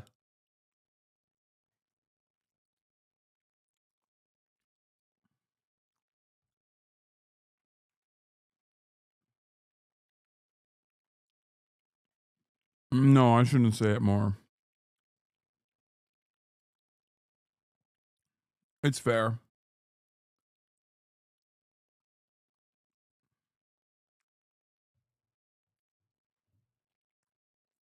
What's not fair is when you think I'm monolithizing the global South. Gave birth in late 2023 to a baby boy with a much darker complexion. My son's skin tone didn't match mine, but he was still my son. What should have been a joyful first few months bonding with her son, who she loved and wanted to raise, was punctuated by constant fear and uncertainty. I didn't know whether it was a sperm mix-up or whether he was someone else's. Murray took a DNA test that confirmed her baby wasn't hers biologically. The clinic she'd used, Coastal Fertility Specialists, eventually determined that they'd mistakenly implanted another couple's embryo in Murray. The biological parents sued her for custody, and Murray chose to give the baby she loved up to them rather than fight. And I walked out of the building with an empty stroller.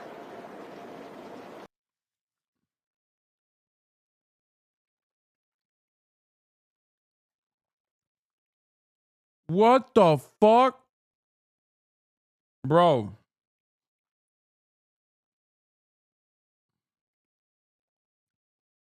This is one of the most insane stories. How the fuck does this happen? And they left with my son. And what was it like going home alone? Probably the hardest thing I've ever done. Murray now suing the clinic, which said in a statement to NBC News that it deeply regrets the error, calling it an isolated event with no further patients affected. The clinic also saying it's since conducted an in-depth review and put additional safeguards in place. Her story is rare but not unprecedented in the world of fertility treatment, which experts say is largely unregulated. There's no reliable data or disclosures about how often IVF goes unjustifiably wrong. The U.S. regulates assisted reproduction far more lightly than other developed countries.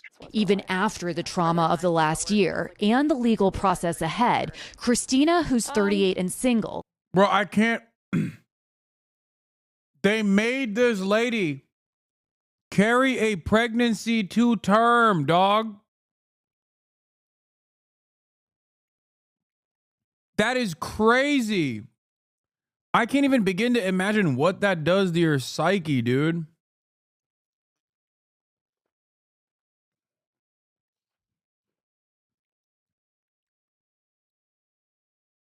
Like, she did not know that this was not her child until the child was born. And she probably never would have known, but the child was black.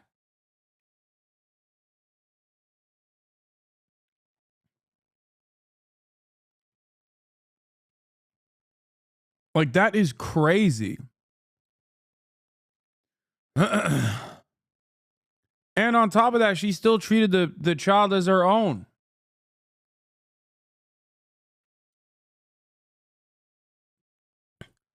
Is her baby, bro? She carried that thing for 9 months. Is hers? What the fuck? I mean, I don't know. I feel like that's kind of, I don't know about that. I don't know if you could just be like, nah, this is my child. Like, I gave birth to it. Like, it's a weird situation because, like, I get what you're saying. I get what you're saying, but also at the same time, it's like,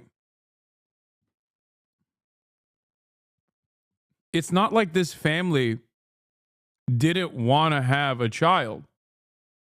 You know what I mean? They did.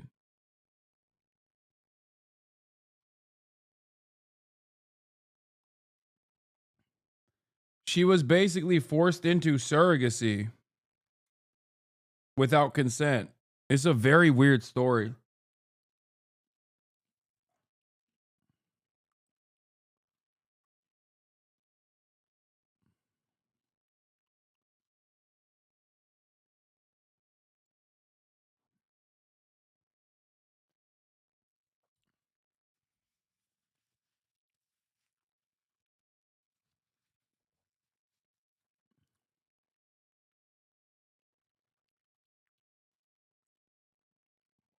I don't get it. Is the kid half hers? No. No.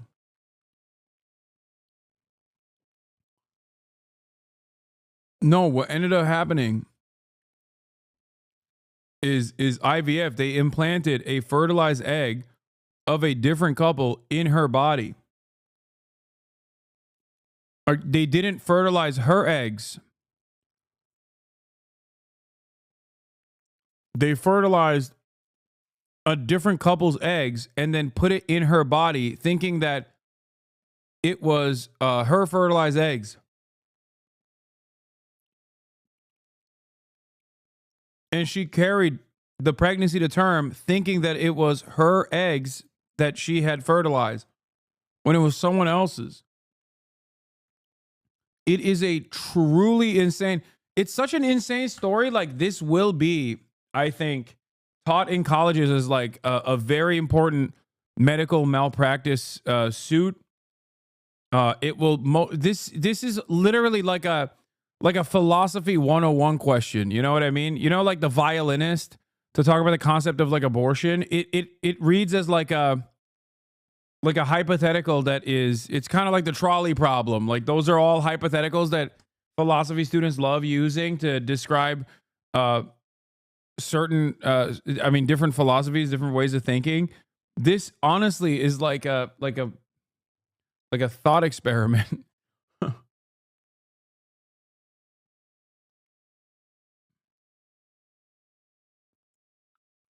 IVF should be illegal, in my opinion. Yeah. I love when people fucking wokely say IVF should be illegal. Yeah, I have the position of the most right-wing person that you've ever seen, but I'm saying it wokely. No, I don't think IVF should be illegal, dude.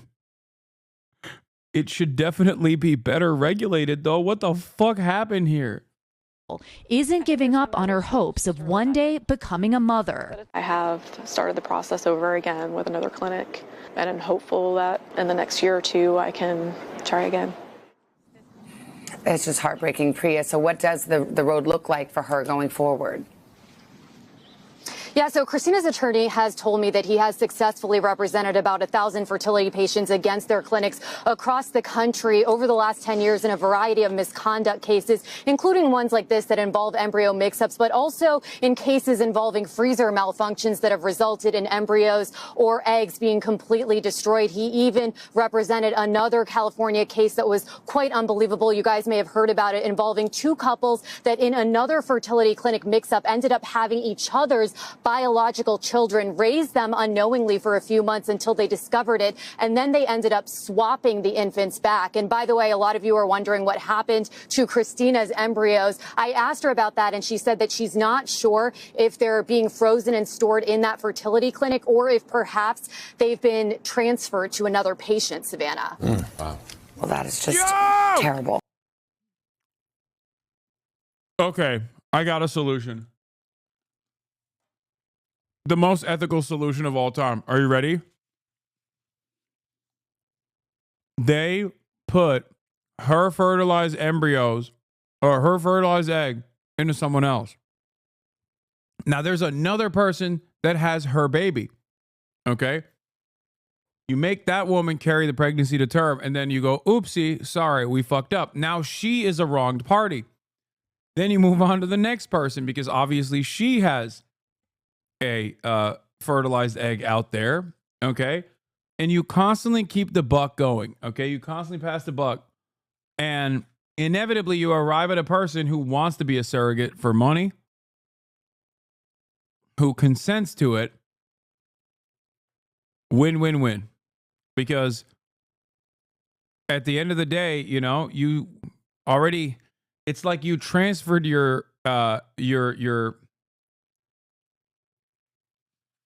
you basically transferred your pain, the pain of carrying a child to term, okay, carrying a pregnancy to term, onto the next person. Okay, it's basically it's a what are those TikToks where they go like, oh, double or nothing, like, oh, do you want the $10 or double it and pass it to the next person? That's basically what you're doing. It's like a baby hot potato. Surrogacy is super unethical. That friend that is too woke, sorry. I don't think so. I understand why people think that, but I don't think so.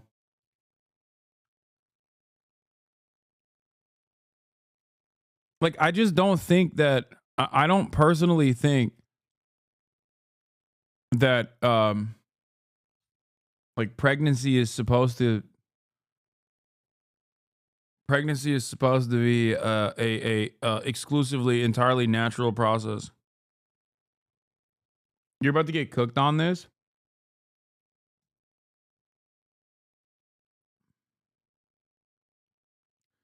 Wait, what's the unethical argument? I mean, you're literally paying someone in many circumstances to carry, like, you're rich people that have the money but don't want to be pregnant. Rich couples will go and find a person who is in dire finances. Like, that's the steel-manned argument. Find a person and coerce them into basically carrying a pregnancy to term for them. And it's a damaging process for your body. Like, pregnancy is no joke. You know what I mean? You're doing a lot for 9 months. So that's the argument that people who are anti-surrogacy have.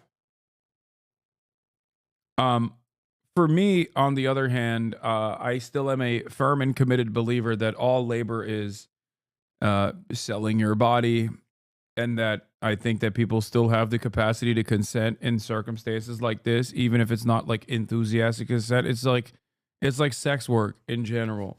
It can be done in coercive conditions, or it can be done for your friend. You know what I mean?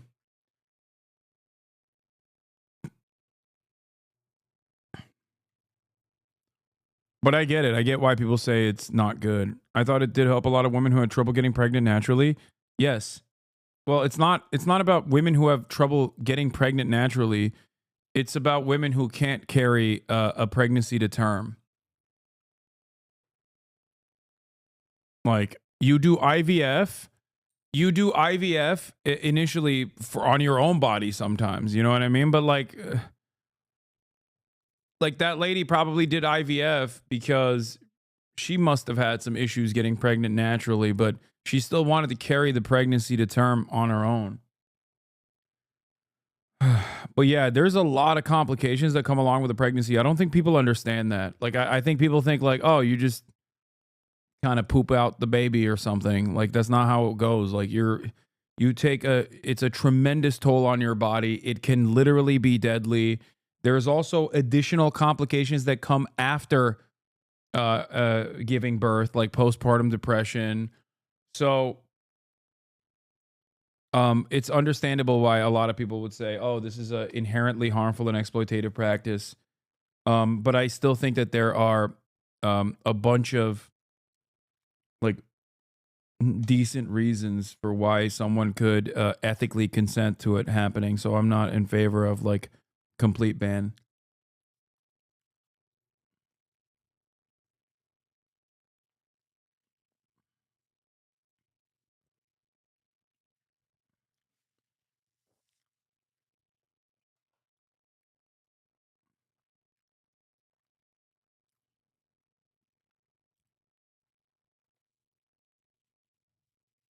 Contraception is basically a treatment for pregnancy and is way less risky. Yes, it's true.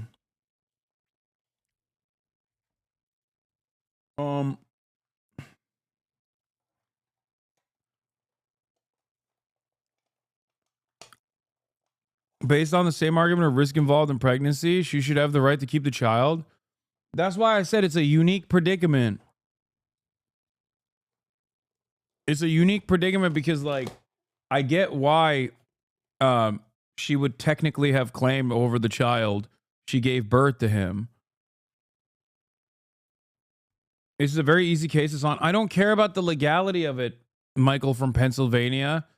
The fuck? She invested 9 months of her life in her body and gestating it. And when it was born, she was the mother of the birth certificate. They absolutely have no valid claim. What kind of... Dude, this is the problem with fucking lawyers, dude. Once a lawyer, always a lawyer. Look at this fucking debate pervert. Jesus Christ. Yeah, I get it. I understand. Like, I'm not... I think she still felt like she was a fucking asshole if she went through this, like, legal process of being like, no, this is my child, when genetically, clearly it is the child of this other couple that also wanted to have this child. So, like, they are also a wronged party in this process. She did the kind thing. This is resolving the situation. It's pretty clear she wants her own genetic child, which is why she gave up. Yeah, exactly.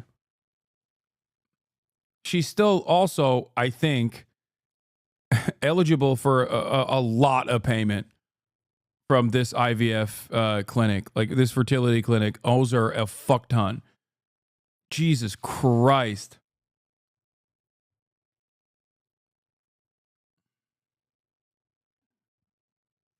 It's crazy, though. Oh. What a crazy situation. At least a refund? Fuck you mean a refund? She's only asking for $75K? Bro. Yo, this lady needs better lawyers. Oh my God. Are you fucking kidding me? Why is she Mother Teresa, dude? What the fuck? Why is this the nicest lady on the planet? She, one, didn't have to give up the baby that she gave birth to, okay?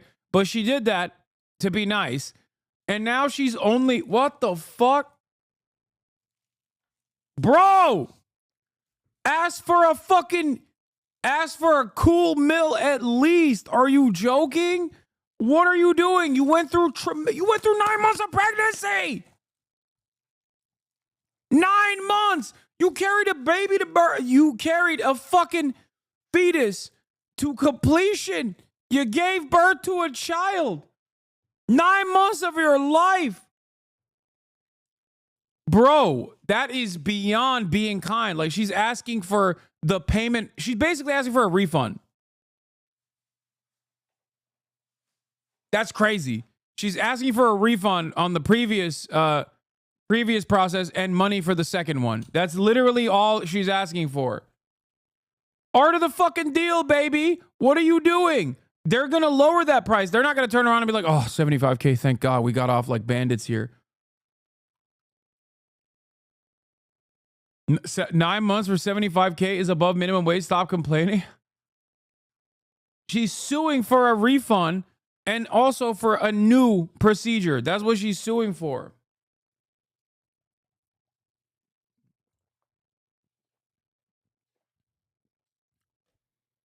They should give her a fucking punch card, dude. She did it.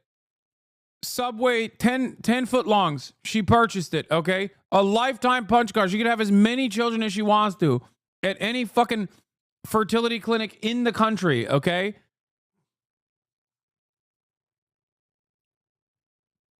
Like, think about the goddamn emotional damage that was inflicted on this person for literally no reason.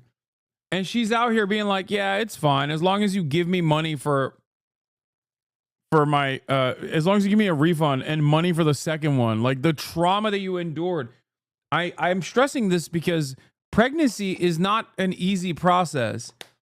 Okay.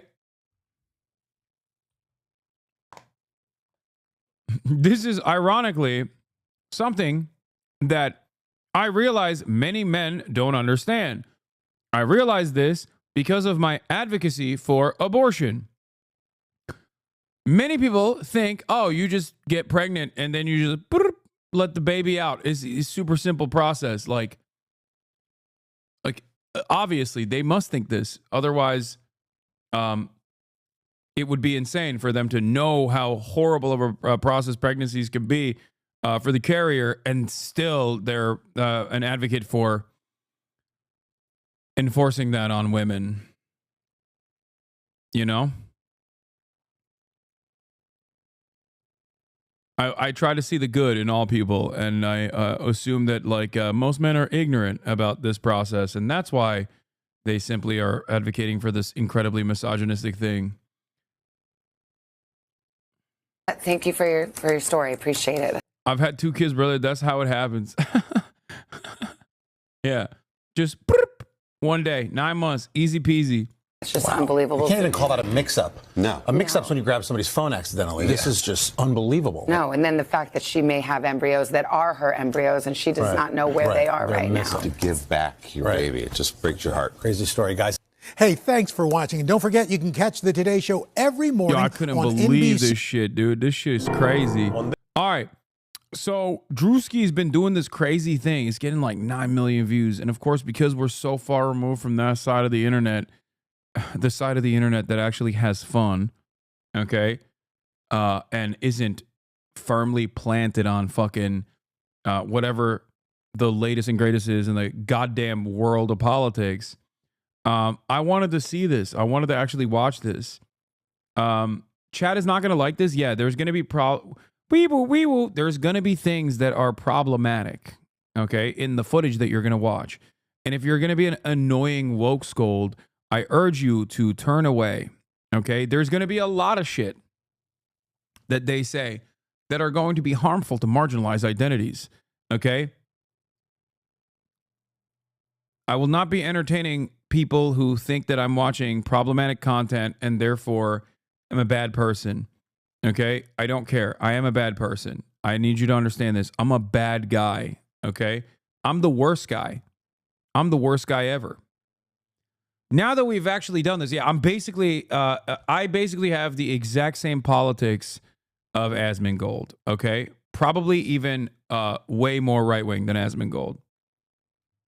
View count dropped 40 people as you said that, my goat. Yeah, there are going to be people in here that are going to fucking lose their minds. Why don't you take sexism seriously? Look, we haven't even started yet, and someone already fired off the hip. I wasn't even thinking about sexism when I was giving a wee woo alert. I was thinking like there's probably going to be some like transphobic shit. You know what I mean? If it's like that, then don't watch. No, but I like that there are a lot of people in here. Here, take a week off. Where's the other guy?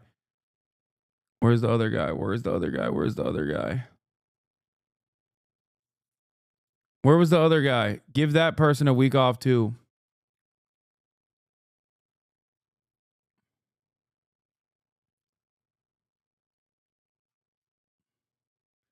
Were they joking or were they being for real? This council is doing something. Don't do more of this for the love of God. Why do you get so mad and defensive? Oh no, they were being for real. Okay, we pre-fired, but we pre-fired in the correct direction. All right, folks, let's get started. This week of Could Have Been Love. He's lonely, he's desperate, and he's resorted to paying $50,000 to host all these women here this week. 50,000? You can buy something. Some women want you for your fame, your money.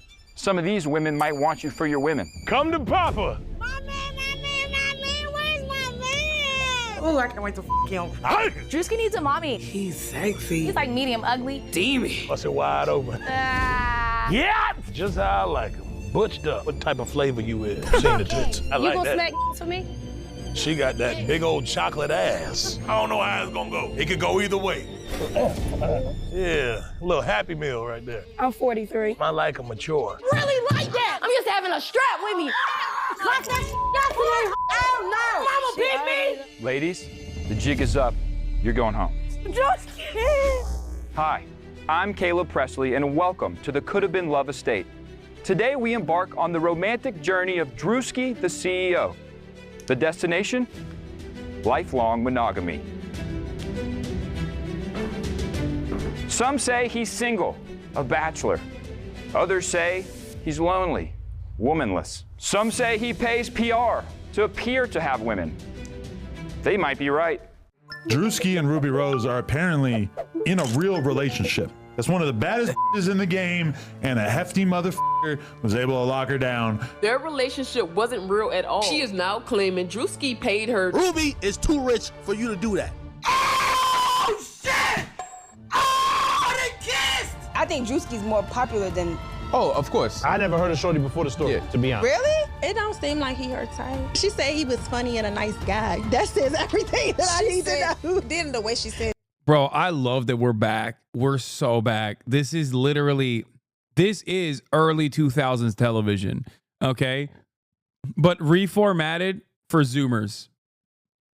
This is the trash TV I grew up with. Straight up. This is what unironically killed MTV and turned it away from like being a place where, you know, music, a place where they hosted like music and shit like that, and it just turned into like a reality slop cycle, and now we're back at it. Fucking amazing. Yeah, 2006 VH1, baby. No more music videos. He funny though. I only give it up if I'm in love. I think he has way more to lose. I think he's way more famous than her. For the record, I never slept with that man. Paid for PR, not the. What was that dollar amount that he gave her? See, ain't nobody talking about that. Drewski doesn't need to pay Ruby Rose to fucking date him. You spend 200 bands on this girl in a year. To me, that's like, what? One way or another. I also love this because it's all the worst people commentating on it. Respect. Niggas pay for it every day. Paying to fake pipe. Not these guys. I don't know who these guys are. Shaking my head. I'm talking about like Adam 22 and DJ Academics and fucking Fresh and Fit and shit. Was hitting that and she had to take a step back and see what the she had going on. Hey, Ruby got rid of you already? She got rid of you already? So who is Drewski? A model human? A human model? A comedic genius? An athletic champion? A man whore? A hopeless romantic? Or is he even gay? This week on Could Have Been Love, we will find. What do you have against Adam 16? I don't know. The fact that he like actively hosted Nazis like Nick Fuentes and Richard Spencer for your fucking entertainment. Like, fuck you mean, dude? What are we talking about? I don't know. Think about what your favorite content creator fucking says about me, okay? Now, quintuple that if you're coming from Sex Destiny's community, okay?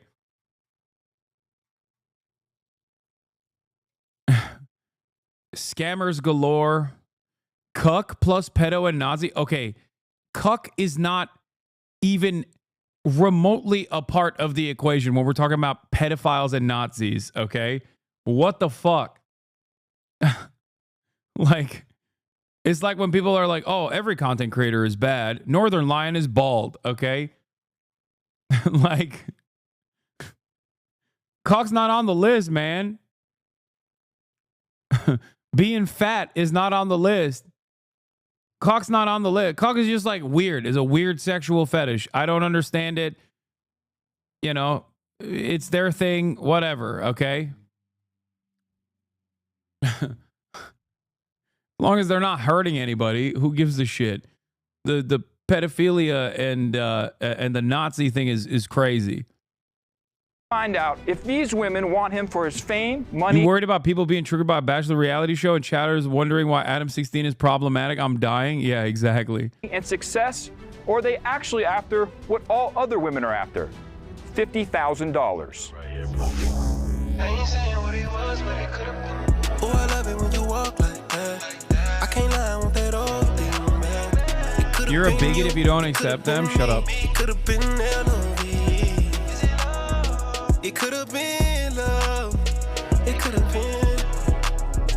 It could have been love. I don't think these people are doing it for the money. They're doing it for the clout. We have a variety of women here this week. I just want to find something real, you know? You know, people know me to be funny and all this shit, but I really do want to take it serious. I want to actually find a girl that loves me for me, not for money and all that stuff. What specifically are you looking for? Petite women, black, white, Latino, right, masculine. Let me stop you right there. Masculine?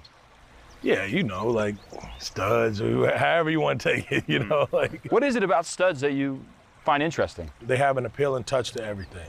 You don't got to really worry about buying them clothes all the time. They can share with you. Right. Draws, tops, bottoms. And what do you prefer, tops or bottoms? Well, no, I was talking about the clothes, top and bottom. So was I. And one of them will become your lifelong partner. Sounds good. Are you nervous? I'm ready. I'm ready. We have provided Drewski with every option of woman. Manly, lovely, feisty, horny, felon. So will Drewski find the love of his life? Or will he be left with blue balls and a $50,000 debt? It's one estate. The second 17 thing. girls. 9 beds. But only one Drewski. Some people say money can't buy love. $50,000 can. $50,000 can. 16 won me one big old house. This is actually about 2 steps above 2006 reality TV because it is actually self-aware to some degree. True. It's not the original, because the original was completely self-unaware. Excuse me, women. Yeah, this will be grand. Once a man surrounded by hoes and broken promises, now enters into a new era of his life, of stability.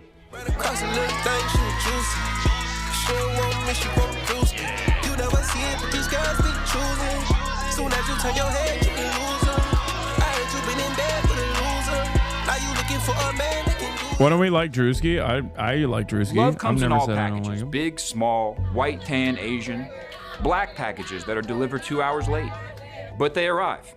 We have hand-selected, literally, the top hottest women in the world to compete for one man's heart. Nubian queens, Egyptian princesses, every type of girl you could ever desire in your heart. Slim thick, fat thick, masculine, feminine, right in between. Mothers, fathers. I also do appreciate chatters getting upset at Caleb Presley saying something that is a joke about black people when this is a show created by black people, and black people most likely wrote that line for him to say deliberately. Just so you understand. Fat ass. Also, Caleb is very funny small too. Ass, but seems nice. Very small. Maybe too small.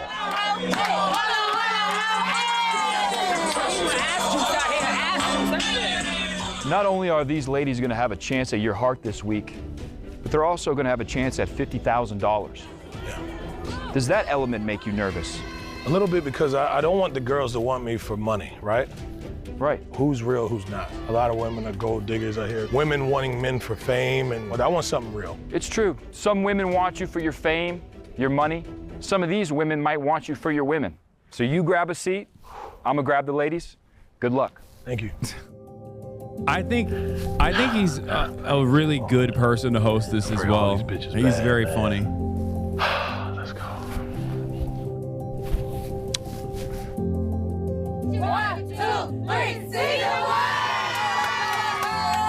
Where's my man? When I saw the party bus pull up, I was excited till I caught a stench of a little aroma. I caught an aroma of a little bit of SeaWorld. It smelled like an aquarium in there. As soon as I boarded the bus, I could tell the girls smelled hot. Come on, bring them on. Come to Papa. My man, where's my man? Where's my man? Who the hell is that? I promised Drewski hot, girls, and we delivered. Welcome to the Coulda Been Estate. Are you? After this is done, I'm gonna make everybody watch Nanette so that we can balance it out, and then you guys can figure out which is more fun overall. Which is more, yeah. We're gonna be watching. We're gonna get 10 lashes for enjoying problematic content. Don't worry. We're gonna get 10 intellectual, enlightened lashes in the form of Nanette. Are you ready to meet the love of your life? Please follow me.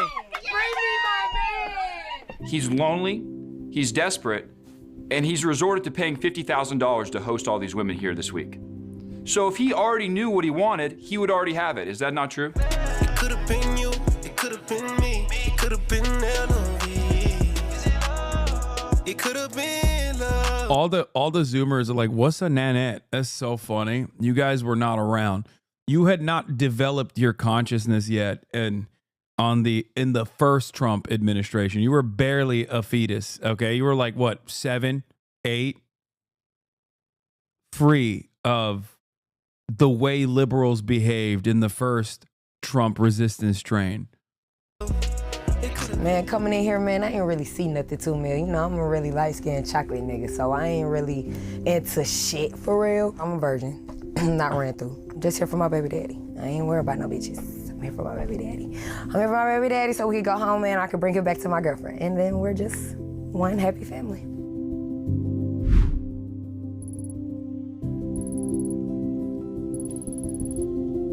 Dreams of a 3-year relationship with her girlfriend. Oh, there go my man. What up, what up, what up? Hey. How you doing? I'm fine. Oh, you blushing for me? Tight shit, tight shit, hey, tight boo. shit. How are you? I already know what it is. So fine. I don't even need to know your name. What you know my name is? Yeah, what is your name? Ra, like Ra. the goddess. Ra. Yeah, say it with a little bit more energy. Yeah, I like that. I like that, Yeah. Mm-hmm. So tell me about yourself. Who are you as a person? I'm a woman. Yeah, a woman first. Cheers to that. Cheers to that. Mama, cheers to you, boo. Yeah, I got you, mama. I'm a virgin. You a what? You a virgin? Yes. Why you ain't experienced yet? I was waiting for you. Yeah, that's what's up. That's what's up. Cheers to that. Bust it wide open. Hello. Tell her go on, bring it back. Tell her to wrap it up, boo. It's time to go home. You ready? Yeah. We'll figure out more when we get inside. I'm waiting on you. For sure. I'm gonna give you this rose. Go ahead, get acquainted. Let me get my rose. Go find your room. Okay. I'm gonna bring you another rose later. Make sure it's on in charge, okay? Yeah, take the drink with you. Take it with you. Okay. Go do what you Go say, on with your bad self. I'm home. All right now. Couple of them studs, they think I'm their baby daddy. I think that she my baby. I don't know how it's gonna work. I don't know how it's gonna go. I don't know how it's gonna go. It could go either way. It's gonna be me and you, and then it's gonna be my girl, right? And then it's just gonna be you in the middle, and then I'm gonna be right here, and then it's gonna be your stomach, and then my girl gonna be right here, and I'm just gonna be rubbing on you, and I'm just gonna be feeding you, asking you what you want. All that. Where you wanna go, baby? How you wanna do it? Mm-hmm. With the studs, man, you know, we show love to each other. What we do in the bedroom is between us, right? How you doing? I'm coming to you with a hot, juicy, sensual message on behalf of Rose Sparks. Do you want hotter, more spontaneous sex? Rose Sparks is a prescription treatment that could be the What answer. the I've heard. fuck? Okay, okay. Queen, suck. I don't know if there's a. I cook, clean, suck, shut the fuck up. Sometimes shutting the fuck up might become before sucking the Yeah. I'm an open book, baby. You can flip through these pages.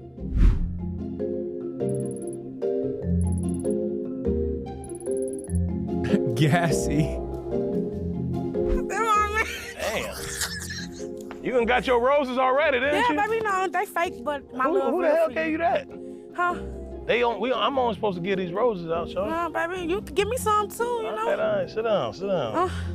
I really got some Mount for it you. right there, mount it right there. Before you get to talking, I gotta show you some. What you guys show me? Sean? You ready? Close your eyes. I don't know. Close your eyes. All right. Okay, now you can open. No, man. That's real. Yeah, you can touch it. Oh my God. Oh, hell no. I like that. Tap my name on it so I know it's real. I ain't even gave it a but she ready to die about that. I ain't gave it to her yet, but she ready to die about that.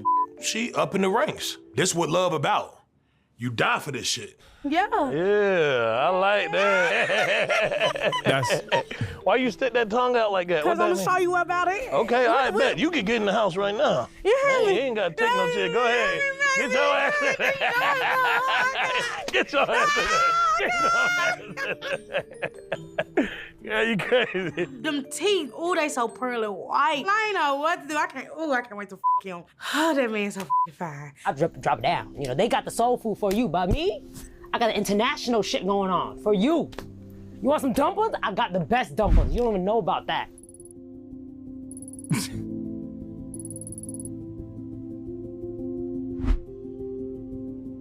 Okay. What's up? Little Asian persuasion. That's what I'm saying. Yeah, I'm the only one here, man. yeah, That's all little for you. Asian What's good? persuasion. I like that. I like your teeth. How you much doing? you pay for Appreciate that. You know, a little That's little nice. pretty penny. That's nice. Ooh, this is pretty nice. penny. Yeah.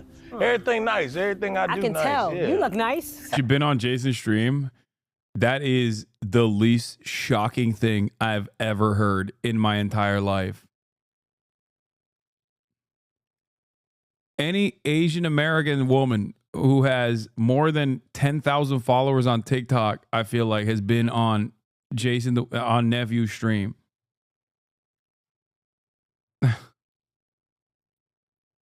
Looking like my husband. You know what I'm saying? Yeah, tight shit.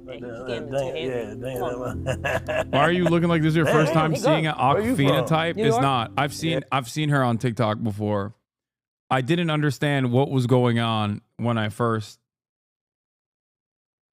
She called Big Justice fat when FaZe collab with them. Oh no.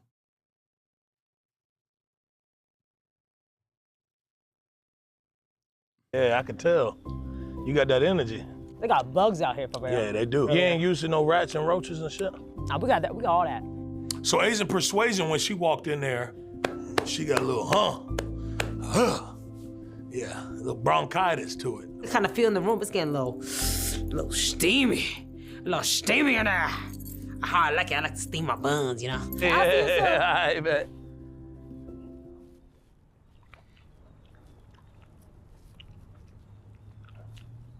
So far, he pretty good. He not bad. He husband material. I see it a little bit, you know what I'm saying? The way he fed me the grapes, you know, my husband, he gonna feed me. You feel me? Your head better turn as soon as you see me. This ass fat for a reason. Oh my God.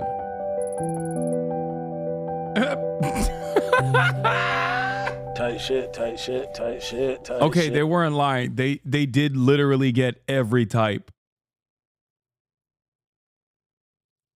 They got every type of woman. You can do a 360 real quick. Yeah, go ahead. Take your thick ass in the house. Go ahead. Yeah, you going up there right there. You bust a left. Yeah. That's crazy. Yeah. He didn't even talk to her. You going left right there. Yeah, hang a left. Yeah. She good, y'all. She good. She good. Never been with a white guy before, ever. It's not an option. White women can be conniving. She ain't never had a white dude, you saying? She never had a white dude? Yeah, I'm gonna have to talk to her on the side. I'm a grower, not a shower. Drewski's black, my family's black. That's just what Just what it is, personal preference, you feel me? Somebody gotta stand out. Yeah, no BBL too. She said it's real, so I don't. You know, white girls don't be having that ass up on it when they ain't birthed with it. Girl, everybody think you a BBL. I know, damn. That is crazy, cause I know that ass real, baby. God, you saw it. Is it BBL, shots, or real? That's what she asked. I work out. Y'all hoes just be lying. Hey, it's not lying. It's not lying. It's not lying. I work out. You got shots in that ass. There's no shots in that ass. But and still, you being too loud right now, so you need a... That ain't working out, though. That's laying on the Get you one. Get you one. Get you one. This ass real. You know I ain't got no ass. This ass real. If you don't want to take the trash out, Brenton will take the trash out. Like, I'm here to be your everything. Drewski remind me of me. What stud you know got boobs sitting up like this? You don't know no stud like that. Man, Drewski, man, all right. Don't miss out on this stud now, I'm telling you.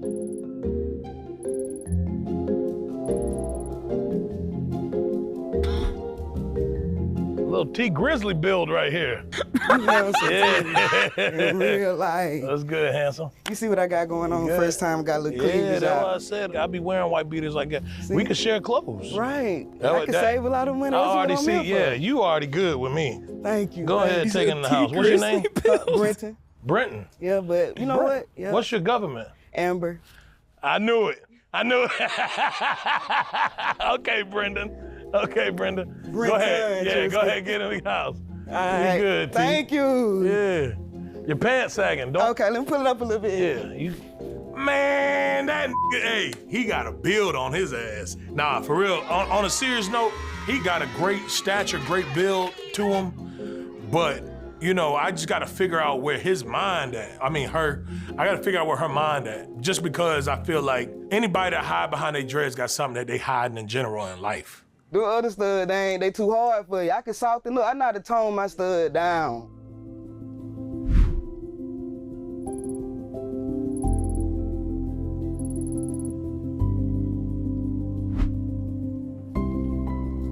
How you doing? Amazing.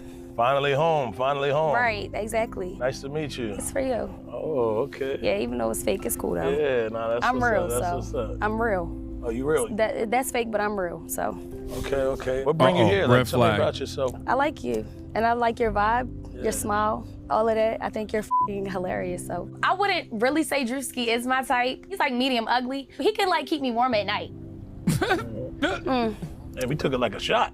I mean, from the looks of it looked like I'm a win. Off of like looks, personality, I mean, Yeah, it's from given. the looks, yeah, you got it. I just gotta figure out, you know, I wanna make sure you ain't crazy. I'm not. Make sure You need me to smack anybody for you? Just let me know. You let me know though. You just said you wasn't crazy. I'm not crazy. That's not crazy though. Yeah, I you right. smack bitches for my man. Okay. Oh yeah, I for sure. respect that. Right. I You like gonna that. smack niggas for me? So what you do? Like what occupation? Like what do you do on a daily basis? I model. Okay. Yeah, she's the drama component, which is crazy to say because every single person so far has been incredibly dramatic. But I think she's I don't know. Like my initial assessment is she's gonna be the first troublemaker. I act also. I do a lot of commercials. I bet you ready then. All right, am. Come on. You good, Shawty? You good? You good? Go ahead.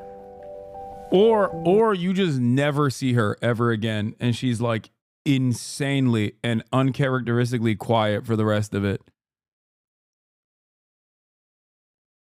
You know what I'm saying? I like a little petite little shit, man.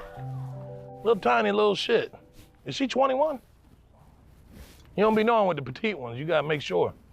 Check the ID. I can't tell if she stud or not. I'm still trying to figure out if she stud for real. I had a girlfriend in college. I didn't like that bad for me.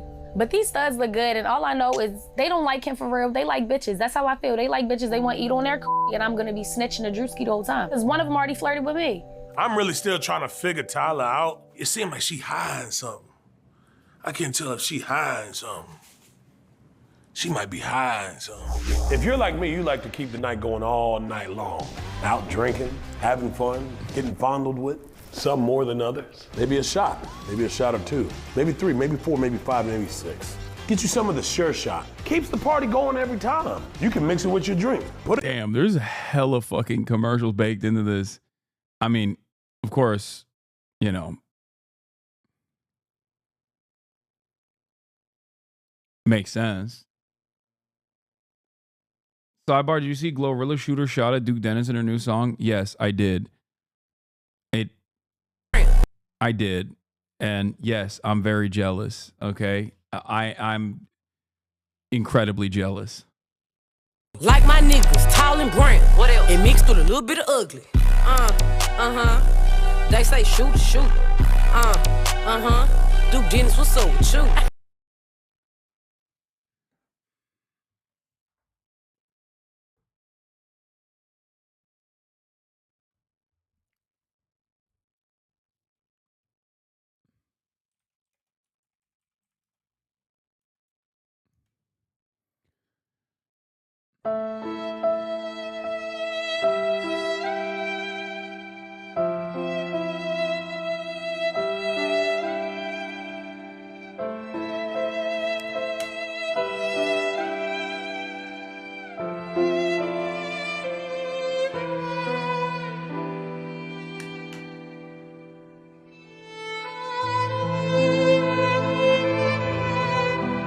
It's not fair. It's not fair. It's not fair.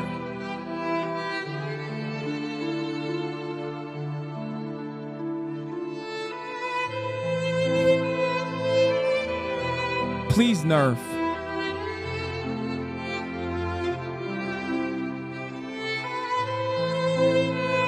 You fell off in the hotness for himbo.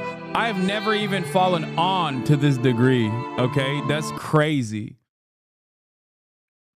And he's better at ball than you. What is happening right now? What the fuck? Okay, dude. Yeah, I know. I know, dude. I know. What's next? Megan Thee Stallion breaks up with her boyfriend and then also shoots her shot at Duke Dennis. Is that what you want? Is that what you want to hear? Yeah, I know. Yes. He can do backflips. I know. He's younger. Okay. Okay. Not by a lot. Okay. Calm down. All right. He's like what? A year younger than me? That's calm down. Okay. All the other stuff is correct though.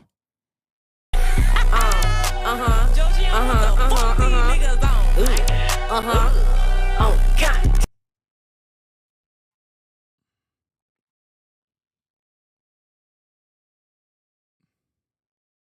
He's focusing on the right stuff. Women. You do politics. He does women, bro. Is meritocracy at its finest?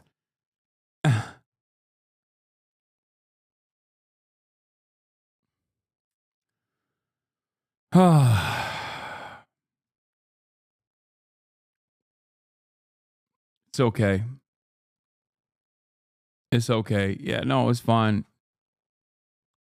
Duke Dennis has it all. Okay. You know, somebody's got to have it all, dude. Put it in the tequila. Put it in the vodka. Take it to the head. I feel good when I drink. You need the aura farm way more. No more of this nerd shit.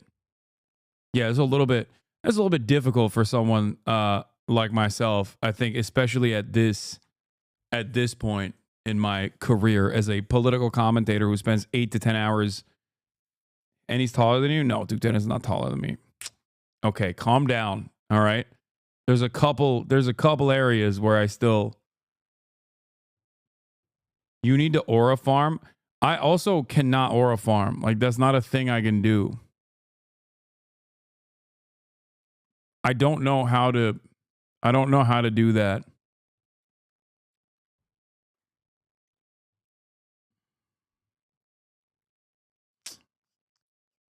Better baller too. People said that already. Yes, I recognize that. I admit that.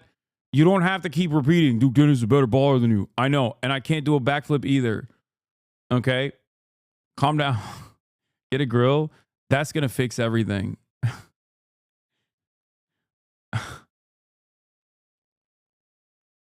All right, let's keep going. It'll do the trick, and you'll be right back at it in the morning. No time. I don't feel drunk anymore. Neither do you. Get some Sure Shot. Give you that kick you need to get back. Let's hit the kickback, y'all. Yeah, I do like big boys. You know, I like, you know, a guy that can protect me and, you know, that's tall and kind of bigger so I can feel more protected, and I don't think he never had nothing like this before, so.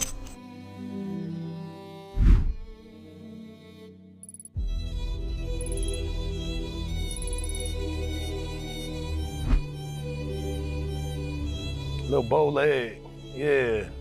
Little bow leg, what's good, what's good? What's your name? Juicy. Juicy, Pick I like me that. Damn, all right, damn. Yeah, make sure it's good. What, you want a sip of this? Mm-hmm. Yeah, get you a little sip of that. Yeah. Thank you. Like a little sippy cup. Mm-hmm. You good? Yeah, I'm good. So what you come here for? You came here for love? Yeah, I came to get you because, you know, we met before and we got a lot in common. You ain't supposed to come out here right now, man. You see me, I'm occupied, nigga. You can't. No, hey. What the hell? Get your ass back in the house, nigga. You not supposed. That's my little, he my little helper. You're not supposed to be out here right now, nigga. He look like you. Yeah, he got a big booty. Yeah. You gonna ride for me though? You see where I'm at? Yeah, I said that bow leg. You threw that bow leg on me. I'll bite this motherfucker. I'll bite that motherfucker. I will. I'll bite it. I'm soft though. I mean, yeah, no, you right. Yeah, I'll chew it. Mm-hmm. Yeah, like a chewy bar. Mm-hmm. Yeah, a little granola. Yeah, I like my oats now. All right, bet, get in the house. I just came back to something crazy. I'm not going back. Okay. No, I'm not going back. We're going forward. Stop. Come on. Take this rose. Okay, give me You done knocked over.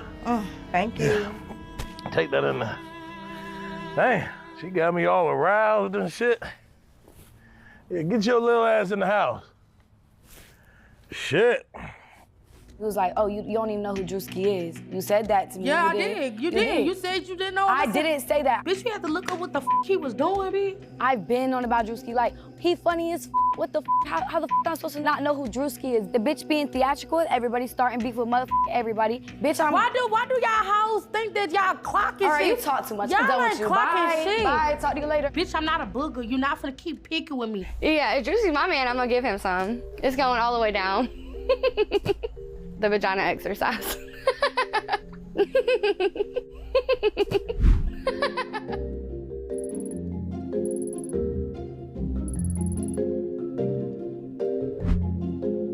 How you doing? How you doing? I'm good. How you doing? Okay, you sound a little country. I'm from Georgia. Oh, yeah. I could tell. I could Columbus. tell. Nice to meet you. What's your name? My name's Kegs. Okay, Kay. Kegs? Kegs. Yeah, I can see it. They sitting up on you. You got a couple kegs on you right now. Yeah, I pay good money for Yeah, I them, like so. that. It's not all looks. A lot of it is boobs and also the heart. Your parents wouldn't have no problem with you dating a brother, would they? No. Not at all? No, not at all. Both of your parents, What? white? Well, yeah. They're white chocolate? Yeah. Yeah, okay. But my little fine. nephew's mixed. Yeah, your nephew mixed? Yeah. Your nephew, Yeah. okay, that's good enough. That's through the family tree. Mm-hmm. Yeah, that'll be fine. So go ahead, get in the house. I want to make sure you get your room early, you know what I'm saying? So Okay. yeah. Yes. You said kegs, right? Kegs. Yeah. Yeah. Bye, Drewski. All right, now. Yeah, take a little shit. I don't like fat but if you funny and fat, I give you a pass because you funny as shit. God, nigga.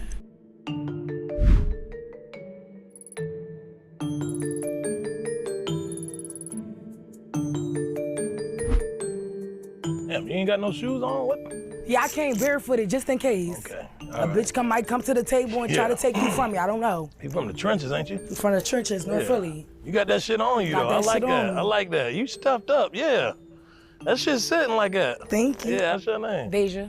Deja. They call me Deja. Meatball, though. Okay, I see why. Yeah.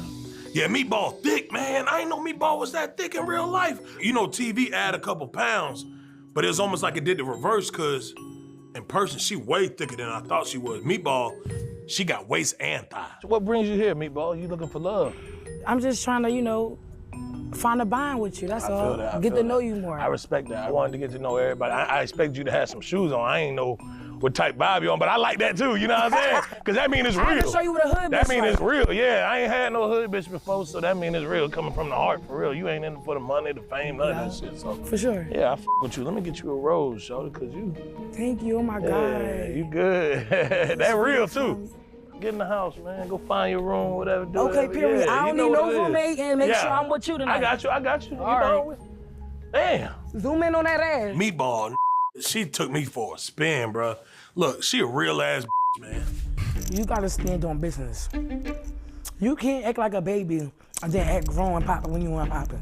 You gotta stand on. Oh my God, it already started? This is... I don't even understand. How many minutes after is this? I mean, it makes sense. Yeah. I was wrong. I thought she would be the... She's also pregnant, by the way. I think that's a joke. I don't think that's real. For bitch, I ain't gonna lie. Like, I ain't gonna lie. For bitch be like, come on, let's fight. She post up like, bitch, what's up? At this point, bitch, ain't none one of these bitches posted up.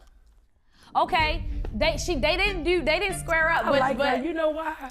Cause she's I'm not no bully. I'm not finna sit. You talk. You I'm gonna talk with you. Okay. You different. You different.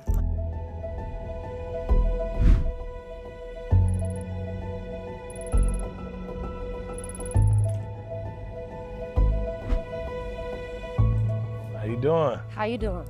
Good. What's your name? K1. Nice to meet you. Nice to meet you. What that stand for? Camille. Camille. K1. Okay. What brings you here? Like, what's your real reason behind coming and looking for love? I'm trying to get to know you. You gotta go pinky up. Oh, pinky up, my bad. That's all right, next so time you we'll already do it. teaching me stuff. Little demure. That's what's up. So what exactly do you do? Like, what is your job, everything that you... Yeah, I make music. Okay, you know, I got my own record label. That's why I'm here. Could have been. But we're not here about the record label. You're right. We're more You're so right. here for the love finding. You're right. Yeah, I'm gonna give you this rose so you can head in the house, get comfortable, get acquainted. I appreciate you. Get acquainted in the house. Take Thank your you. first steps. All the way? Yeah. Drewski needs a mommy, and I feel like I can give that to him. So I have Michael Myers here with his butcher knife, of course. And then I have Ghostface.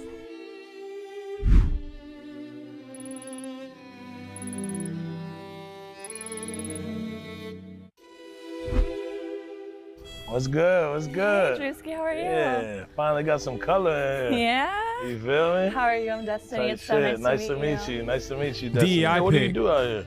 You know, I mean, I get to the money, you know, Okay, I'm keeping it cute, you know, okay, I'm yeah. really taking care of myself. I like that. I'm gonna give you this flower. You go ahead. Thank you, Drewski. Yeah, I mean, you good. Bro, okay. Drewski is given 2 pogs, roses.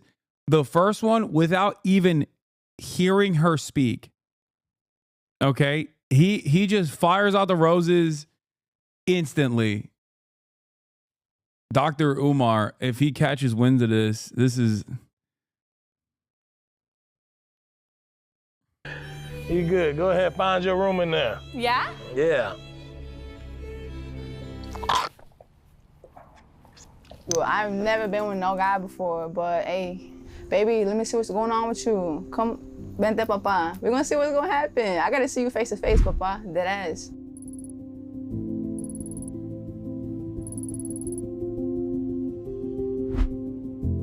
Yeah. Hey, El Janete. What's your name? Jay? Jay. Yes, sir. What J stand for? Janet. Yeah. Yeah. Yeah, I go by Drew. Drew? Alexander III. Okay, the third? Yeah. Okay. Yeah, what brings you here? Well, you know, the whole thing is about love. Yeah. That's really the main thing. For Trying to sure. see if it's out there or not. For You sure. know, it's Yeah, been... me and you kind of got that same Hispanic little hairline. See, you're right. I'm We looking got at you. something in I'm common. looking at it. We I'm got looking something in at common. it. Now we do. Yeah. Take your ass in there, Daddy Yankee. No, papa. Gracias. Yeah. Gracias. Yeah, papa. Yeah, go that way. Ooh. El Lefto. I ain't never talked to a Latino stud. Like, straight up, he ain't even a real doctor. Dr. Umar, yes, he is. How dare you? That's racist. I've never talked to a Latino stud. So that's something new for me. Gracias, papa. Yeah, you good, papa? Yeah, a little Spanish. I ain't passed Spanish 1 or 2, but I'ma figure it out. I'ma figure it out. That lady's the same age as my mama. What is you talking about? Girl, but didn't nobody say nothing about you when you was laying on the bed. You was irrelevant. You weren't even to talk to us to discuss No, shit. I'm very relevant. That's why I'm here. You're 43 and wanna... You're 43 and still trying to find love. popping it. And trying to find love. Drewski, worry about Drewski. Period. Motherfucker keep talking about I'm 43. Bitch, Rashida 43, Beyonce 43. I don't care. Yes, I am old, and I'm fine, and I'm young, and I'm turned. I'm all of the above. And what? Babe, I love you. You my everything. We got a lot of the same qualities. Like, it's giving peanut butter and jelly. It's giving what's up. I'm coming for the #1 spot. They gonna learn about me. Oh, man. Dang, she's your age? up, Okay, baby? calm down. How you doing? I'm doing good now that I see you. How old are you?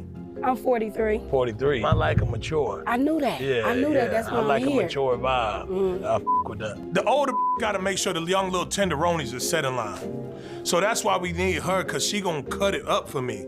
So she gonna set it straight. This is my little mini-me if he, hey, come on, man. Hey, brother. Little pit bull. You gonna be my brother-in-law. Little Chihuahua pit bull mix I got here, man. That little man. Why you looking at me like that? What's up? Yeah, he good, man. He Okay. chillin'. You know, go ahead, get you a little Taylor port. Yeah, go ahead, take that. Thank you. Go find your room right now. You can help her find a room? Yeah, Thank he got you. you. He gonna take you to the room. Okay, I'll see you later. Yeah, he good.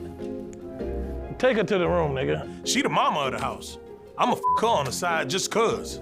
I'ma show her just cuz. And you gotta do that with the older, mature ones just because they on some mama shit with you. She gonna tell you like, nigga, shut the f up. And be like, all right.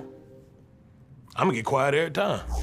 Prize Picks is the most fun I've had, winning up to 25 times my money this season. You just select 2 or more I'm into women. Yeah. and get $50 guaranteed, win or lose. That's code Drewski to get $50 instantly when you place your first $5 lineup. Prize Picks, daily fantasy sports made easy. Well, normally I'm into women, you know what I mean? But it just depends, you know, if the guy is right, if the vibe is right, he looks like he has a great. Bro, this has 9 million views with 10 ads in it. Premiered like 11 days ago. Okay? It's the amount of money that is printing is unimaginable. No ethical react. No, I'm showing you the fucking the code, okay? I'm getting you to the heart of it faster. Head on his shoulder. It kind of looked like his mom. Why are there so many lesbians? It's because Drewski likes studs. Okay? That's why. Because he's into studs. Raised him right, for sure. So, and I'm attracted to that. So we gonna see how it go. My men, my women, I treat everybody that I'm with right. What is a stud? Oh, brother. She is a stud.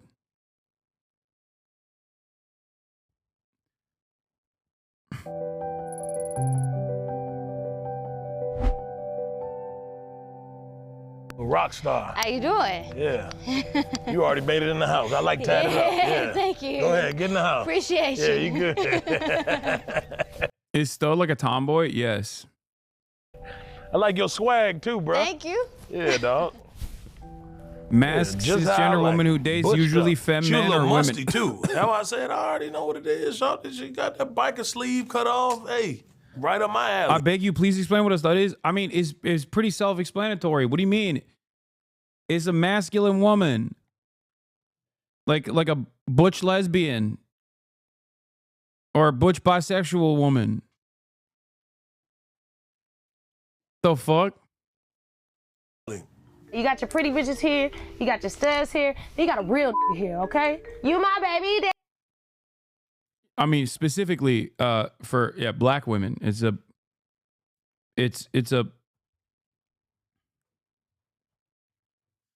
butch masculine black woman.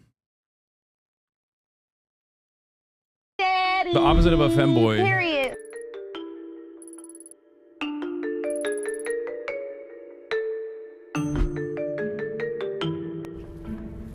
Okay, a little chocolate. Well, hello. Chocolate mochaccino. You already know. Okay. What's Hey, your Big name? Daddy, I'm Southside. Southside, okay, Southside. I ain't gotta ask you where you from. You already know. Yeah, I already know. Riverdale, baby. Yeah, so what you do, Southside? Like, what's your occupation? So I'm a rapper. Okay. Yeah, you know I got a record label. I know. Yeah. I need to be on Could Have Been Records. If I was down and out, like on my last, you know, sleeping on the floor, you gonna ride with me? Of course I'll with you. For sure. And a cup of coffee, what type of flavor you is?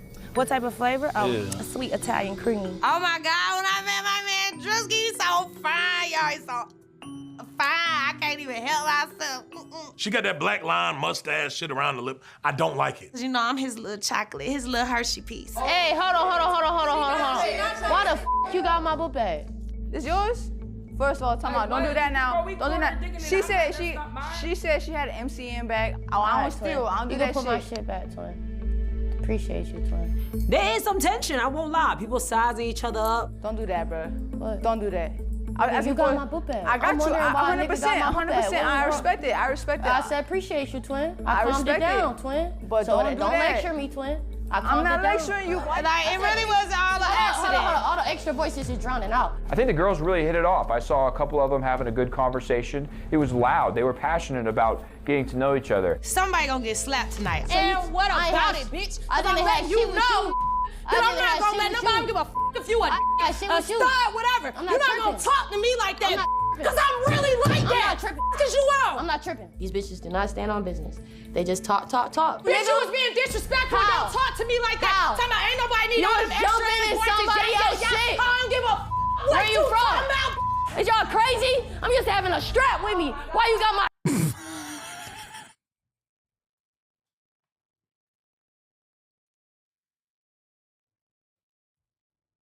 shit? Is y'all crazy?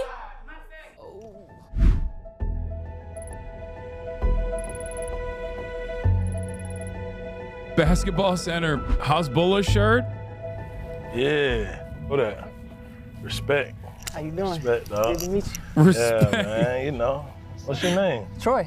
They always pick some stupid shit like Troy. I tell you that straight up. Your ass name ain't Troy on this show. Behind me, got me fucked up. If you're not making me laugh, I don't care how fine you are. My vibe is unmatchable. I'm about my money. I'm a bad bitch, so how could he not want to pick me?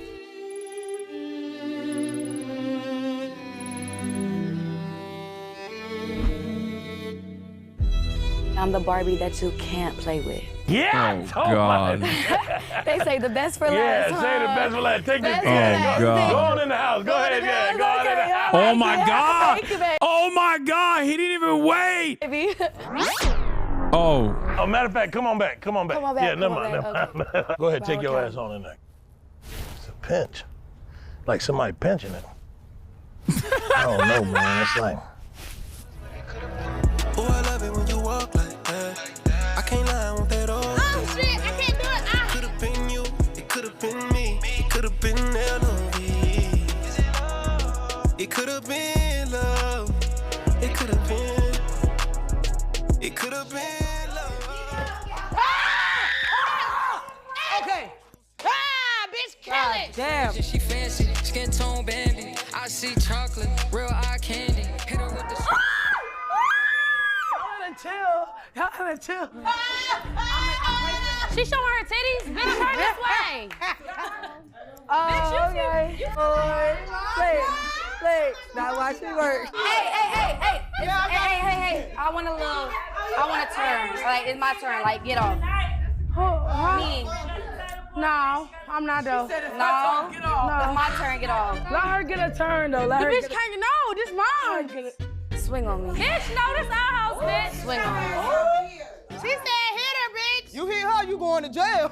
It's a lot of goofies. It's a lot of drama stirring up. So I'm just in the pot mixing. I feel like white girl just tried you and you ain't do shit. She ain't try shit. She said hit me and you ain't do shit. She ain't try shit. She sized you up though. At the end of the day, if it's my way to get y'all hoes out, I gotta instigate fights. That's what I'ma do. You being weird, bitch. You being weird. You being weird. You know, you clocked me You earlier being and I weird. clocked You your mad tea, because I and clocked now you yesterday. If you was mad about me clocking you yesterday, you should have clocked yesterday. Oh no! Get back. who you talking to? I'm not the bitch to play with. I'm from Memphis 10 where we get in B-hoes every day. Bitch. You are a crash out. I don't care. It's already on camera. And I'm a very educated, well-spoken girl. But don't fucking try me like that. Don't ever in your fucking life. You talking about? Ho, I'm on one. Take it. You talking about? Beat me, ho. Oh, my mama, beat me. Beat me. Beat me. Y'all see I started off with the pink wig. Now I'm back to the Cleos. Bitch, I'm trying to be a woman. At the end of the day, I'm not trying to get sent home. Bitch, he just gave me a rose. I got this name tatted on me. How you tried me, so I have to whoop your ass like a can of grits, bitch. And honestly, no, I need to talk to y'all. Because if that hoe touched me, I swear to God, this is the real world. I'm not going to say what I'm going to do. Ladies, as you know, we've had a day. You got to meet Drewski. My man. Some of you physically assaulted each other. But unfortunately, tonight someone has to go home. Damn, that's crazy. The way you know you made it to Drewski's heart is if he gives you a nickname. And tonight, he's gonna be giving a nickname to every single one of you, except one. He already said little bye-bye. Yeah, shit, bro. If you do not receive a nickname tonight, you're getting on the bus, the jig is up, you're going home. Let's clap it up for our bachelor.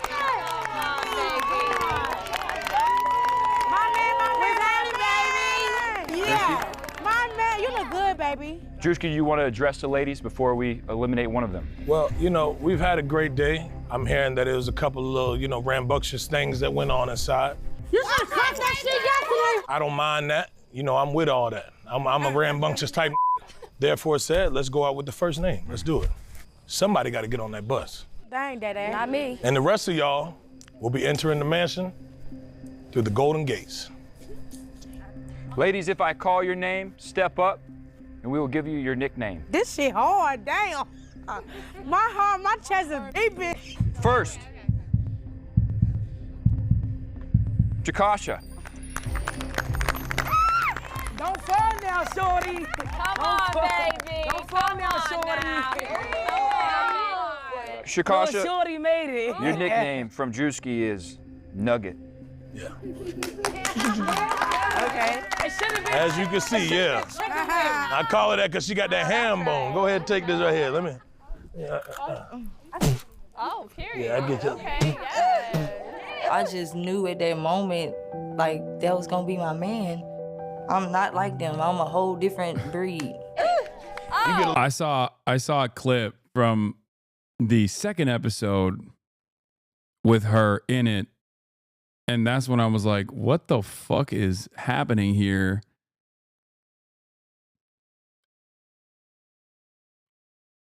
I'm not gonna spoil it. I'm just saying. Well, she already got a rose.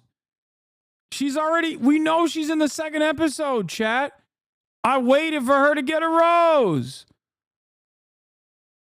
All I'm saying is, you know. Yeah, get in It's there, a crazy Nugget. Get show. your nugget ass in there.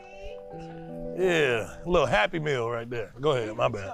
Make it clap for a rich nigga. We don't do little boys. If I want it, he gonna eat it. The next woman is Morgan.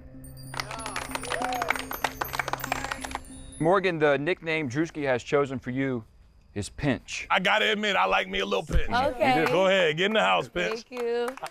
Yeah, I like that though. She got a little diaper butt. I like that. Come on now, like, no, bitch. That's pissing me off.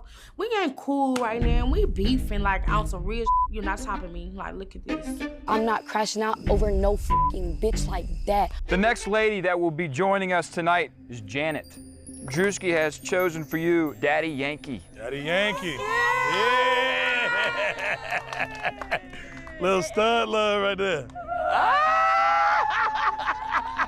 I was a little nervous because I didn't know what the to expect. But at the same time, I feel like everything played out cool, you know. Drewski, I'm waiting for you, baby. Stop playing with me. Get your ass in there. Yeah, a little Latino, man. I like me a little Latino. That's why I chose it, man. I gotta have the, a little assortment in the house. You do? Yeah, yeah. The next lady that will be staying Oven with Hut us TV. tonight Thank you for is the Tyler. 10 gifted subs. He my blanket, bitch. Bitch, just my blanket. I'm at the school with somebody's senior out just in case, you feel me? Somebody try to take my man because I'm not with it. How I fight for my man in real life, I'm gonna fight for my Drewski in real life. Tyler, the nickname Drewski has chosen for you is Switcheroo. It should have been Thief. What the f? Reason why I chose switcheroo, you know, you could do both. You got the little stud stem, and I like that about you, because we don't know which way you gonna go. I'm going your way. Yeah, a little switcheroo. I'm going your way. Yeah, a little switcheroo. All right, go ahead, Switch. These other women ain't got shit on me. Drewski know that. No, now I'm really in it to win it. Like, I don't think that he's medium ugly anymore. Like, I actually think Drewski look good. Drewski maybe Okay, she did switch. it's because you've been losing weight. The next lady that will be with us this evening, Deja. Oh, that's me, Deja. Deja, period, that's It's me, Deja. period. They Thank say you, that y'all. in the black community, it's pronounced Deja. Deja is how they say it. Yeah. I want to hear my nickname, though. Oh, yeah. Deja, your nickname, Meatball. But you knew that already. He's sexy, like. So you telling me Drewski don't like hood bitches? Like, I'm a hood ratchet ass bitch, you feel what I'm saying? I think I want to now. I don't know, it's giving one fuck. Troy. Yeah. Troy, the nickname Drewski has chosen for you is Burgereich. Going back to the roots. As you know, your name Brianna, and I wanted to, you know, bring it back to what I know, what I met you as. So, you know, bring it back to home. You know what I'm saying? So yeah, that's what I like. Go ahead. I appreciate it. Head in the house, Troy. I'm ready to go. I'm ready to move in. To get my room, get my bed, get comfortable, and take the I throne. don't think she liked that. In person, I was like, whoa, bro, actually looks good. Amber. Amber. Yeah. Not the dead naming. Amber, the nickname Drewski's chosen. Wait. Is that person trans? What are you guys just? I don't think that person is trans, chatters. Like, calm down. I think you guys are. I think you guys are being. I do not fuck with transphobia. Okay, but like.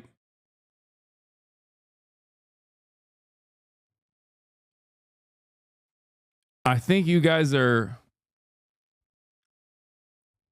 misunderstanding. You're wokely misgendering this person. It's just her stud name. None of these people are trans. Do we need to teach you about stud names? No, it can be affirming, but it's weird that chat just automatically hit a weird. Chatters are, 1, instant parasocial with the characters. 2, have unironically wokely done a transphobia.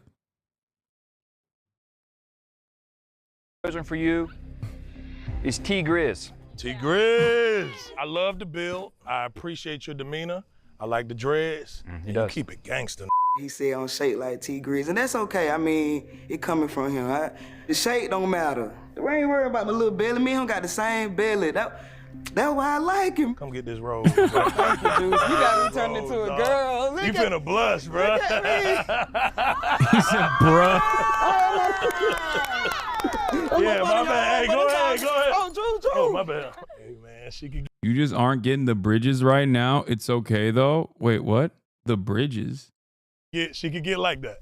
She can get like She that, can? man. Yeah. My bad, y'all. I get a little out of body. The next lady that will be staying with us this evening and not going home on the bus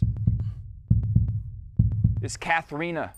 Katharina. Oh, come on, baby. All right. What's up, baby? Come on now. Katharina, your nickname is TT. You the auntie of the house. You gotta keep it all mature and keep everybody in line. So you hold it down. You get in the house. I mama. like that too. Yeah, hold Thank it you, down. baby. Hold it down. TT. Give it up for All TT, baby, in this mother. Yeah, go ahead, TT. You is mama age. What the f? That lady old enough to be your auntie. Go ahead, T. She's my favorite. I think, well, not TT. T Grizzly and Meatball are my favorites so far, I think. Drewski said he like him seasoned, baby. And I'm still gonna stand on big motherfucking business like I've been doing. The other girls, they definitely sleeping on me, but guess what? They can stay sleep, cause baby, I'm woke And I ain't going nowhere.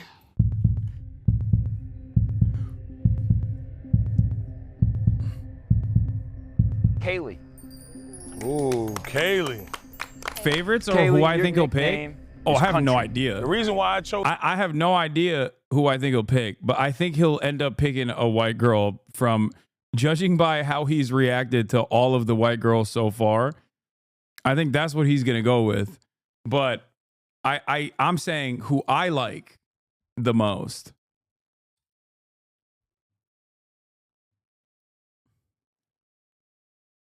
chose Country because you had that demeanor, and I like everything about you. I want to get to know you a little bit more. So yeah, get in the house. Y'all. That's good. who Y'all I'm- clap it up in Country. That's who I'm pushing for. I ain't doing no kissing yet. The final 8. Keep in mind, ladies, not only are you competing for Drewski's heart, but also for $50,000. Hey, Jesus. Hey. She's funny too, but I feel like that's gonna fall apart. The next lady that will be joining us tonight in the Could Have Been. Is this a show about dating Drewski? Why are there like 5 butch lesbians? No, it's not 5 butch lesbians. I would say it's like almost all of them are butch lesbians, with the exception of like maybe one who's at most a bisexual. In Love Estate is Rosa. The boy Roe. The boy Roe. The boy Roe. The nickname that Drewski has chosen for you is Himothy. Yeah. And the reason why I like Timothy, you know, I felt like the real you came out as soon as I met you. Oh. So it's almost like you tried to hide it. She's cool too. But him was coming out regardless. Oh, okay. This is what? I'm a girl. The clothes can't hide it. Yeah, them boxes gonna show, baby girl. They gonna show every time. Hold it down, yeah. Go ahead. Hasan does raises and homophobic. Is that a Wait, Dickies what? suit she got on? That's Dickies. My little a little moist, a little bit. I'm ready to go have his baby a little bit. It's my man. Like, he's so handsome. Then no gay shit. Like, no homo shit.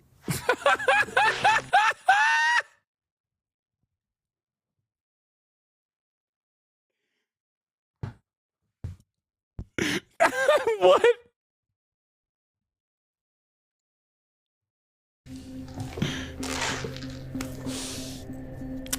Next,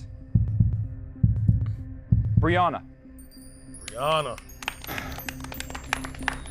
Your nickname for the week is White Chocolate. White chocolate. Yeah. Yeah, because she got that big old chocolate ass. White chocolate. You got it. That white chocolate ass. I'll bite that motherfucker. Get your ass in there. I think, yeah. See, this is what I mean. This Ladies, is what I there's meant. 6 of you left. Next, staying with us tonight, Camille. But my legs Camille. shaking. Camille, your nickname is K-Dot. Okay, Kato. Yeah, I really don't know why I picked that name, but hey, take this rose. Where that hat you had on? Man, I don't know. It's somewhere in here. This bitch. He really, dude, she looks like the most similar to Ruby Rose out of all the girls. And at first I thought Drewski was joking when he was like, oh, I love studs. Like, I'm actually a fan of studs. But honestly, I think he just really does, because of the way he reacts to like more femme presenting girls versus the way he reacts to the studs. Like, he truly is a man with refined taste. Yeah, somebody Like, he was not lying. Is y'all crazy? I'm just having a strap with me. Why you got my shit? I was not expecting that from her either. Next, Erica. Erica. And your nickname, chosen by Drewski, out of affection, is Eric. Eric. We're gonna dress you as Eric. Okay. Yeah. So let's. Hey, you in the house, baby. You in the house, bro. Yeah, dog. Yeah. I'm definitely a silent assassin, for sure. All them other bitches gonna have to worry about me. I ain't even gonna cat to you. They gonna have to worry about me. Next, staying with us, receiving a rose, Alyssa. Alyssa. Yay! I hate that name, but yes. Yes. Alyssa. You seen the tits? I saw him. Yeah, she good. I'm looking at him right now. Your nickname is Demon. Demon. I just like to look in your eyes. You got that demon look. Okay. Try and get with it. My bad, bro. My bad. He said demon. I was like, damn, like he really like saw like my soul. And it just felt good. Go ahead, Demon. Go ahead. 3 of you remaining. 2 flowers left. That's crazy. That's some shit there. The girl in the bag is not Staying getting with it us. for sure. So don't need to tell us. We already know. Nina. Nina. Bye-bye, I love y'all. Nina, congratulations. Your nickname is Asian Persuasion. Goddamn. The reason why I called her Asian Persuasion, I mean, yeah. We might break it down to AP too. We call you AP. She's staying. She's staying. I love Final y'all, 2. You into Asian persuasion, huh? This gonna be good. Ladies, you're the final 2, which means one of you will get to continue to compete for $50,000 in this man's heart, and the other one will be getting on that bus. 100%. The lady on the right is winning that one for sure. She's the content pick. She's the content pick. If you don't pick me, I still love you, fool. I respect. Any producer worth their salt is gonna go with the one on the right, because it's just like that is automatic content. Automatic. Respect that. Same by me. If I don't get picked, I mean, it will She already tatted his name on her chest. You can't do that. hurt real bad, but at the end of the day, it is what it is. I still love you. It is what it is. That's f***ed up, though. That's crazy, my nigga. That shit f***ed up, Drewski. But I went through the strength for you, my nigga. And you didn't pick me? My nigga, I know some shit, though. I'm my mama. I'ma f*** this house up. I'ma show your ass. I'ma show your ass, Drewski. Okay. Let's get to it. Let's get to it. I gotta fly you, my nigga, to come be with you. And you didn't pick me? Shut the f up, bitch. Cause he picked me, ho. You'll be all right. Oh, Jesus. Oh, bitch, you finna fall. Let's get to it. Drewski, you ain't pick me. Let's do it. Let's do it. Get your big ass up, bitch. Drewski, you ain't pick me. Bitch, I'ma help you one time. Get your ass up. Who's the weakest? Oh, definitely Miss Memphis. She finna be out the door. Let's be for real. She bring the drama, but she ain't Big Mama. You feel me? Final 2. She one got no rose. shoes on. All of our hearts are beeping. Oh, shit. Join us right here to receive your nickname. Morris. Oh, shit, it's me, bitch. Damn, what the See ya, bitch. Come on. Ah, shit. Hey.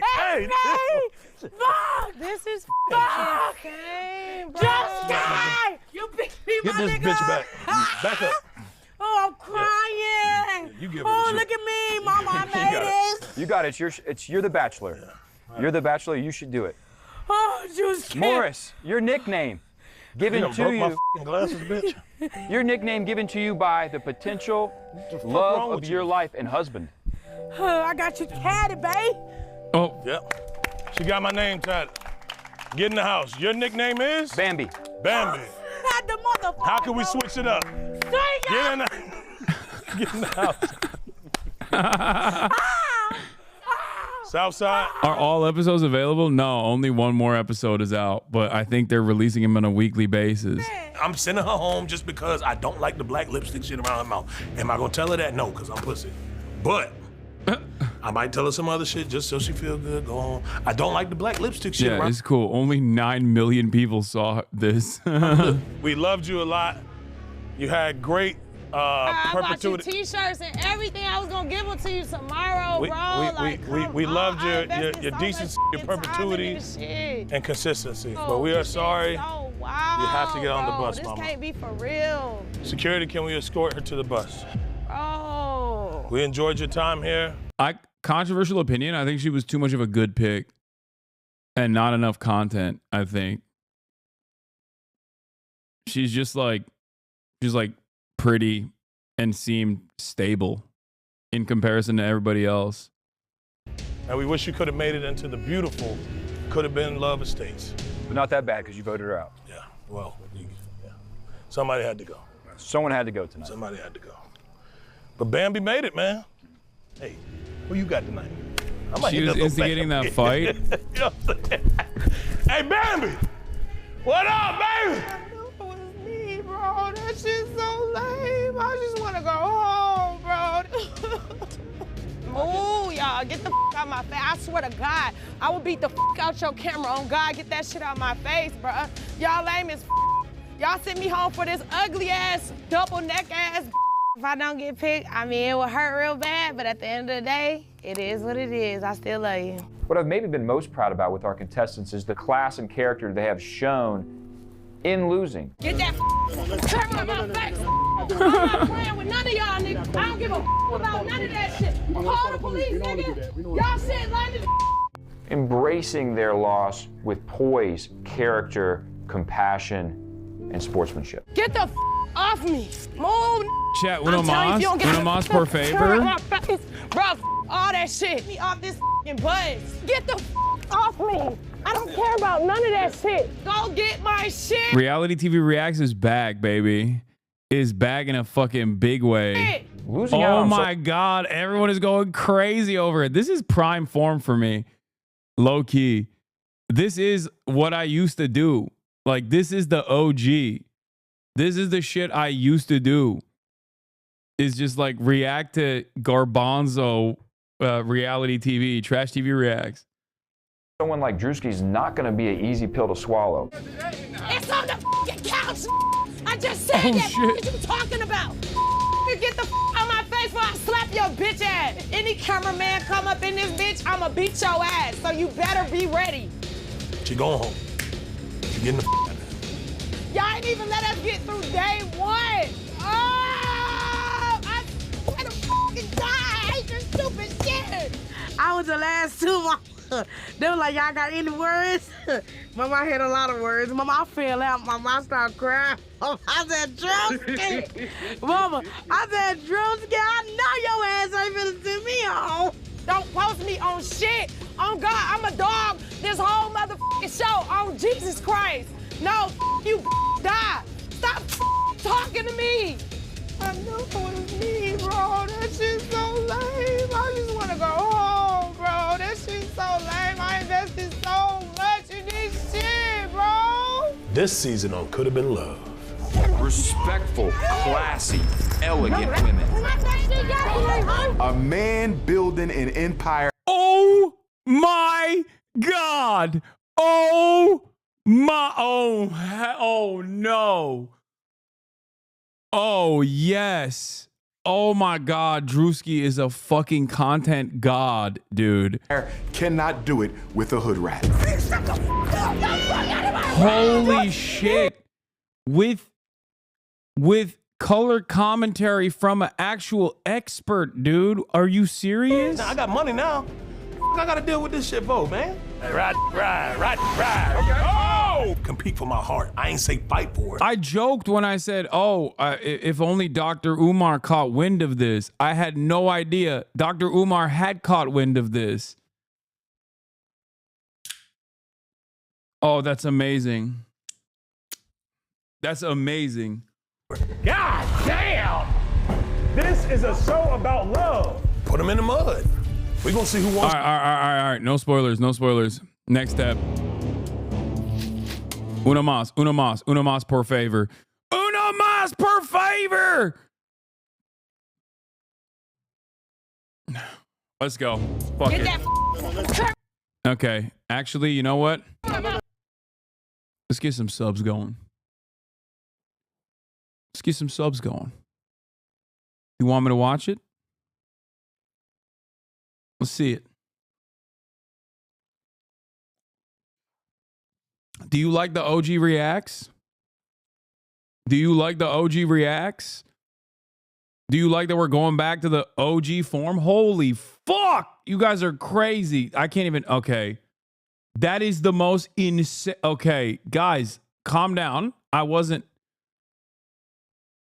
Oh my God. Okay, you really want me to react to the show? Jesus fucking Christ. Did you guys all have your fingers ready to go on the button? What the fuck is going on? Why don't I do this more often? That is crazy. Holy fuck.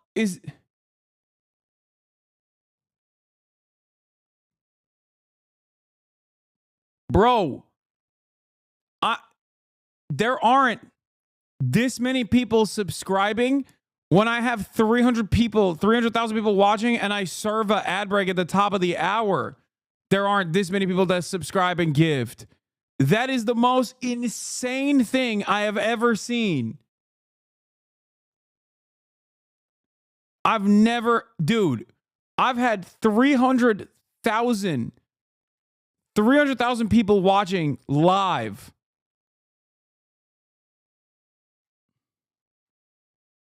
This is the most insane. Okay, dude, Jesus Christ. Y'all are a bunch of fucking degenerates, dude. Holy shit. I'm done with this politics nonsense. All it gives me is pain. It turns out I should have gone back to my true calling, which is Fun Reacts, reacting to trash reality TV. Jesus fucking Christ. What is wrong with me? Why the fuck do I do what I do, bro? This makes it seem so stupid. There is no way I can even thank the people that are gifting. It's just virtually, this is the first time that there are as many people gifting as there are chatters. Like, look at this. Look at this. It's just fucking going the entire time. You brick the actual system.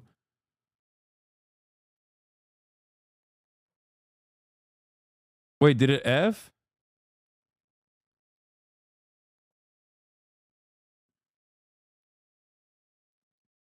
I feel like you guys subscribed so hard that it actually broke Twitch a little bit. I've never, and it's still going. I've never experienced something like this in this goddamn community. Holy shit, dude. Holy moly. What the fuck?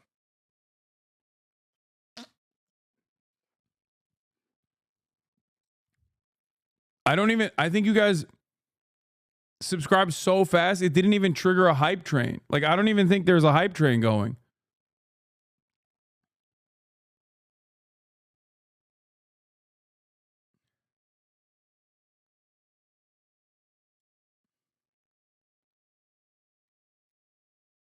People were waiting for this. People were straight up waiting for this. They were like,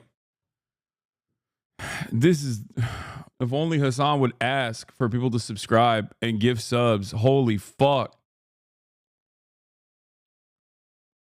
If only he would.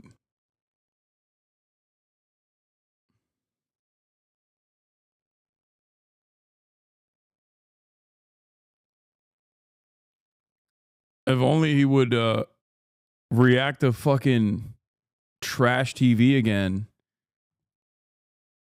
Bring back MasterChef. I will rob a bank to lace up the entire chat. MasterChef doesn't hit the same. This is peak. Okay? This is peak. We're watching peak.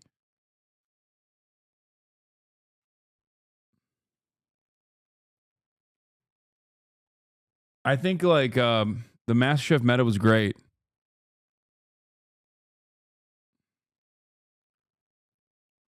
MasterChef meta, when it existed, was the best. 90 day Reaxe was pretty good too. God damn. Okay, it's slowed down now. We can. All right, I'm gonna get started. I'm not playing with none of y'all. I don't give a about none of that. It's on the fucking couch. I just said that. What you talking about?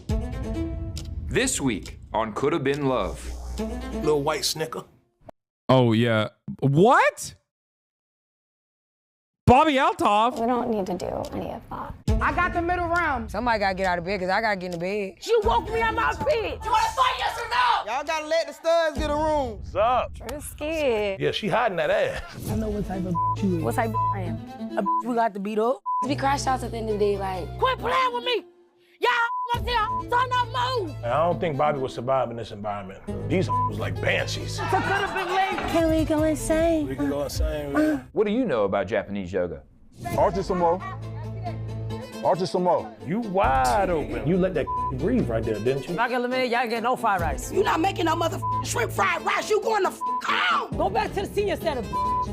I was trying to burp her. This is a situation. If I do not call your name, it's over for you. Don't make it. Is something wrong? No, I miss you guys. Bed bugs, all type of crawling around the walls. And I'm looking up, god damn, it smell like shit. Bitch! Oh, bitch! Oh, no! I've made up my mind, and I am gonna be leaving the house. Right here, bro. I ain't saying what it was, but it could've been. Oh, I love it when you walk like that. I can't lie, I want that old thing, man. It could've been you, it could've been me, it could've been LOV. Down to the fucking ass song. It could've been love, it could've been. It's so perfect. VH1, early 2000s VH1.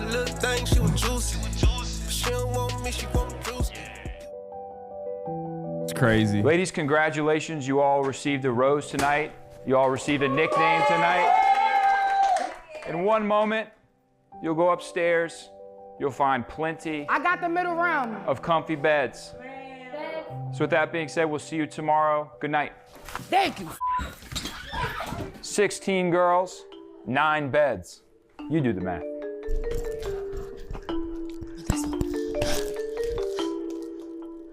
I ain't had no trouble finding no bed. Them bitches had trouble finding a bed. I walked in and said, did my bed, put my roses down, and went to go get my bag. Them bitches was running like ants. Hell no! This is me right here. This one? Yup. Bitch, shut the f up. Are you serious? Bitch! Yo, this the queen room. Y'all know the Bitch, no. I'm spitting all over my bed. I don't give a f.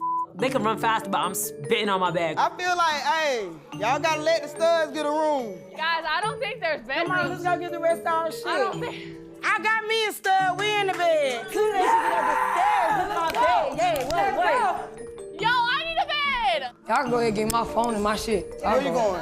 Somebody gotta get out of bed, because I gotta get in the bed. How many subs went through right there? I have no idea. I'm not sleeping on no couch. Meatball, get off, scoot off. Get your bags. Get your bags. Get your bags. Get your bags. Get your bags. Get your No, bitch, don't get too comfortable. Bitch, don't get too comfortable. All right, I'm gonna have to beat a bitch up out their bed then. All right, well, I gotta beat somebody up out their bed. Do you have somebody to sleep in the bed with you? I'm sleeping by myself. You can't do that.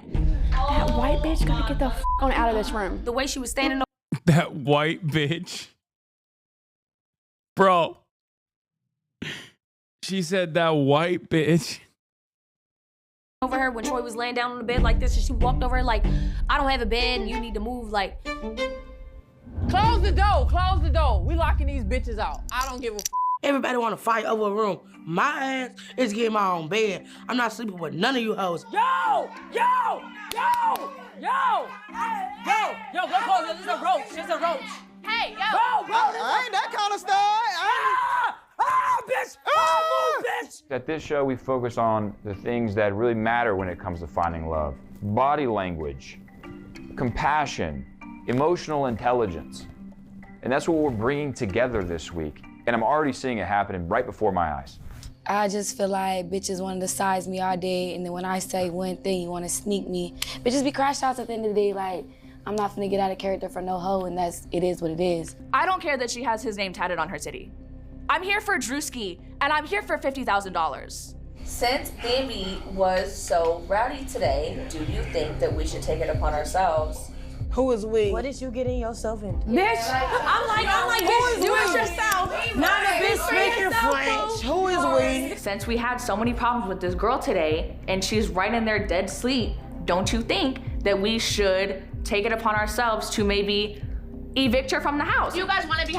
She wants to beat her with quarters, bro.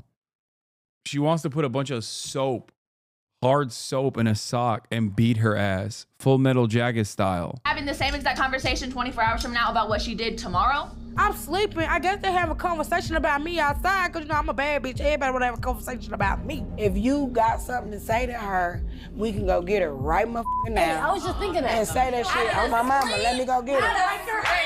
Yeah. So I woke her up to tell her that maybe she should leave respectfully. Do you want to come outside? No. It's like life or death. Censored her ass I said, bitch, did you really wake me up out my motherfucking sleep out for this bullshit? Hold on. Let me make sure I'm getting this shit clearly.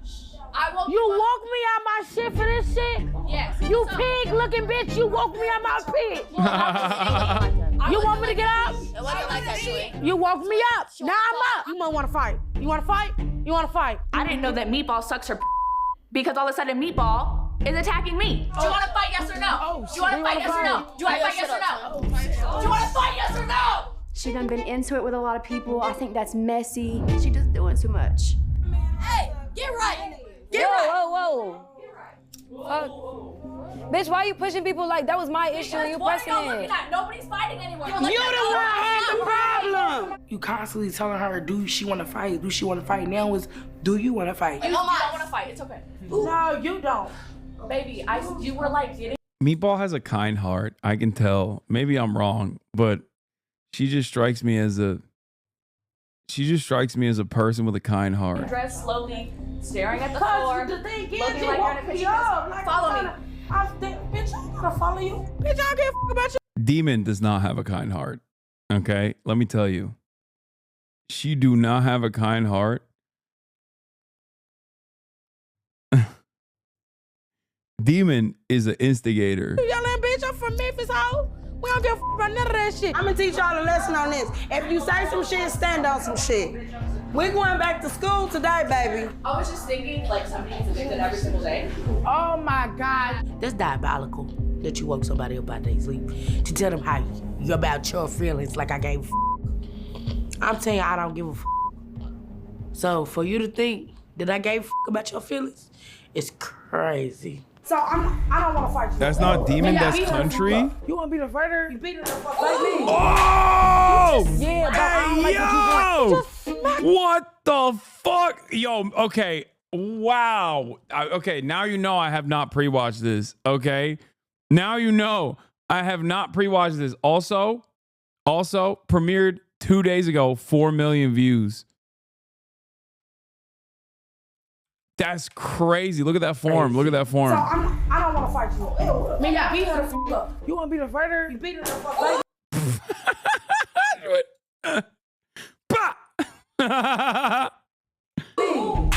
You just yeah, bro. I don't like what you do. You just smacked me.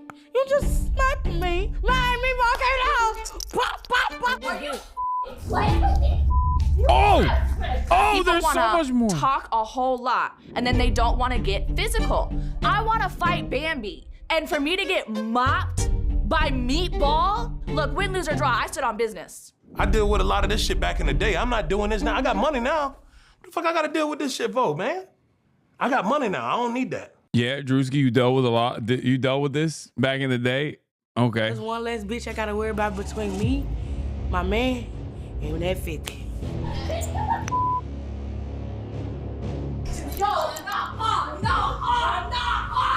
What warms my heart is seeing a girl support another girl so literally that she's has her hair in her hand and she's pulling her in to embrace her, pulling her all the way back so hard that she accidentally puts her to the floor. Welcome to Coulda Lady. That's passion. That's love. That's could have been love. We need to slow it down, man. I'm a lover first. Drewski, I love you, but love should not hurt this bad. I told her, I said, PC. I'm getting beat the f up. I'm thirsty. Bitches are weird. I don't trust anybody. Right now, I have to choose me. I have to do what's best for me right now. I've made up my mind, and I am gonna be leaving the house. I don't think there could have been love houses for you, Pookie. I'm for real. You motherfucking kick her out, baby. We're gonna have sex that night. It could have been you. It could have been me. It could have been Ella.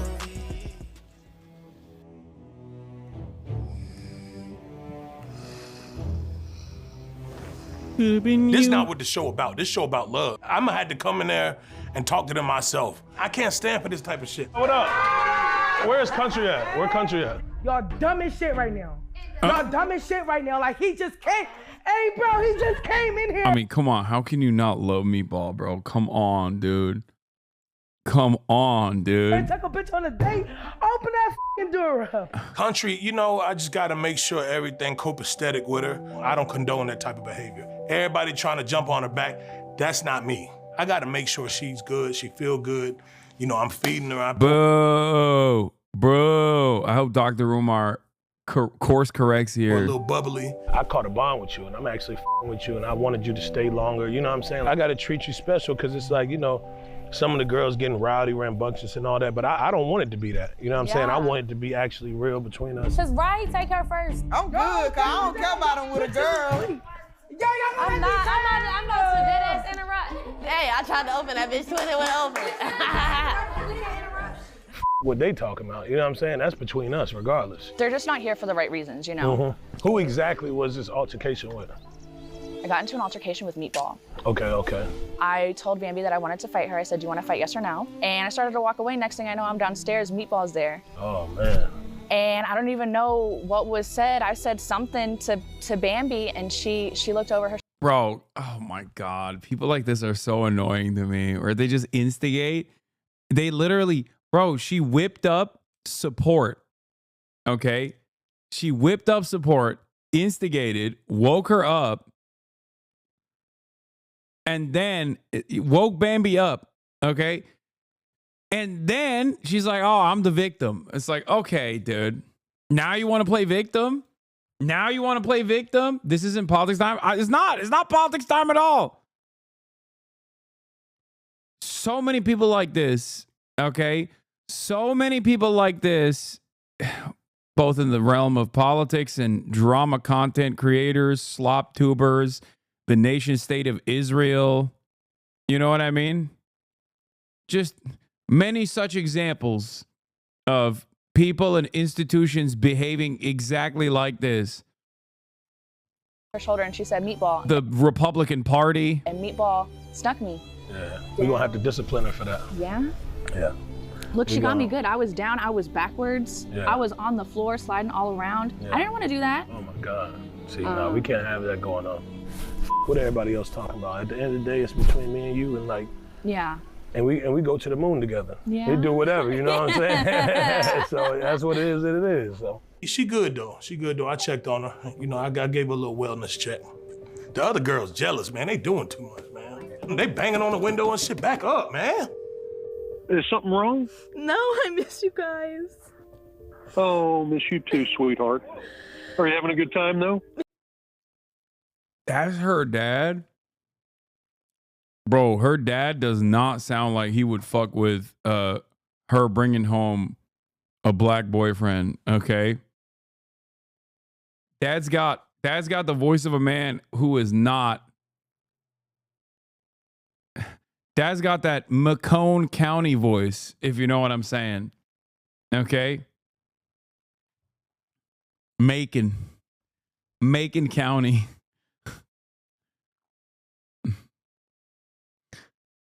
Drewski is a low-life profiteer. Jesus Christ, dude. Yeah. Why are you crying, baby? I knew I would cry. I just miss you guys. No. Did something happen? No, no, I think I'm. You sure? I think I'm doing a really good job, and I mean, you know. Good. Yeah, I'm, you know, I'm still here, and you know, I think like what I've done so far is like really good, and you know.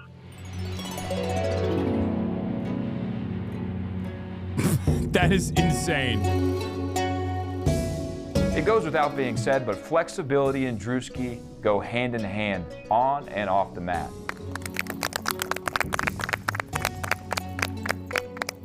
Ladies, konnichiwa. All right, that's What's up? We all ain't Chinese. Konnichiwa is crazy. Tell us what that means.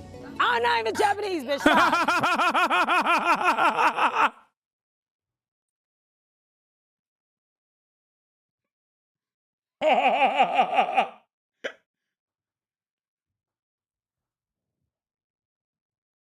The fuck? I hope you got some good beauty sleep last night. You look like you did. Hell no. Bitches wake me up out of my sleep. Drewski, the man of all of your dreams, likes a certain quality in a lady. He likes his ladies to be flexible. I'll show that for him. Who here is flexible? I am. Who knows about Japan? Man, what the fuck? I'm about to get the fuck off this lawn. Anybody know about no bitch ass Japan, bro? We're not talking about Japan no more. Today, we have the #1 yoga instructor Oh, she's Chinese, all in right. the world. I first read about Mr. Namaste while I was at a Japanese steakhouse in my local town. He's the #1 yoga instructor in the world. And these girls in this house this week are the #1 girls in the world. And they deserve each other. And he's gonna lead you through yoga programming. Japanese to me. Big as hell. Japanese to me. I'm a yoga instructor. How you doing? Good.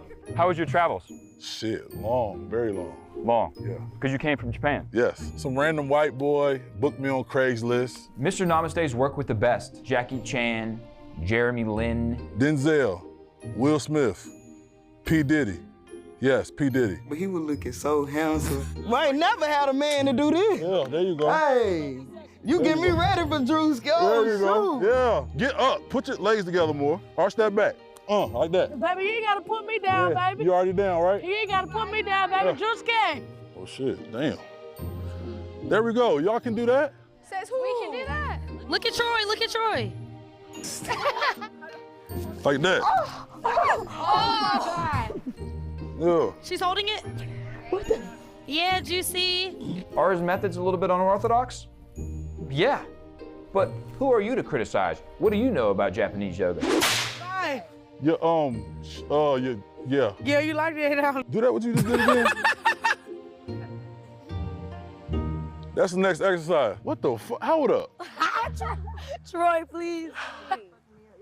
How you able to do that? I mean, like, it's in the normal practice, you know what I'm saying? God damn. Well, you my favorite right now. As you can see, some of these girls are as stiff as a cardboard walking into this, and then right before your eyes, you watch Mr. Namaste and what he can do. I'm a virgin. I don't know how to do none of this shit, yo. Arch, let's put an arch in it.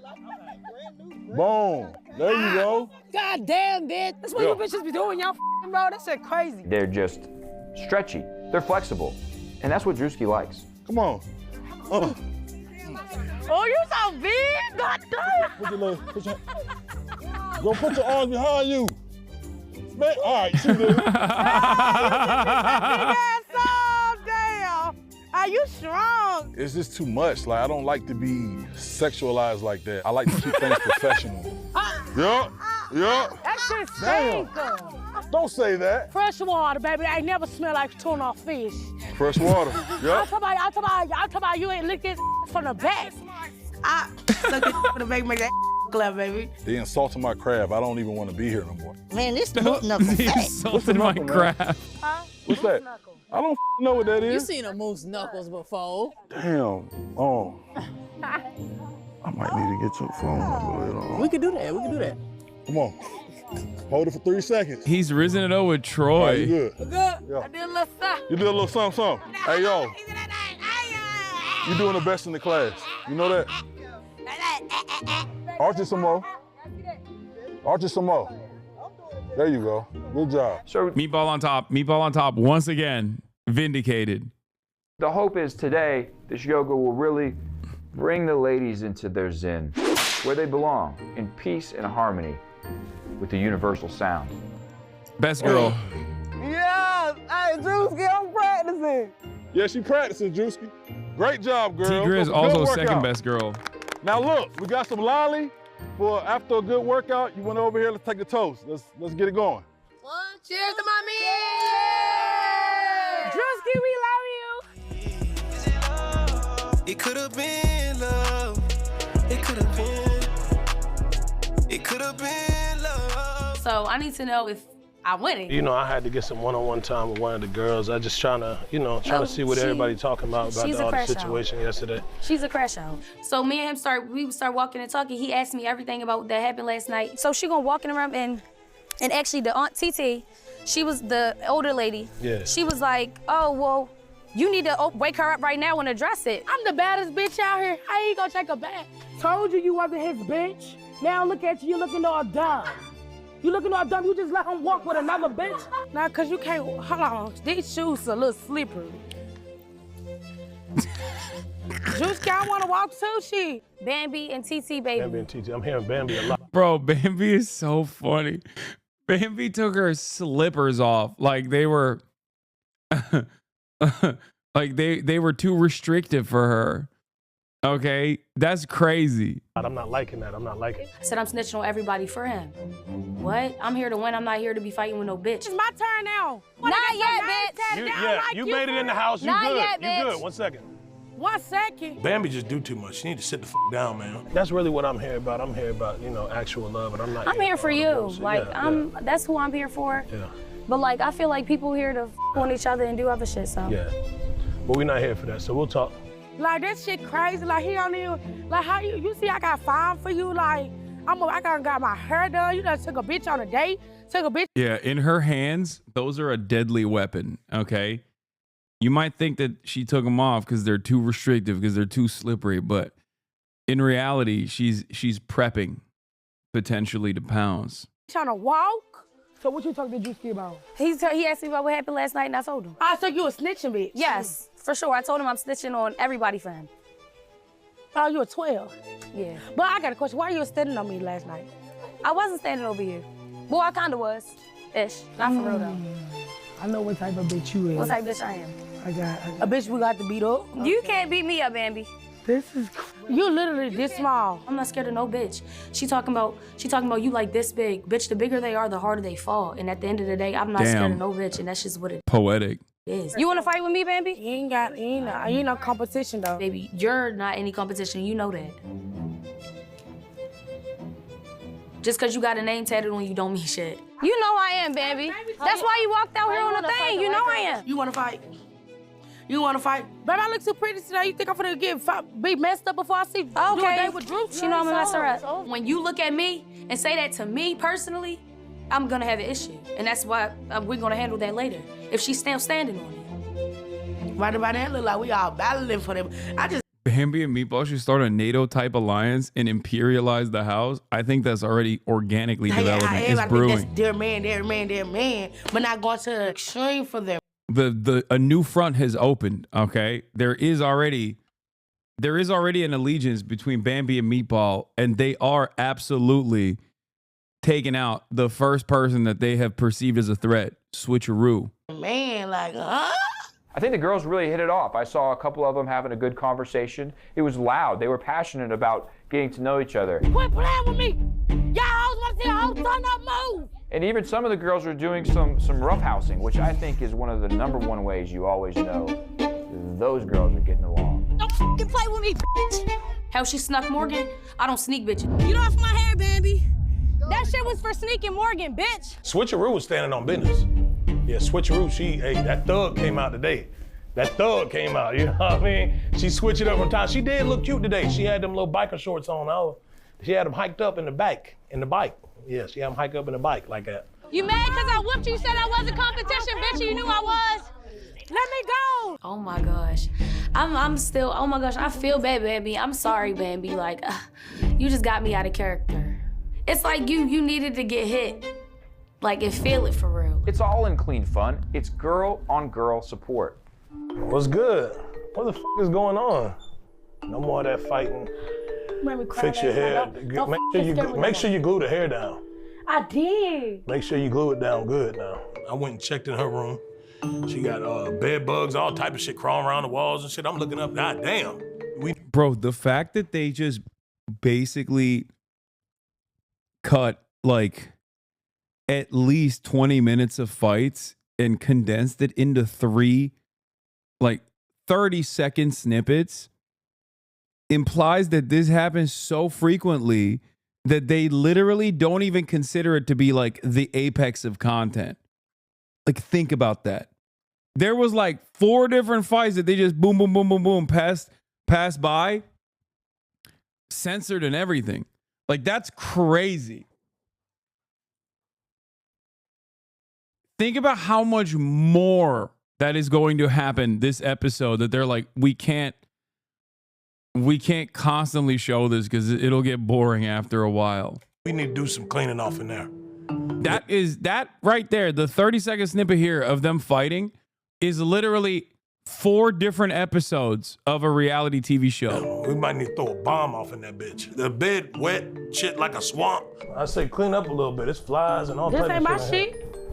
I'm back at you. Sometimes you can't judge a book by its cover, even if the wig do keep coming off and the Allen Iverson braids keep showing. Because I want you to stay, you know what I'm saying? That's crazy. Helen Iverson. I want to be here for you too, because Yeah, I really like you. Yeah. She got potential, man. I believe in her, and I want her to stay because I want to build her up. Sometimes it ain't about what you see on the outside. Sometimes some girls just got a good heart, and I feel like she got a good heart. Yeah, it smell like a swamp in that motherfucker, man. God damn. It smell like shit. If you're like me, you like to keep the night going all night long. Out drinking, having fun, getting fondled with. Some more than others. Maybe a shot or two. Maybe 3, maybe 4, maybe 5. Could have been you. Could have been me. I just pulled up to Could Have Been Love Estate, and I cannot believe how big this place is, how many rooms there are, how many girls there are, how many people are literally fighting for Drewski's love. Cause I'm really like that. I truly did not expect any fighting, at least not literally. What's up? Drewski, hello. You want to bring in women to consult with women. Because sometimes, you know, it get a little catty behind, you know, they fighting about me and stuff. They pulling me this or that way. I'm like, damn. Let me bring in a woman to try to, you know, calm it all down and see what we can do. Came dressed to impress, huh? I'm the best for you. Yeah, you know? I see. She a little slim thick too. She has a Steve Harvey suit on today. I don't know what the told her to wear that. Yeah, she hiding that ass. Yeah, she hiding it. Yeah, it's in there though. It's cuffed up. He's really lovable, he's charming, he's funny. You seen the tits? What the hell is that? Bust it wide open. He's gorgeous. Big old chocolate ass. She ready to die about that. I know he wants to find someone. Bitch. And I know he wants to get married one day. So we got a bunch of girls here competing for my love. Is there anything else they're There's a competing little bit for? of both. It's like money, love. How much money? $50,000. You have $50,000 that you're giving away? Well, you know, and for the winner that wins the competition.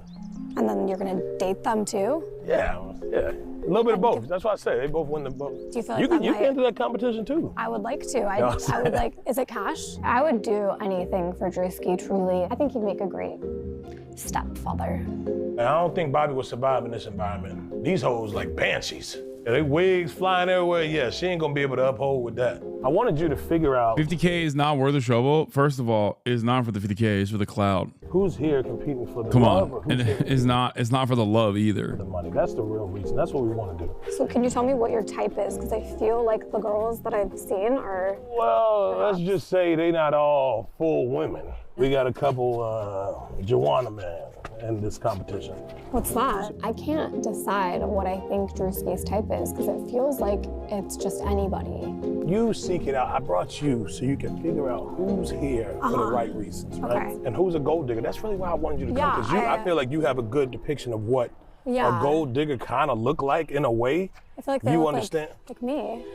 Okay. I wouldn't mind competing for her love too. I wouldn't mind. I don't want to have sex with anybody at all. Ain't nothing wrong with a little white cappuccino, a little white Snicker. Even if me and Drewski get married, I don't want to do that. I'm cool with a little creamer in my coffee. I'm thinking that we'll have two separate beds and I'll sleep downstairs, he sleeps upstairs. I don't think you have to have sex if you're in a relationship. I ain't against it. Bobby cool. I pour a little of that creamer in my coffee, 2%. I take a little bit of that skim milk. We don't need to do any of that. Been you, it could have been me, it could have been LOV.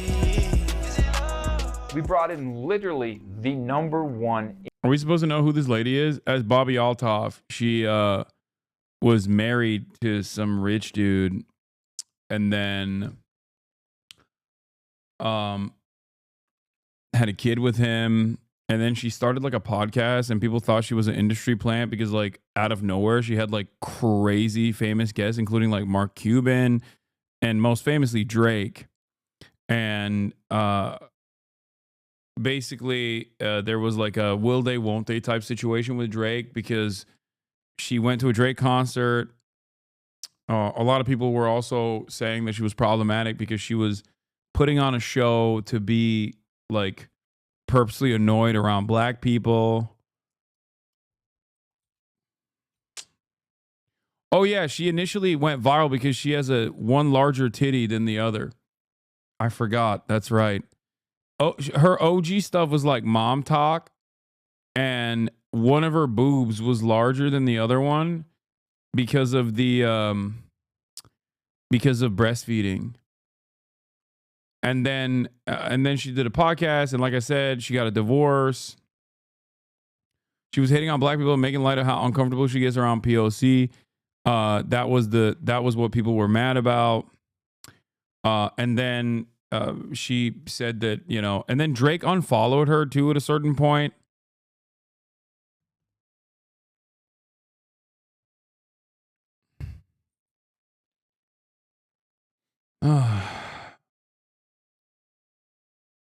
This world is so beautiful. You learn something new every day. Hell yeah.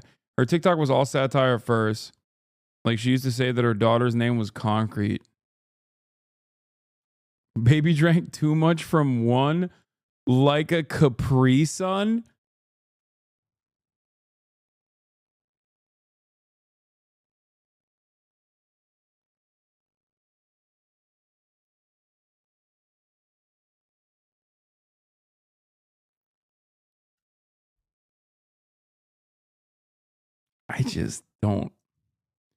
I don't know what to say. I don't know what to say about that. That's crazy. Interviewer in the entire world, Bob. I've never heard someone describe the concept of breastfeeding like Capri Sun. That's crazy. Hi guys. Hey, you look cute. Oh my God, thank you. This looks good. It does look good. While meeting with the girls, I'm trying to figure out which girl. I love Capri Suns. Yeah, that's the baby. That's what the baby was saying too, as the baby was sucking on her titty, the one titty. Is here for love and which girl is here for money. So you guys you're here for Drewski. Yes, I am. What do you really? Trying to find love, that's all. A good Trying to cute get bond married. with him. Mm-hmm. You don't have a boyfriend, do you? Yeah. Okay. Meatball has a boyfriend, and she already said she kind of is okay with being a side chick. I don't know if that's something that Drewski should be looking for. I want to be the side chick, yes. I want him to find his main chick, and I'm cool with being the side chick. I don't know if she's ever gonna be in love with him. None of you guys are in it for the money. No, I got money already. It really don't matter. Because I have some news. I kind of decided to trick them and ask them what would happen if the money wasn't gonna be a thing anymore. I want to win. There's no money. I still want to win though. I don't care. She lying. I don't care if you is lying, and if you was. You look like you're about to leave though. Cause she got a man, she said she wanna be the side chick. Yeah, I don't know if you're in it for the right reasons. That was the test. Listen, I feel like I just... No, see, listen, these bitches is not keeping it real. I'm in this bitch for both reasons. F is you talking about? You want the money and Drewski. Yeah, both reasons. And your boyfriend's okay with that? As long as I bring it on home. You can open it for That's hard right there. That's hard. What up, what up? Yeah, K-Dot came into the studio while I'm in there with the A&Rs. We working on some Coulda Been record stuff. That's separate. I don't understand why she think she could just barge in on my session, but it's cool. Cut the beat, he cut the beat. How long you been rapping? For about like 4 years. That's hard, bro. Hell yeah, dog. Trying to make it shake. Baby, do you love me? Tell me, can you feel the way I go insane? You know, really, when I think about it, this competition ain't even about that. Have you had a boyfriend? What's your type usually? Oh my God. I like them tall. No, I don't like short guys. Okay, we know Drewski is pro Drake from just that alone. Okay? You named her K-Dot and you're making her rap like that. I mean, come on. No. No? Like a nigga can't be your height. No. Personally, I feel like Drewski and Nugget, I believe was her name, would make a really perfect couple. I think that there's That's slander. That is actually slander. a lot in her that he likes too. Yeah, trying to go insane. Baby, do you love me? I love you. Can we go insane? We can go insane. Turn me flip around. I'ma do it. A love song, more so like a getting it going lust song type of thing we got going on. Bro, you know that what was I mean? ass. But yeah, trying to, you know what I mean, just make it shake. And She just personally extended my hiatus of not listening to music by another 6 months. Okay. chat be like, oh, Hasan, you need to listen to music. Okay, and then this is what I hear. Okay, I'm good. Secure my spot. Tell me what you need, baby, getting down. Hit the ground. Juicy, do you love me? Get on your knees. Huh? Juicy, do you love me? What you need? I can do it for you. Tell me what you need. Tight shit. Oh, God. They want to rap about love and so I'm rapping Please about stop. 2, 3s and lemon squeeze. A panty dropper. A boxer dropper, actually. It was easy. It just came out easy. Especially looking at that gorgeous smile. That Colgate, that ding. Yeah. Baby, do you love me? I do. Baby, can you me? Facts. Oh, God. I can't tell if she's like deliberately being bad, but I feel like she needs to be good to be able to present herself this bad. But it's also crazy because like organically being that bad is crazy. Damn. I like to just watch and observe and let everybody play their part while I just peep and learn. Well, I'll get my turn and that's that. I get the impression that white chocolate doesn't really like me. I don't know why. I feel like there's a lot of tension when we talk. Do you guys think you'll spend like a night with him before you? I could spend the night, but I'm not him. Yeah, we can spend the night and watch movies. Are any of you guys? Night. Are any of you guys? He going hitting to? on the first night. Hitting who? So you're gonna sleep with him on night 1. Yes, and I'm hitting. And you're doing what? I'm getting hit. He getting. I'm hitting him. Having sex. No, but you are and he is. What does that mean that both of you guys are? Isn't it usually both ways? No. I'm confused. What do you mean? Wait, what you said? He said he's hidden and I'm hidden. Just keep saying you love me. Yeah. Take the rub off. Tell me if you love me. Damn, we could have been. Coulda, woulda, what we could have been. I bet. Let's do it, man. Let's do it. That's real love. Yeah. I got you. That's all love. Yeah. Like I said, we got chemistry. That's why I with. Baby, do you love me? For shit show. Nah, that actually was a good song. That's crazy. You have to be levels of horny that I don't think scientists had figured out before. Like that's like 8 Röntgen. Very bad levels of horny. The Geiger counter broke levels of horny. To be like, that was a good song. Yeah. Cut the beat. That shit was horrible, guys. Bitch, you coming in here trying to impress me by the bar. This is the wrong show. You know, I got Coulda Been House, I got Coulda Been Records, I got all type of different auditions. This ain't that. Try to come in here and press me with the bar, that shit weak. She like, oh yeah, we bonding this shit. She said, what up? Hey, what up? It's up. Yeah, like they having You're sex. really They having supposed to sex be on the him first hitting, night, Bobby. But she say she hitting. All right, you ain't gotta make it clear that I'm an easy ass bitch and you the type of bitch that's gonna wait a day or 2 to let him crack down. Have you ever had a one-night stand? No. I don't know if I believe what these girls are saying about having never had a one-night stand. Maybe I'm a little bit crazy. I feel like that's kind of normal. I don't know. Maybe I'm just throwing myself under the bus right now a little bit. So y'all telling me I'm the only one that give it up on? I'm easy like that. Yes, me. Y'all Maybe you only bitches do are that for the right liars. one. Me? Y'all are liars. You might only do that for the right Y'all one. not here for Drewski. Before going into the room, Drewski told me that switcherooed. He said that he don't know if I'm like I could go from stud to a femme and girly. He don't know if I'm lesbian or something. I don't know. Whatever he said. Why did he think that? I have no freaking clue. I don't know what gave that. I guess Baby, my swag. you love me.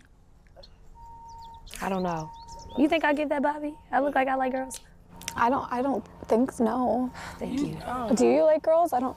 No. You give when you want to slap ass, you slap ass. That's right. Yeah, like I do that in the club. Like gay for the stay. She give gay for the stay. Gay for the stay. So I don't know. Maybe he is attracted to people who like both sexes. Maybe that's his thing. I'm kind of getting that idea by the amount of people here who fall into that category. What if I entered the competition right now and then I won? And if it's me and you left, I'ma f you up. Yes, that's what I'm on. Yes. That's not nice. Yes. Don't do that. What if I'm running away and I'm saying, Stand no, on please business. don't do this? You shouldn't have won. If not for her fighting me, I would try to stay. My goat. And get him to like me. I'm thinking Goat maybe ball. more in the back rooms. I don't know. I could talk to him and maybe he would find me charming. I don't know. I'm hoping that that's what happens still. And maybe he ends this whole thing for me. But again, please don't tell him that I said any of this. I'll let him know that you guys are all lovely, and he should pick all of you. Thanks, Bobby. That's Yeah, Drewski's pan, chat. That's what it is. He's pan. I don't know what 50 split by 4 is, but.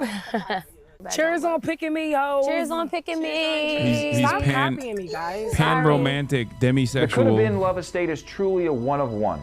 I don't know what From I'm the saying. architecture to the landscape, the people who put this together did it right. There is like literally shoe-sized shits coming out these toilets, and the rooms, goddamn, man. The pressure pumps in our plumbing laboratory are literally the strongest and best pumps that have ever. Bro, why do they keep talking about how horrible the conditions are? It's like, it's your show, man. You did that. I don't know why they're trying to imply that their dookies are so powerful, but like, it's still your fault. been Like, made, and it was not cheap to get him here. fix the house, man. Oh, damn shit. Hold on. I feel like Baby, I'm... take a seat. Go ahead and take a seat. Drewski, you know I've been to jail before. This kind of scary. Baby, you know what this is? Yeah, you trying to make me take a lot of things. We ain't here to play with you. You gotta get to the bottom of this shit. Drewski, this funny as hell. We gotta get to the bottom So of don't it. I look good now? You look better, I tell you that. We're gonna get to the bottom of it. Drewski, why you playing so? Bambi, in order for this to work, I have to ask you 2 baseline questions that are easy to answer, but just to see. Oh shit, my heart is racing. Did you arrive yesterday at the Could Have Been Love Estate? Oh, yeah. Yes or no? Yes or no?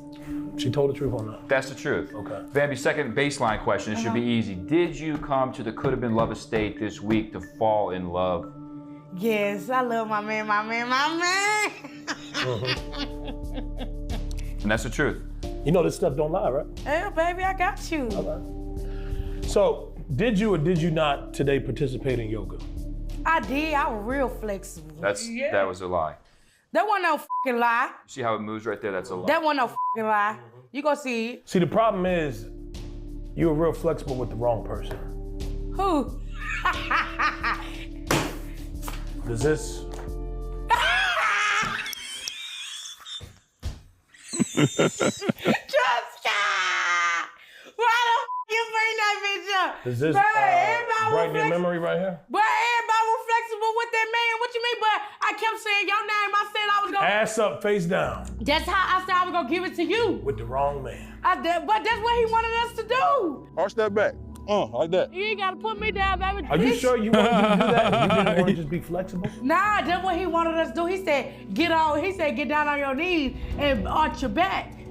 That's what he said, so you know I had to arch my back. But I kept saying, this for Drewski though. You know, I love you, I got your name Teddy. Hey, I got clothes on. When another man can put you face down, ass up, that don't mean shit. I got clothes on. When I have clothes on, that don't mean nothing, but you know, you I'll give show me you naked. something else. How about this? Okay, show me something else. You got more pictures. Okay, show me. Shorter titties. Do you remember anything from this? Jessica!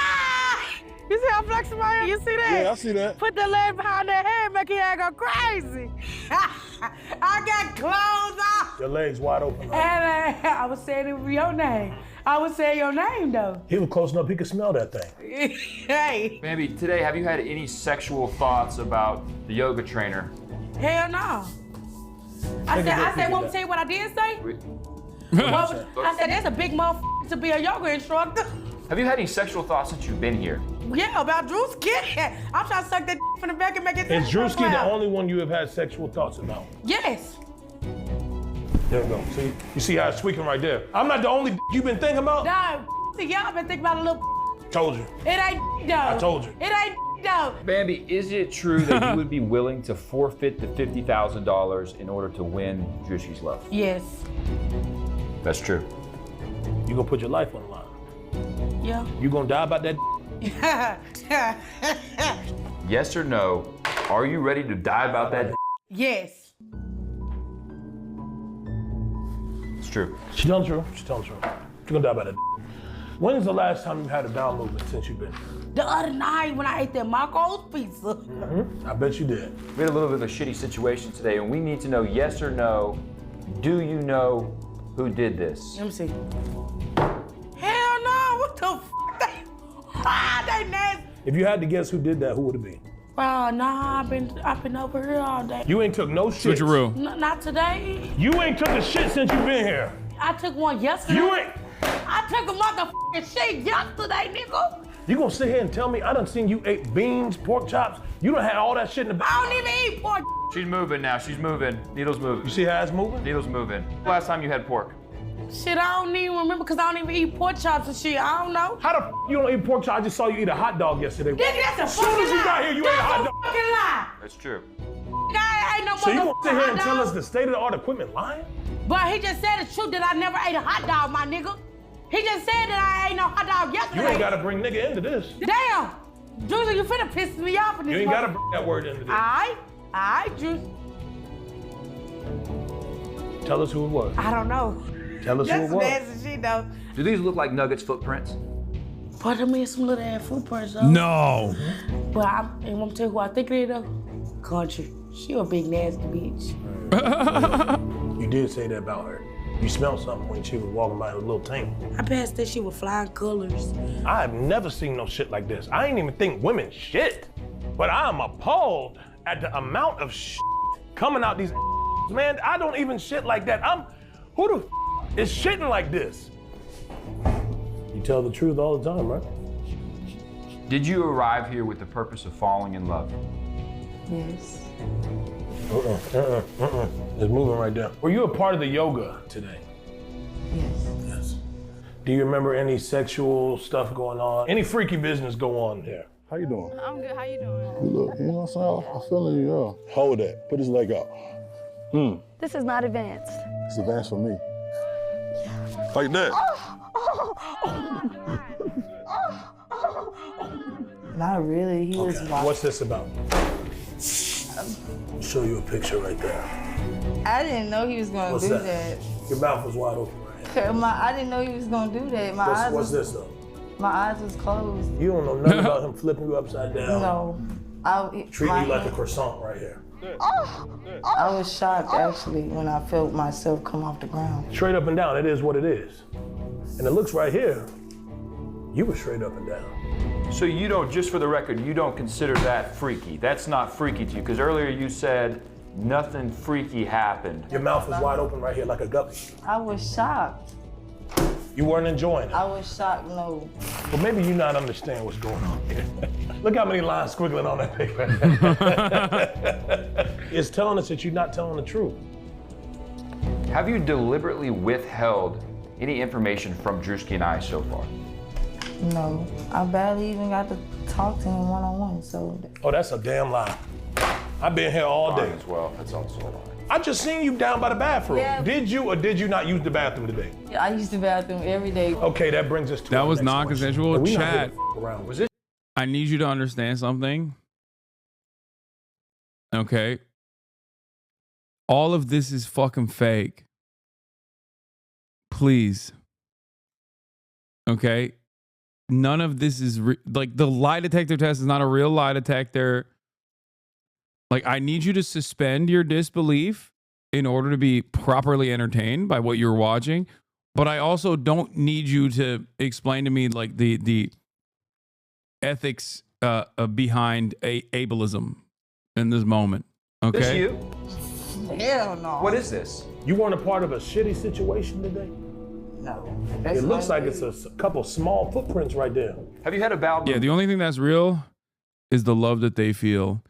The love that these ladies feel towards Drewski. That's the only real part of this, okay? When they say they're here not for the money, but for Drewski, I believe it. Today. I did, but not that one. This is a shitty situation.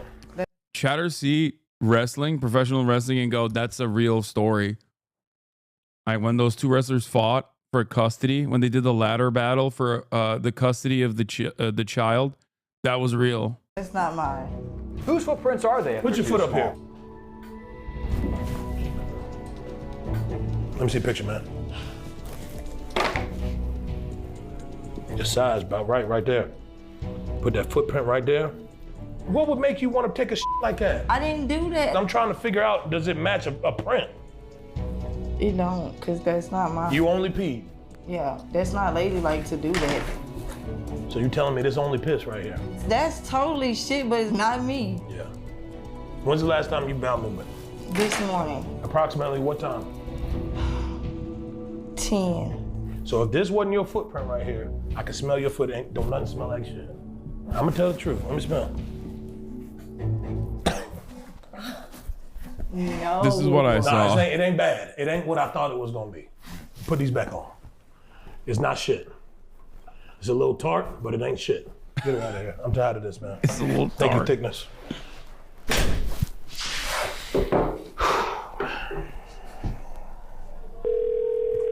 Hello.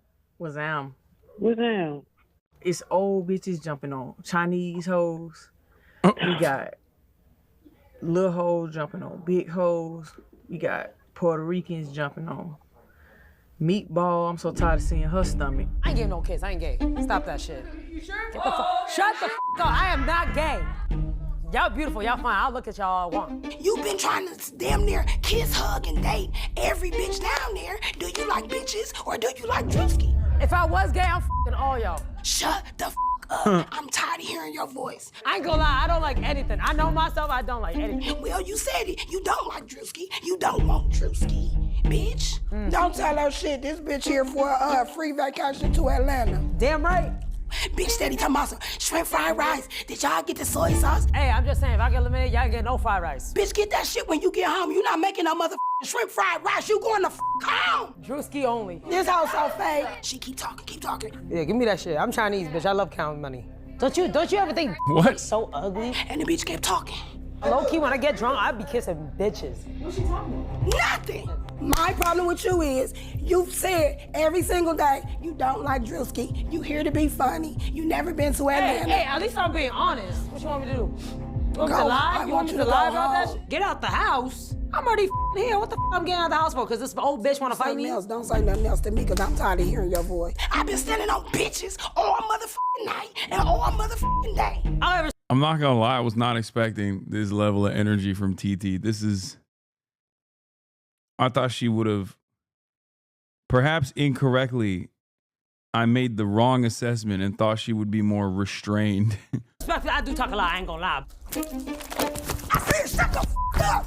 God damn. I beat her motherfucking ass. I know where you found this bitch from, bitch.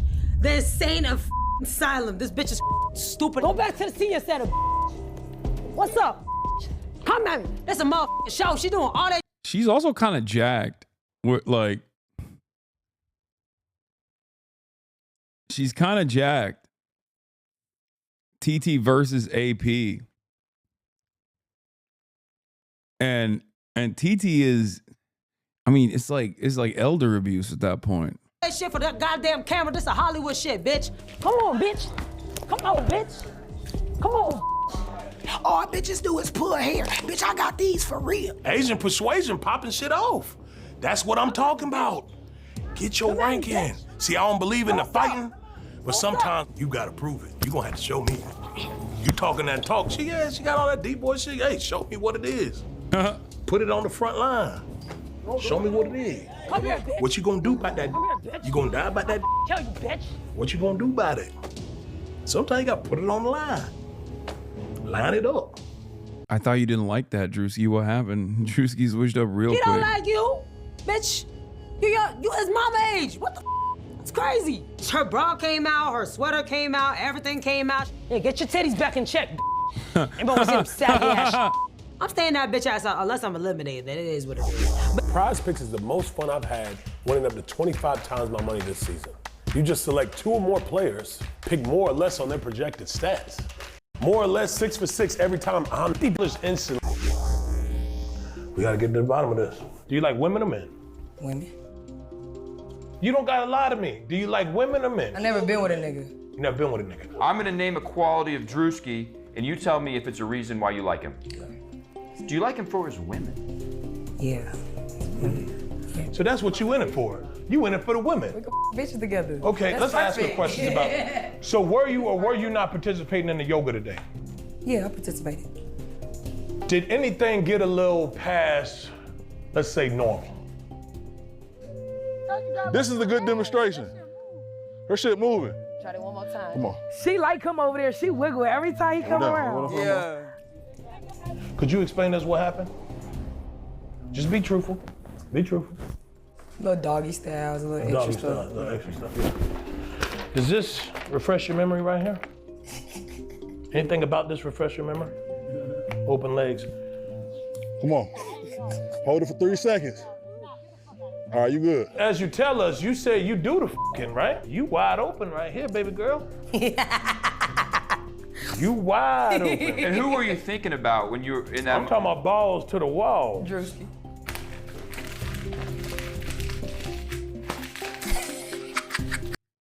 Let me tell you, man. Let's have me. Come here. One second. Let's come here.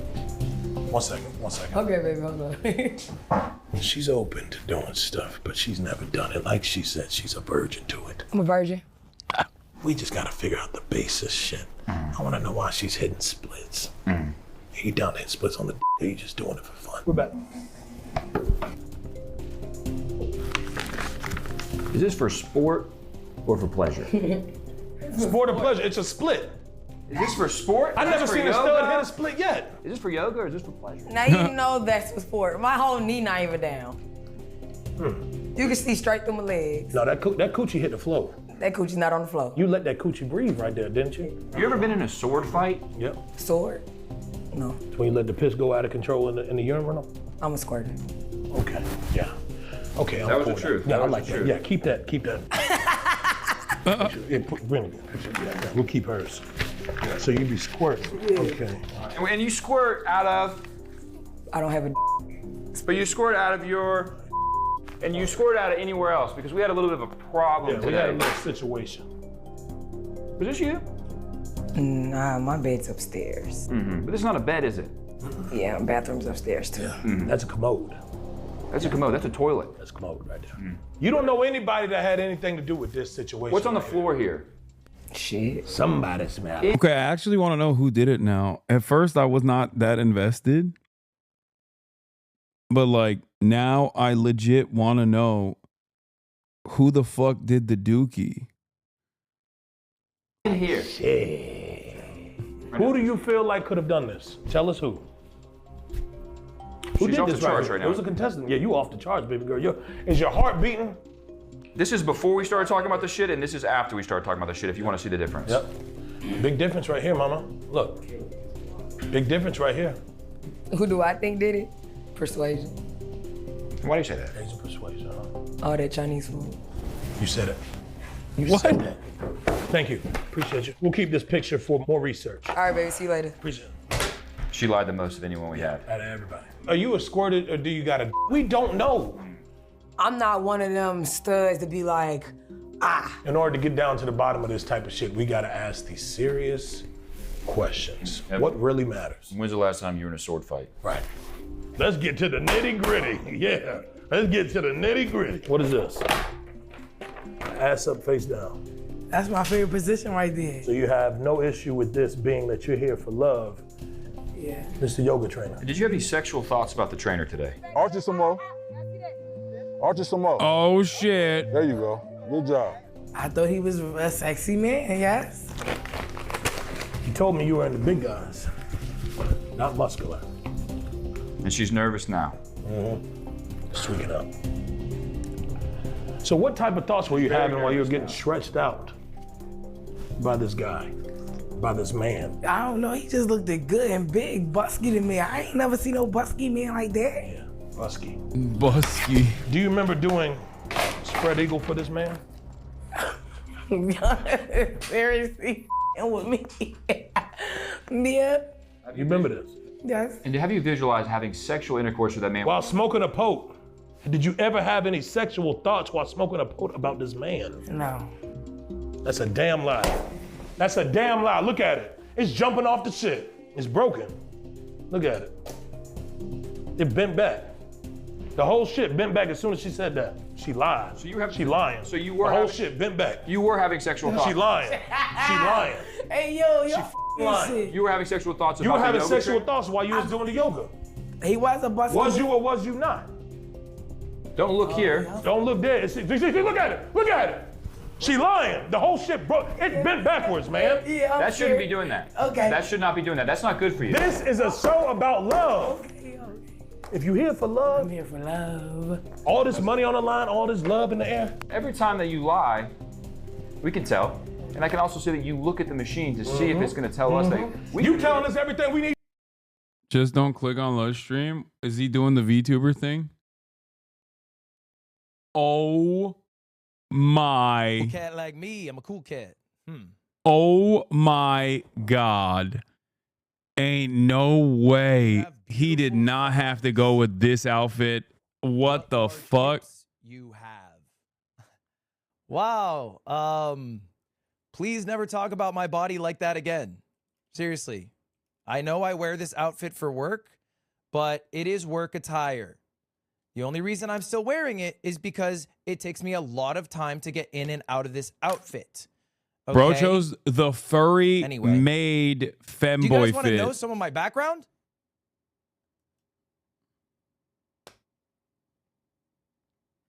I said, do you want to know some of my background?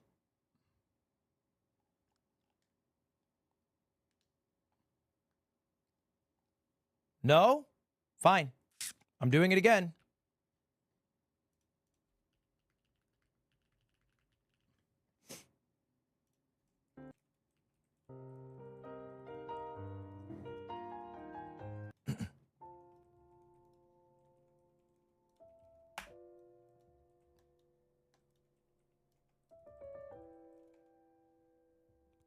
Cutie leaves for 1 month. Stream, and I make $7.25 working at a convenience store. I'm really nervous doing this. Could you maybe just... He's got the mouse cursor. I know I was a bit late, and that's a problem I've been dealing with a lot in my life, but I really just want to show off some things that I brought for you guys. I don't know, maybe it's stupid. I'm a 25-year-old man, very young, 25. So I don't know where that sound came from. Who frickin' did that? Whoa! 4,000 viewer raid! Yabba yabba! Okay, Valky raid. Whoa! Whew, sorry. Sorry, Valky raid. I love your gaming streams. I think you're a really phenomenal gamer. Okay. What does raw next mean? All right, do you guys want to see some of my slides? Okay, let's do it. I have some info for you guys on me as a person that I'd like to show you, if you don't mind. So let me pull that up right now. Boop. Okay, here we go. What is happening, bro? Let's kick things off with my first ever debut stream. Till the room I'm multi-streaming stinks? on Twitch and YouTube because I think multi-streaming is really good. Y'all need Allah, bro. And yeah. So you guys can watch me on either whichever platform you prefer, because I believe in having both. I'm learning that I should never do this. That's what I'm learning, because you guys are so fucking horny. All right. What's some good? Wait, I want to play some music in the background while I do this. I don't want to see you guys in this way. Oh, that's nice. You see Charlie's new video? No.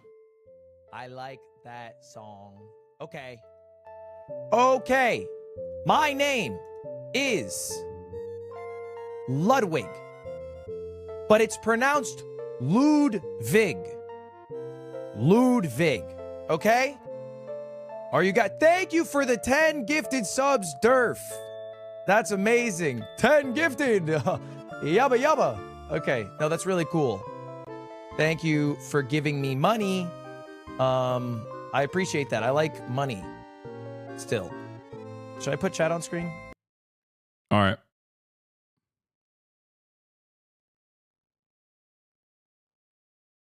Let's get back to Drewski. We got a lot going on. The duality of chat. Please do it. Please don't. Yeah, I can't. With my haters, dude.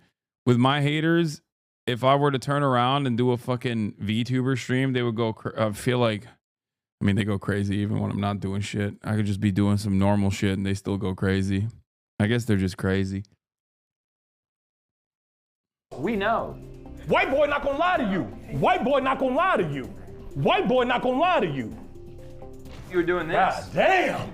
God damn. Shit. We have you on security footage doing this. Look at this shit, man. Who did this? She did this shit. Oh, I took This shit not rocket science, bro.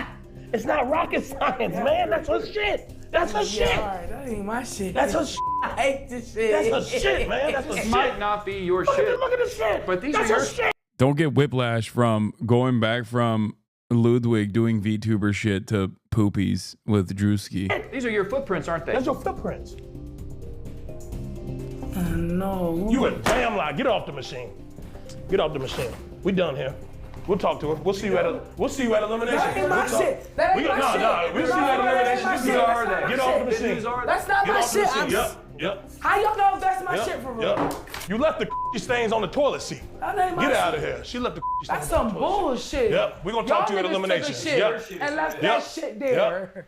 You're full of shit. I know we sent one home last night, but tonight it's up. I might send 2, 3, 4. I don't know. We going to the club. I can't go with too many of y'all. Somebody gotta go. Couple of y'all gotta go. I don't know who it is. The way y'all acting, this is not what I'm about. I didn't say fight for love. I said compete for love. Compete for my love. Compete for my heart. I ain't say fight for it.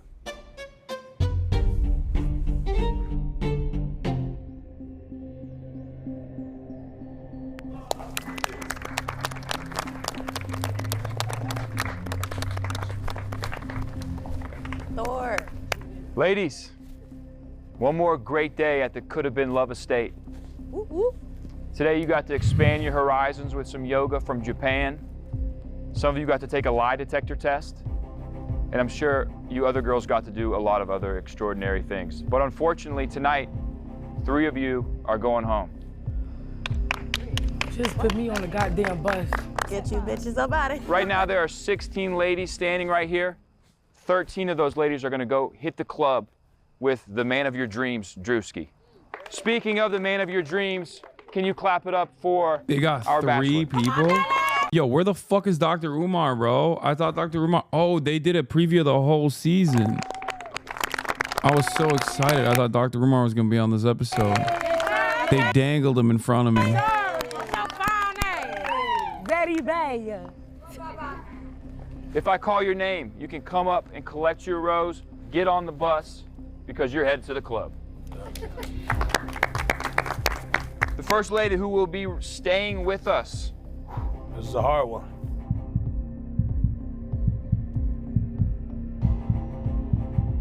Demon. Demon home. Demon home. Demon home. Okay, period. Demon, That's I haven't had a crazy. chance to spend too much time with you yet. I still want to get to know you, so, you know, we'll get to know each other at the club tonight. Okay. All right, bet. Clap it up for Demon. Let her get on the bus. Okay, Demon. I'm excited. I got the first rose of the night. Joining Demon on the bus tonight, headed to the club. Demon getting first rose is pay to win. I'll say it. Is pay to win. Straight up. Is unfair. Is pay to win. Asian persuasion. Good looks. We haven't had a little taste of that Asian persuasion yet, you know. Still looking for a little bit of soy sauce, duck sauce. Yo. Yeah. Okay, all right, we'll work on Okay, that. please, Yeah. please, thank you. But get your ass on that bus. Yeah, you good. The f***? I'm pissed off. Another motherfucker better not play Oh with my me. God, what are those glasses? Yeah! Just like that, she go. Bitch, you're not funny. So you want to talk about it? All that talking. Disrespectful ass. I know Demon's not country, chat. Okay, I know I'm the #1 anti-white racist, but I know the 2 different girls are different. Bitch. I'm nervous. It's a lot of motherfucking bitches. Country. Country. Country, I know they was coming at your neck. Everybody was against you for a while, but I want to give you another chance, you know, so get on the bus. Thank you, Drewski. Country, the white girl with the fat ass. She really trying to start that shit with me. Girl, you gonna get jumped in this house. Ladies, if you are still standing here, there's a chance that you will not be going to the club and you will be going home.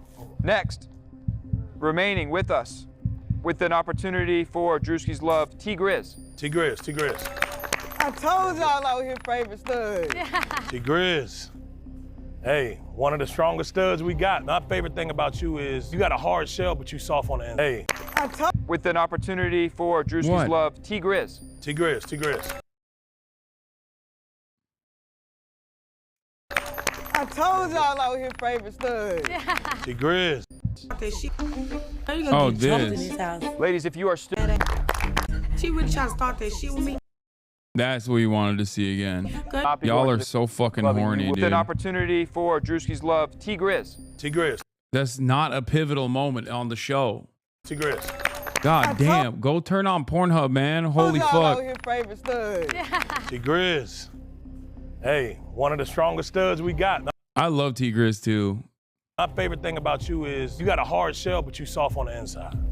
So we still want to get to know you. Get on the bus. You good. You with us. I'm getting more and more like a girl. Yeah.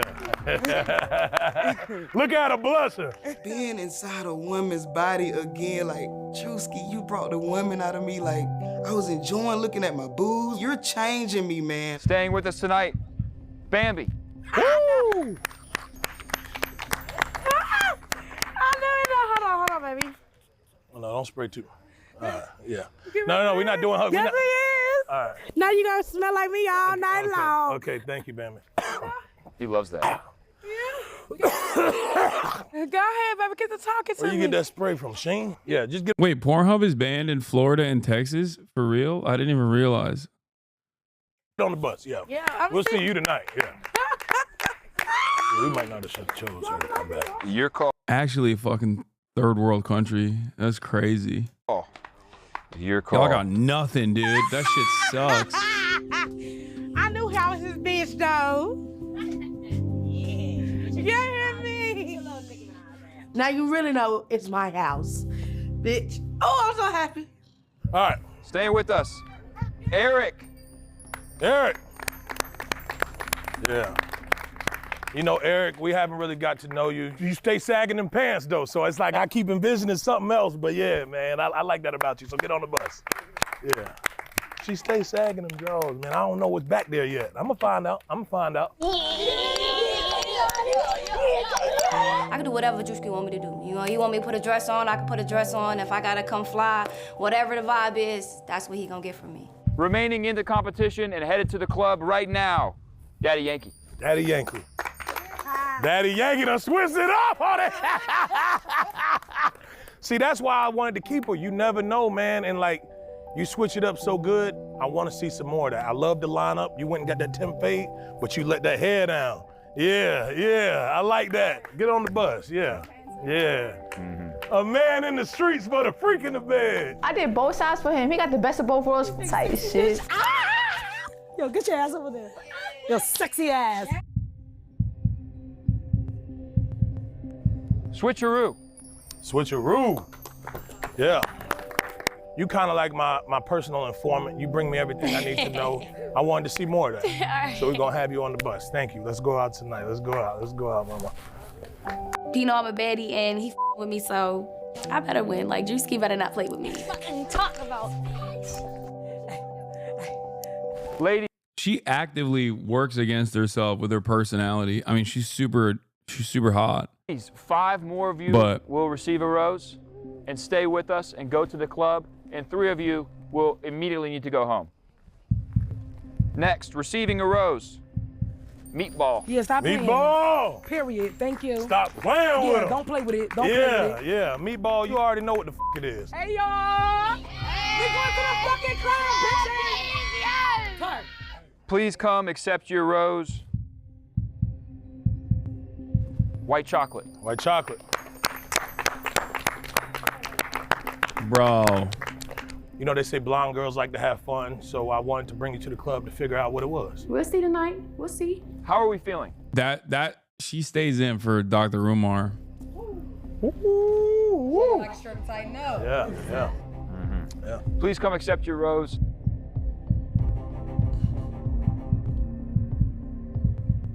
Himothy. thought you was breaking up with me already. Never that, bro. Because I'm trying to say Never that, Bruh. big dog. You know that, Second. man. You What's know up? that. You What's know that. tea? All right. You know, we had you in the lie detector test. We just gotta figure out the basis shit. I wanna know why she's hitting splits. You down there splits on the or you just doing it for fun. You passed it with flying colors. And we enjoyed that about you. So yeah, let's go to the club. Let's get out. Yeah, damn, she throwing that ass. These broke ass hoes ain't doing shit. Not demure, not classy, not none of that shit. Yeah. We got 2 roses left. 5 women left, 2 roses left. That means 3 of you are headed home. Please come accept your rose. If Drewski keep her, he want that old. TT. TT. You know, you the auntie of the house. You've been keeping everybody in check. That's and you don't play no crazy. bullshit. That's what I like about you. You setting the record straight every check and every chance you get. Do those frames even have like any optics in them? That's crazy. So we're gonna take you to the club. Let's go I've to the never club. seen those Let's before. do it. Yeah. I respect God damn it. TT, that fat bitch. Oh. I said, shut the up. I ain't trying to fight nobody. You know, I look at her like an elder. I don't understand, bro. That bitch weird. Take your ass back to New York, bitch. Ladies, there are 4 of you remaining here. Who is she gonna actually bring in? I think it's not gonna be Troy. It might be the rapper or it might be Nugget. I think the white girl and the baller are out. But It's only probably one of gonna be you Nugget. We'll get to join Drewski and You head. say you feel like DEI's gonna win? No, he called her pinch, dude. He said she had Hank Hill butt. To the club and have a chance at not only Drewski, but $50,000. If I call your name, please Okay, come he might not have said that. I might have said that myself, the Hank Hill thing. accept your rose. And if I do not call your name, it's over for you. And you need to go home. Damn, you ain't had to say it like that, man. He said she had It's true. diaper Not butt. getting on the bus. Sorry. You're not getting on the bus and you need to go home. All right, shit. All right. The last rose goes to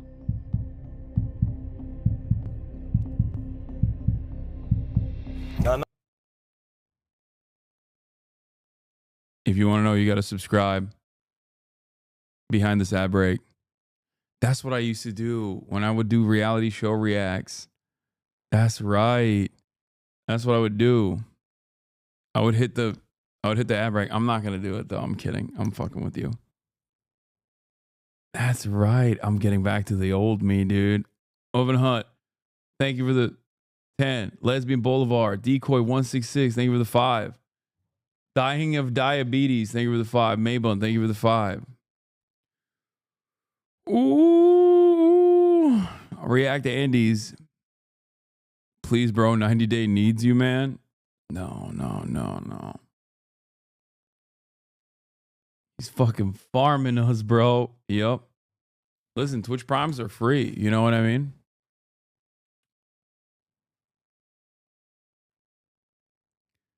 Gage Against the Machine. Thank you.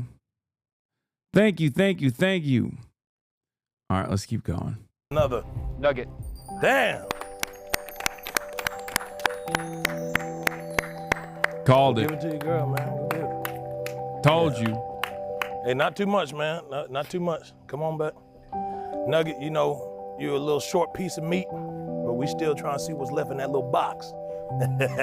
So, get your little tiny ass on that bus. He already smelled her feet. You know what I mean? We gonna pick you up and get there tonight. What up? Come on, Nugget. Yeah, you good, baby. You good. Come on. You good. Come on. Yeah. Oh, my bad. I was just trying to burp her. You good? Put this, yeah. It's always good to try new things, you know? I just might make him my baby daddy. Y'all. I'm gonna cry. Coochie is coochie. Coochie is coochie. Of course you I knew you was gonna make it. Yeah, I'm so for real. I'm not ready to go. For the rest of you, y'all did great. Bree, I thought about changing your nickname tonight. You was a tall-looking grown woman. I was thinking Joanna Man or something. I couldn't think of nothing, but I'm like, damn. She just hadn't had enough. She didn't step it up to par. No cap, though. I am kind of pissed I didn't get to go to the club because I got dressed for no reason. Kind of a waste of fit. You took me for a loop. The first time I met you, Pinch, you walked past me. I said, damn, I had to bring you back. I had to make her do that 360, but you know, we haven't gotten enough out of you since you've been here. I really don't give a fuck because these hoes is very theatrical and I'm just not really on that. All these bitches is trying to kill each other. You picked the wrong people, I'm not gonna lie to you. K-Dot, you one of my favorite too. We brought you in the studio. You were here for another purpose. We wasn't really, I didn't get the same energy that was about love. It might have been more about the opportunity to do music. What's up? Maybe it's for a different show. I'm not too Oh my God. pissed about it, man. He was right. I'm not here to find a nigga. I'm here to get her a could-have-been record deal. I'm not gonna cap. I missed the auditions. She trying to get a record deal. Oh, this ain't that. Get your bags and go. I'm not f***ing with it. It won't work here in the Love House, so. And that's it, ladies. Thank you for joining us at the Could Have Been Love Estate, and you have to go to the club, sir. Yeah, No, they need to. They need to put her on some Drake type record deal where they hire her and then make her produce zero music forever. I'm gonna get about it. It's just to like eliminate her from the talent pool. Yeah, man. Thank you, brother. You coming? Yeah. Come on, man. Let's get about it, man. Hey, where the winners at? Where the winners? Oh, what we doing? Yeah, sign her to OVO Sweatshop. This is all some of these bitches got. Listen, a bitch got Drewski's name tatted across her chest. You got it, girl. Baby, do you love me? Tell me, can you feel the way Bro, I Meatball is crazy. Baby, do you love me? I do. Drewski, baby, scream my name. I will. Baby, do you love me? I love you. Can we go insane? We can go insane, yeah. Turn me, flip around. I'ma do it. Tell me what you need, baby, getting down. Hit the ground, hit the ground, hit the ground, hit the ground. Drewski, do you love me? Bro, that is so bad. You can set. All right, I can't breathe down here. Y'all got my clothes falling off. Drewski, do you love me? Get on your knees. Drewski, do you love me? Yeah. What you need? Yeah. I can do it for you. Pass. Next time on Pass. Okay, we're not gonna spoil the next episode, but it's not out yet. But you bet your freaking ass I will be watching the shit out of that when it comes out. Holy moly, dude. This was spectacular. This was fantastic. Alternative media? Okay, what is this? Stay up to date on current. I like to stay up to date on current events. Politics? No, we won't talk about politics here. I don't care about that stuff. I like Baby Doobie.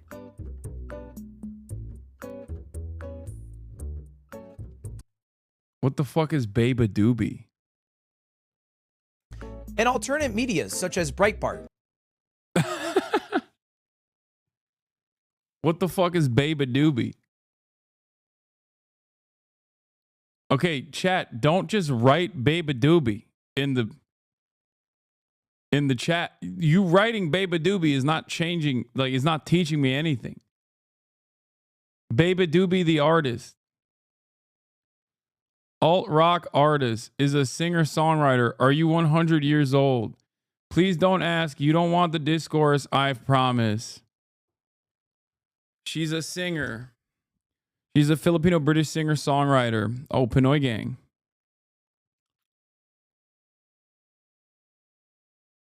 Singer got mad at a meme and overreacted, and Twitter is roasting her now.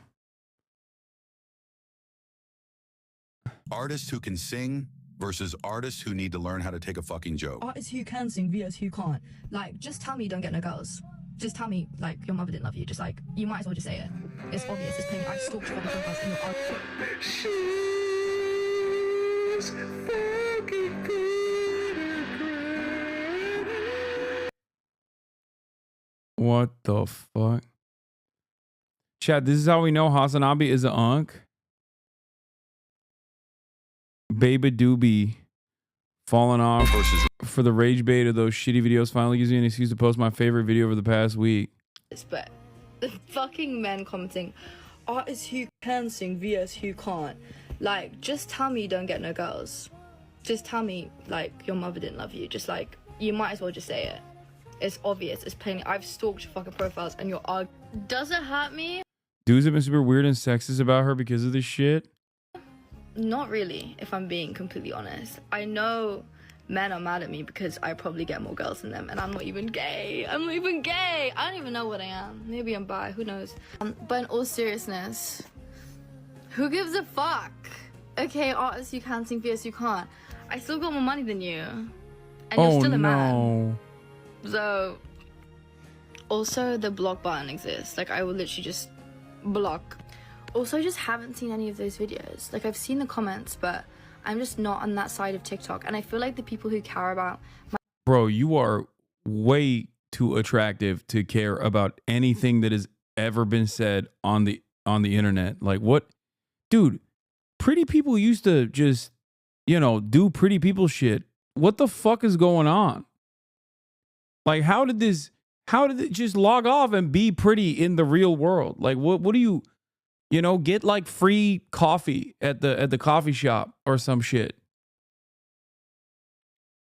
Says you? Bro, I am, what do you mean? I'm a fucking internet demon, okay? You can't be saying says you to me.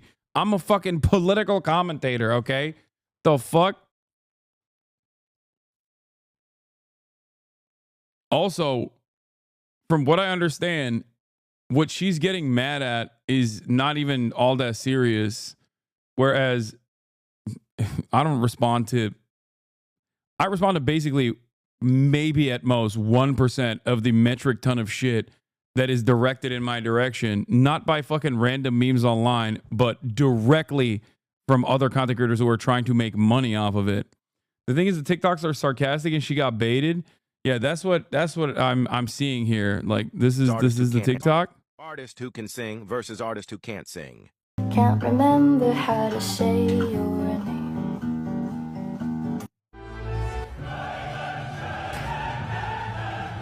No. There ain't no way she saw this and got mad about this. It's an NBA. I didn't even know people still made NBA YoungBoy memes. What the fuck? This is like,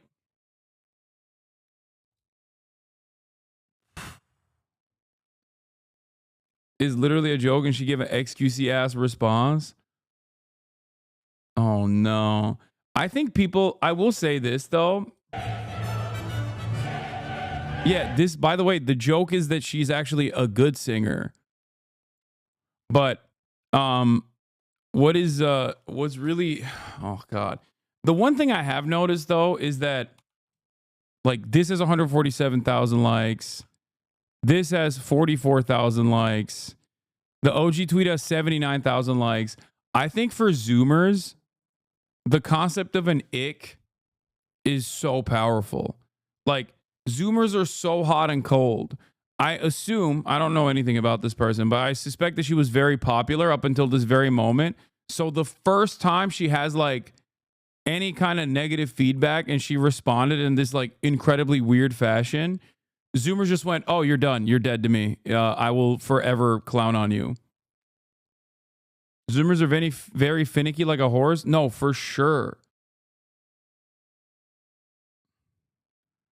Leave Biba Doobie alone or else.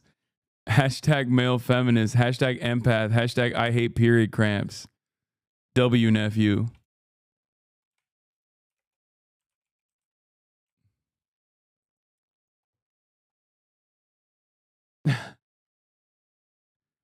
That's my nephew, dude. That's my male feminist nephew. You sound like you're 80. No, I'm serious.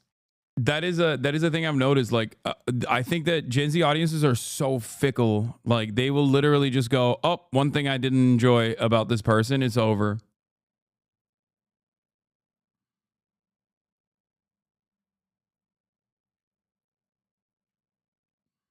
You sound like an adult. Well, arrest me, officer. You know?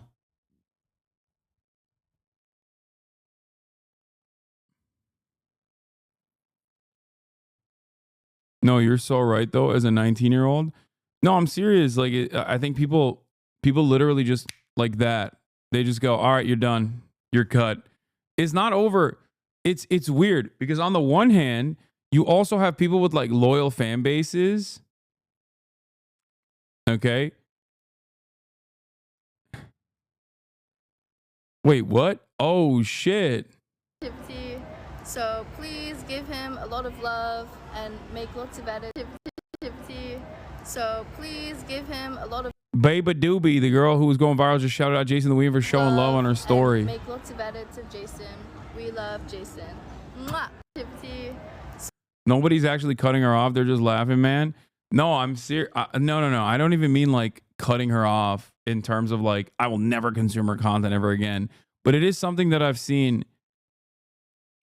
She was talking about her drummer, Jason Lamau.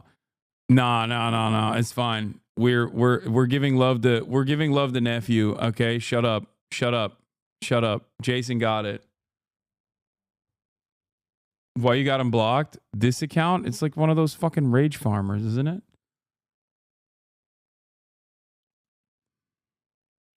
No, this is our Jason.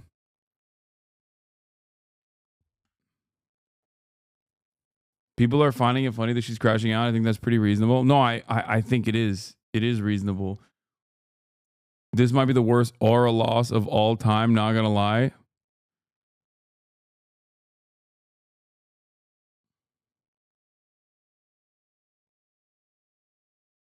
Why are you dropping forks? This is not a fork. It's phase up. What the fuck is aura? Okay, see, there's more boomers than me in here. Yeah, I can't ever be Gen Z because it took me fuck all to figure out how those fingers and the other little fingers are supposed to be.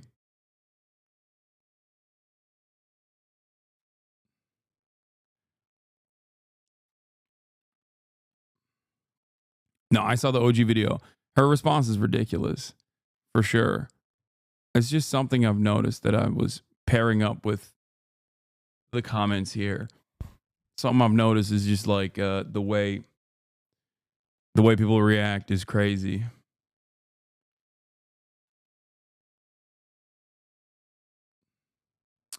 Anyway, that'll be all for today, ladies and gentlemen.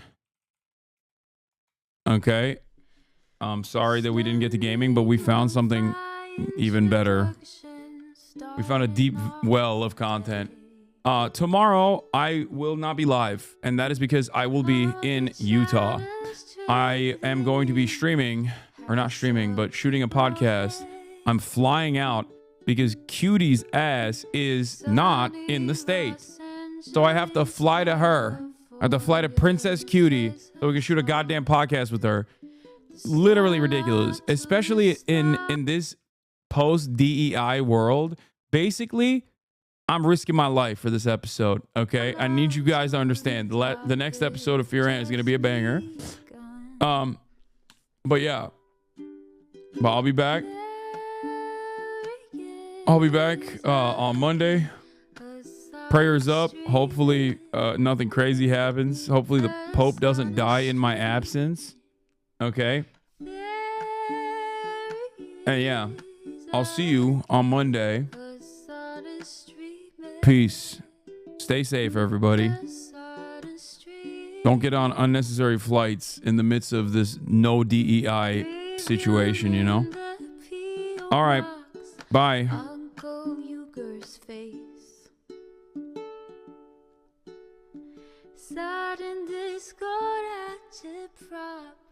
Great names take embrace. Tiny Bernie Sanders, LGBTQ Air Force. The whole left at your fingertips, on at your door. H3 crowded debate, the Young Turks online show. 3 full fucking years of this, plenty more to go. 90-day fiance, jugs of champagne, bourgeoisie. A Trump rally live reaction, a mass riot at DC. There he is again, Hasan is streaming. Hasan is streaming. There he is again, Hasan is streaming. Hasan is streaming. Reading a live stream, fair comments, Austin show chat advice. And all the ways the right-wing pipeline can suck you in online. JCS react, Lord, frame gets broken, cover blown.